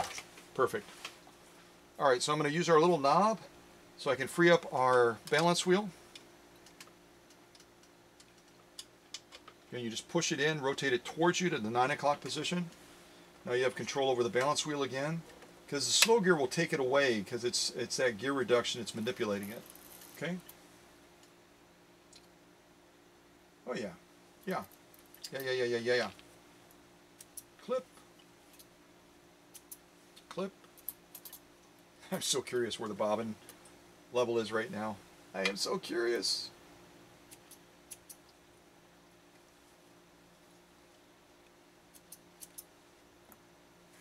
I'm so curious. Curious.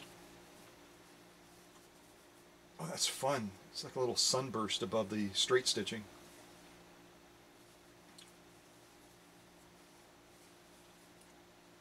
Yeah, that's correct.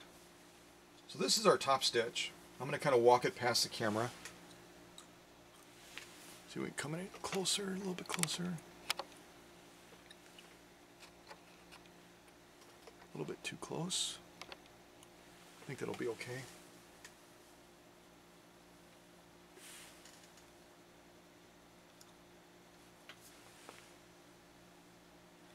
Trying to see over my shoulder here. Okay, so this is our top stitch. I'm going to go past the camera. And I can tell you already I'm seeing page 34 without a doubt.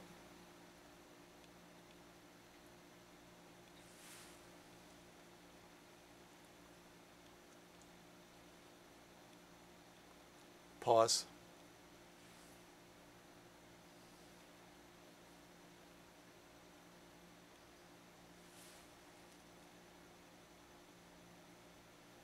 Absolutely spot on. Absolutely spot on. I'll go right back to here and just rotate it towards you so you can see what we just sewed through.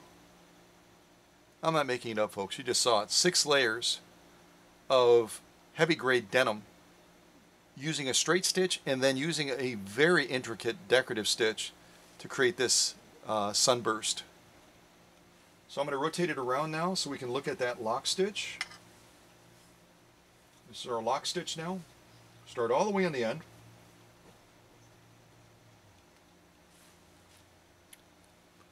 And I can tell you that this is page 34 as well, especially after I made that slight adjustment of the upper tension to define that lock stitch a little bit better. Again, we're looking at the lock stitch right now through 6 layers of heavy grade denim. Let's start at the beginning and walk it all the way down.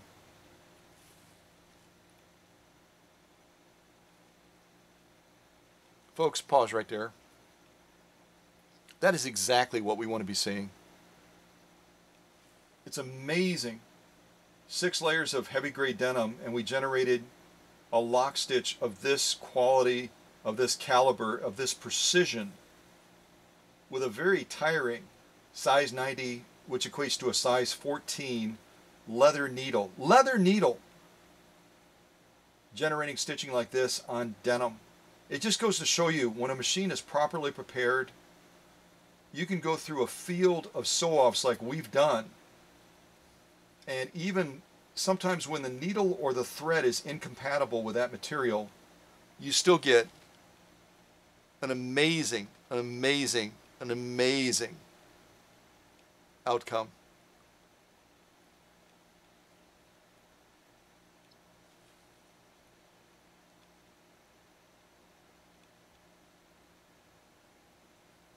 Unbelievable. I don't know what else I can show you. I mean, honestly. You see stuff like this, it right away tells a story about where the machine is at now, doesn't it? Insane. Insane.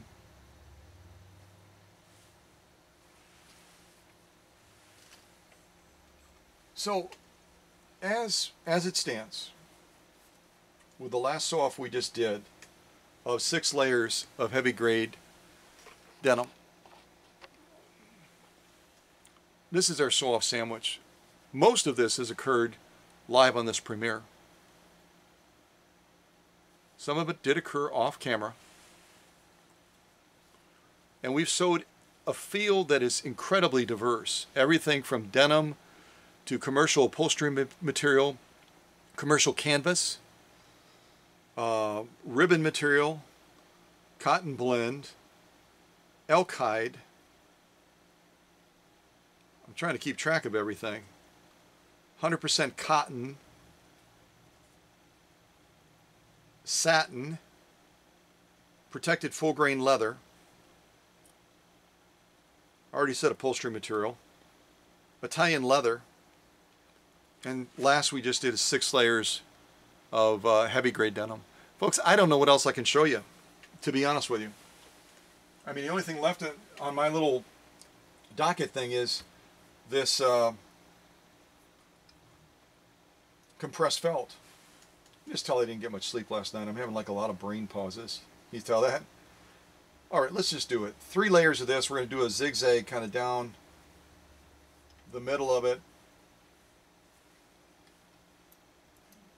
Hopefully 3 isn't too much. It might be.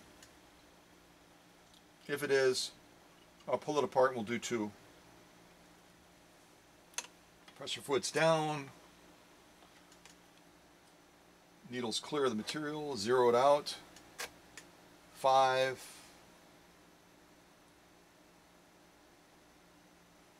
3.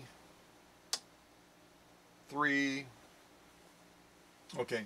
So the settings I just made off camera real quick is I took our slider from 1, which is where we just did the shell stitch on cam A, all the way down to 5, which is a zigzag. Again, every time you have a black cam, position 5 is going to be a zigzag.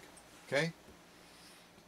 Then I took our stitch length from where it was at between a 0 and a 1 all the way down to, or I should say all the way up to 3 for stitch length. And then I also took our stitch width from 4 down to 3 for stitch width. So stitch width is 3, stitch length is right around 3, and we're going to be sewing a zigzag down the middle of these 3 layers of compressed felt. Compressed felt is the only material that I've shown on this channel, to my knowledge at least, that snapped the same size needle we have in this machine right now. And I think I may have been sewing 2 layers. We're doing 3 now. I think I may have, yeah, I'm pretty sure it was 2 layers. I'm pretty sure. So, a little bit of nervousness, but I'm going to set our slow gear like we've been doing so we can really meter out that speed and control, and we'll try to complete this final sew off. At least it might be final. I'm pretty final about it being final. We'll see. You never know, kid. All right. So you can see from the side, I think you can. Well, not really. We're way out. Not a bad shot, but 3 layers of compressed felt.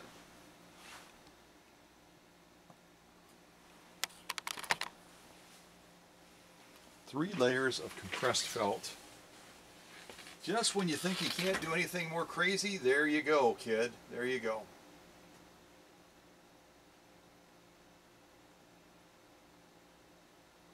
The inner sound. That sounds intriguing, doesn't it? The inner sound.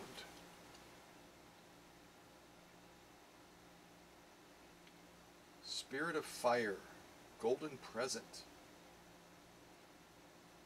Let's do the golden present. The golden present. All right.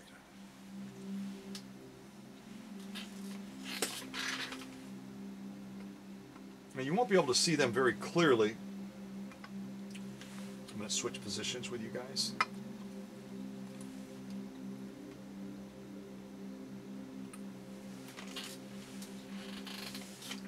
And I know that this is not a singer, but the singer repairman is such a essential part of our operation here in the workshop that I'm going to let he and his alligator be a part of this final sew-off.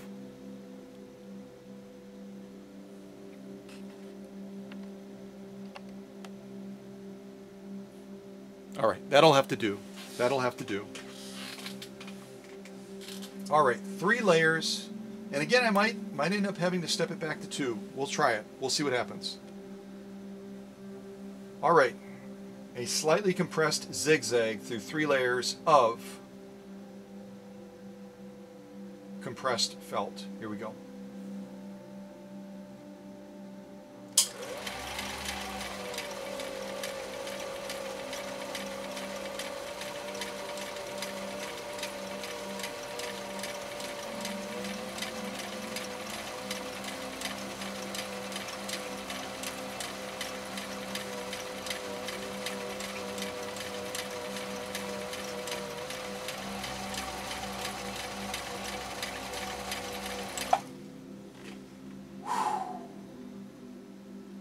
All right, now I'll start breathing again.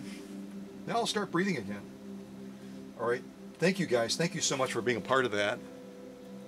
Very, very cool. All right, I'm going to move you guys over here so you're safe. Not that you need to be protected in any way. All right, easy boy, easy. Easy, moving you back over by your friend.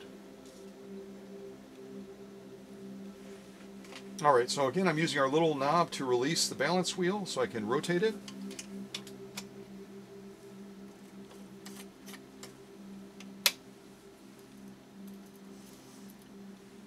Unbelievable.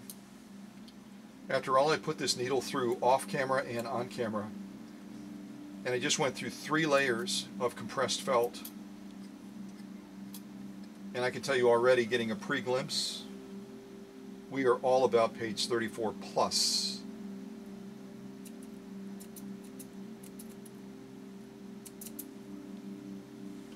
Page 34 plus.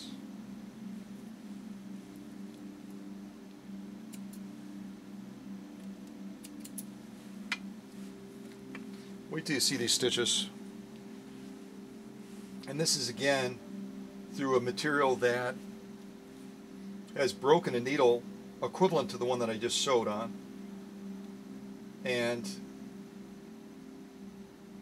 this needle has gone through hell and high water already, and it's still delivering. It's a Schmetz. Need I say more? It's still delivering at a tip-top level. Here's our top stitch. Through 3 layers of compressed felt, our final official sew-off on David's 1955 Type 21 Class 20 sewing machine. Let's take a look at these.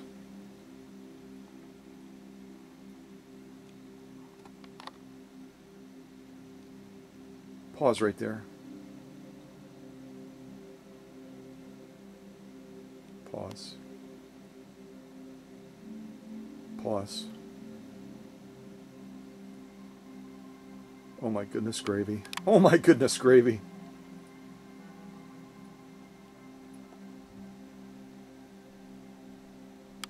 Absolutely unbelievable. Unbelievable. Totality of the stitching, right about there. Let's turn over and look at the lock stitch.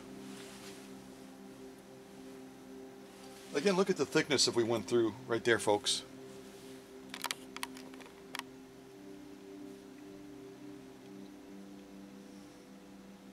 Totally lost my bearing.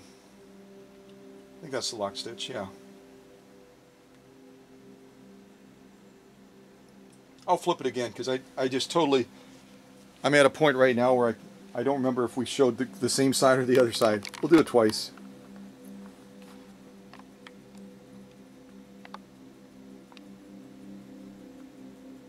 Yeah, that's the same lint. I remember that lint there, don't you? Unless we have lint on both sides. Hold on a second. Wouldn't that be a hoot if we had lint on both sides? Yeah, it would.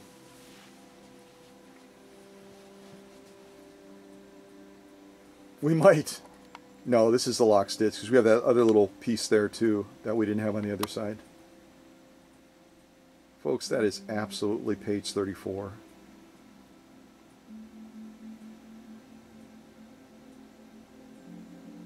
Unbelievable. Pause right there. Now without gabbing, I'll just spin it around and we'll go down and look at this side again just to make sure we got both sides.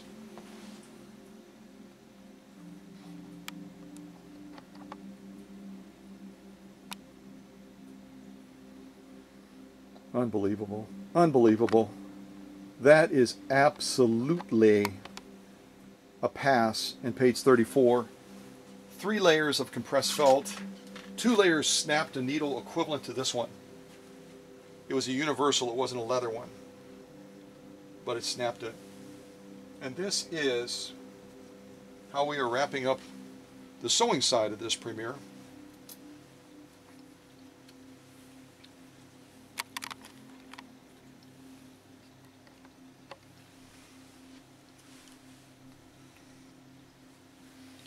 Just trying to see what you can see here.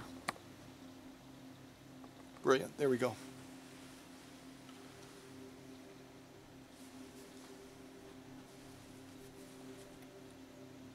Any questions about the comprehensiveness of my approach? And again, when I say a wide field of sew-offs, ribbon material, 100% polyester, cotton blend, all the decorative output for Cam A, vegetable tan leather,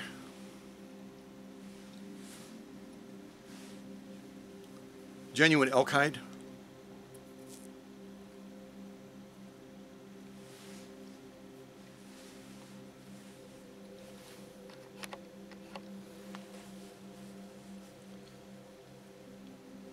this is another sew-off that we did live on camera, showing decorative output during the premiere. 100% cotton, piecing 2 pieces together for our quilters. Commercial grade canvas, 6 layers of that.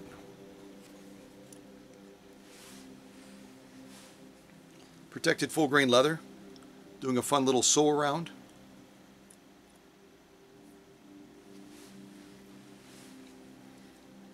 For the first time, I believe, in the history of the channel, satin. And I left lots of room, so if David wants to goof around a little bit, he can always do that. I might even cut this down a little bit and still leave a column for him to sew, but save a little bit of it for myself for the next sew off. So I'm going to set that to the side. 6 layers of commercial upholstery material. You have any idea how hard this is to get through? And yet David's machine did it like it was a blink and a hiccup. Acrylic fiber, the nightmare of nightmares. 2 layers of that, no problem. Italian leather, a fun little sew around, showing control and maneuverability, which is pretty much out of character for me. But I did it! Hey! Constant and never-ending improvement. 6 layers of heavy grade denim. And we did a straight stitch, and then we did a decorative stitch. I believe it was stitch number 1 on Cam A, laying down page 34 results. And last but certainly not least, 3 layers of compressed felt, laying down a drop dead gorgeous page 34 compressed zigzag. That's with needle swing, folks. It's not just buzzing through it with a straight stitch, which is easy. It's needle swing and laying down this level of sewing. Once again,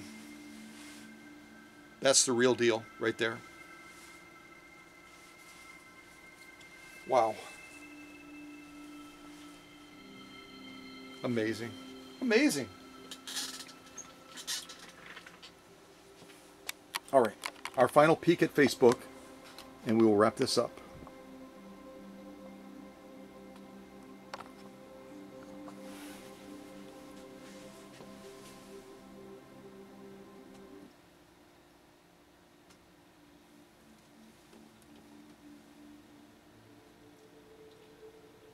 All right, this is part of our upper tension, and again, an essential part, essential part of delivering the stitch quality that you witnessed in this premiere today for this Type 21 from 1955.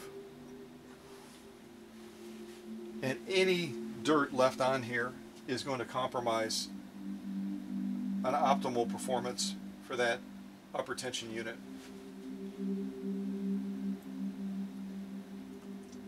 That's the proof in the pudding right there. That is vegetable tan leather, demonstrating 3 of the decorative stitches on Cam A and laying them down to, dare I say, perfection. That's definitely page 34 plus.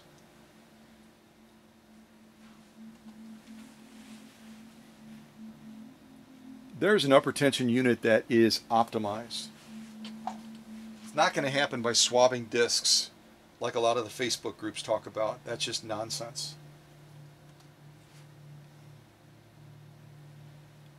That unit is ready to go to work, and you saw it working today during this premiere.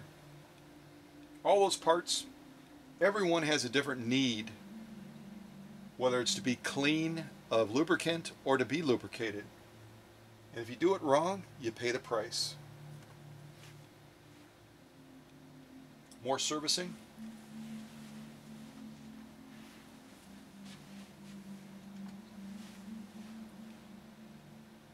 Including the well that the upper tension goes into. I've said it before.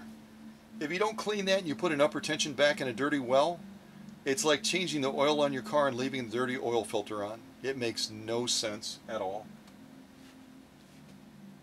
That's the way it should look. Faceplate area, so many components in there that need attention. Like that. Starting to come into form. Look at even by that serial plate that's embedded in the side of the casting. You got scum on there as well. And that's right above the brain center. It's a little bit too low. That's right above the brain center for the sewing machine.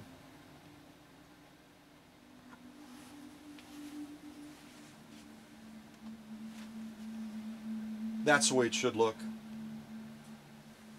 Absolutely spotless, optimized, and lubricated where it needs to be lubricated.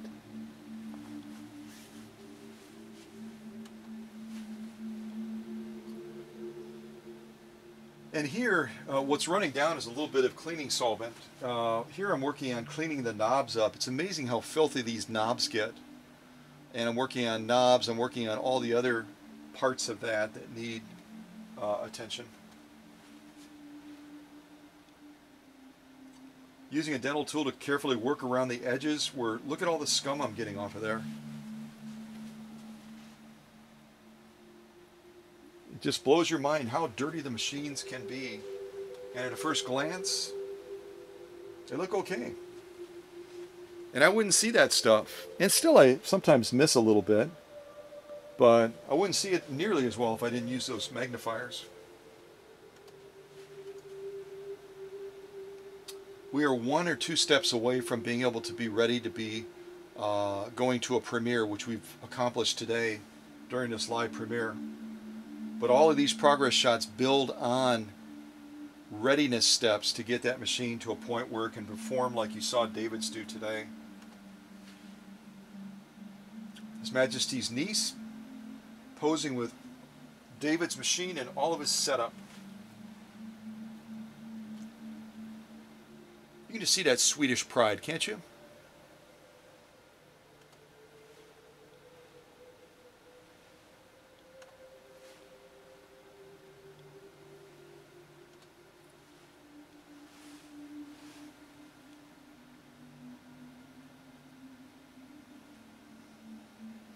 And again, you can kind of look down the line of the machine there.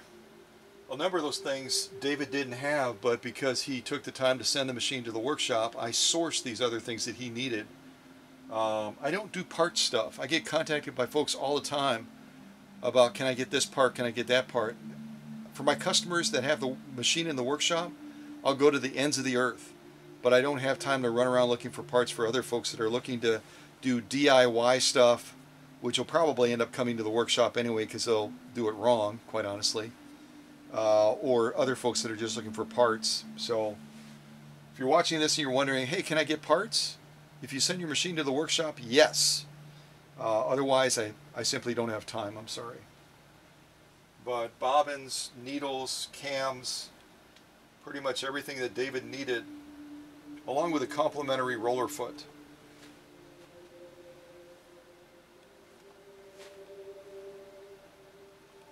cams B and C, which will give David a lot more options. And then also needles. Leather needles like you're accustomed to seeing.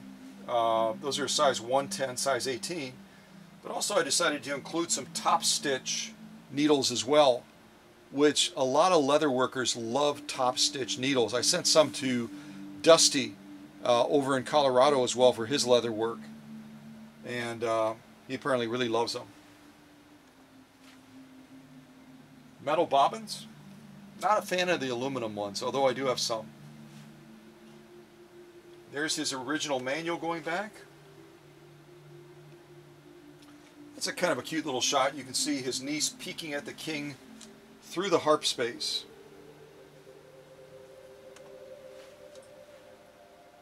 And then she realized she was on camera and she spun around quickly for a photo op.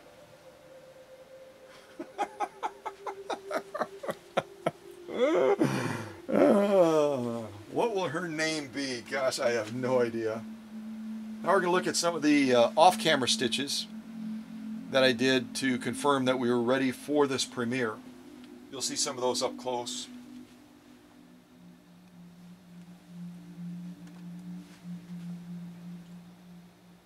Absolutely page 34 plus. That is, I love vegetable tan leather, don't you? And that embroidery thread just really, wow.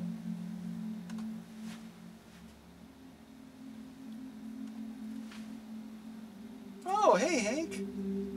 He's been so quiet during this premiere.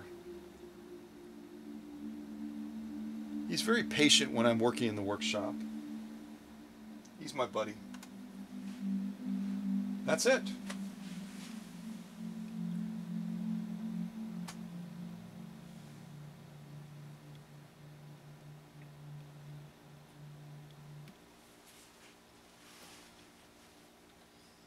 Well, I hope you found this premiere informative, entertaining, and engaging. I love to give people a new sense of wonder about machines that I have the privilege to present on this channel, like David's 1955 Type 21, a Class 20 machine that, again, is the earlier machine to most of the Huskvarna beauties that you see on this channel, Swedish beauties. So it's great to kind of take a little further step back and show a machine like this that was the predecessor to those Class 21s, and just remind folks again of the greatness of a machine like this that I know David is going to have a blast with down in Texas. And David, I want to thank you personally for your trust and confidence and your investment in allowing me to take this amazing machine to a totally different level, as you've witnessed during this premiere today.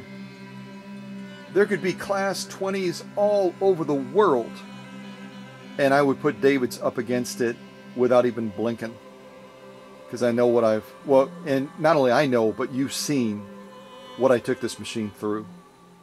So stay tuned for other premieres like this, where you can, like a child, be in wonder again about the potential of what a machine can do when it's properly restored to the surgical level that I go. But right now I'd like to wrap it up and give you a quote.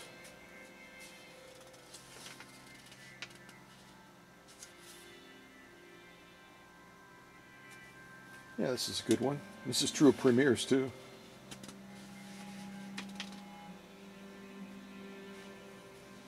I get some machines that come into this workshop that for all practical purposes seem like they are pretty daggone hopeless. But I never lose hope when it comes to what can be done for a machine. I never do. Never ever lose hope.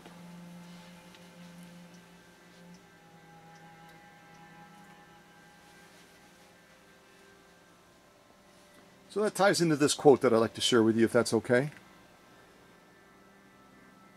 It is by none other than Christopher Reeve, the actor. And he says, once you choose hope, anything's possible. Anything is possible. And I say it all the time, miracles happen in this workshop every single day. Every day. And they become commonplace, which is kind of a shame. But my friends remind me. They remind me about the greatness factor and the impact, the legacy work that we're doing. And David, now you're a part of that legacy work with your Type 21 from 1955. So y'all take care. Thanks for joining me for this Saturday morning live premiere. Thanks for coming out of the shadows and joining the chat. Thanks for being a part and a supporter and a source of encouragement and a source of inspiration for the work that I'm trying to do here in the workshop. God bless you guys. Take care, okay?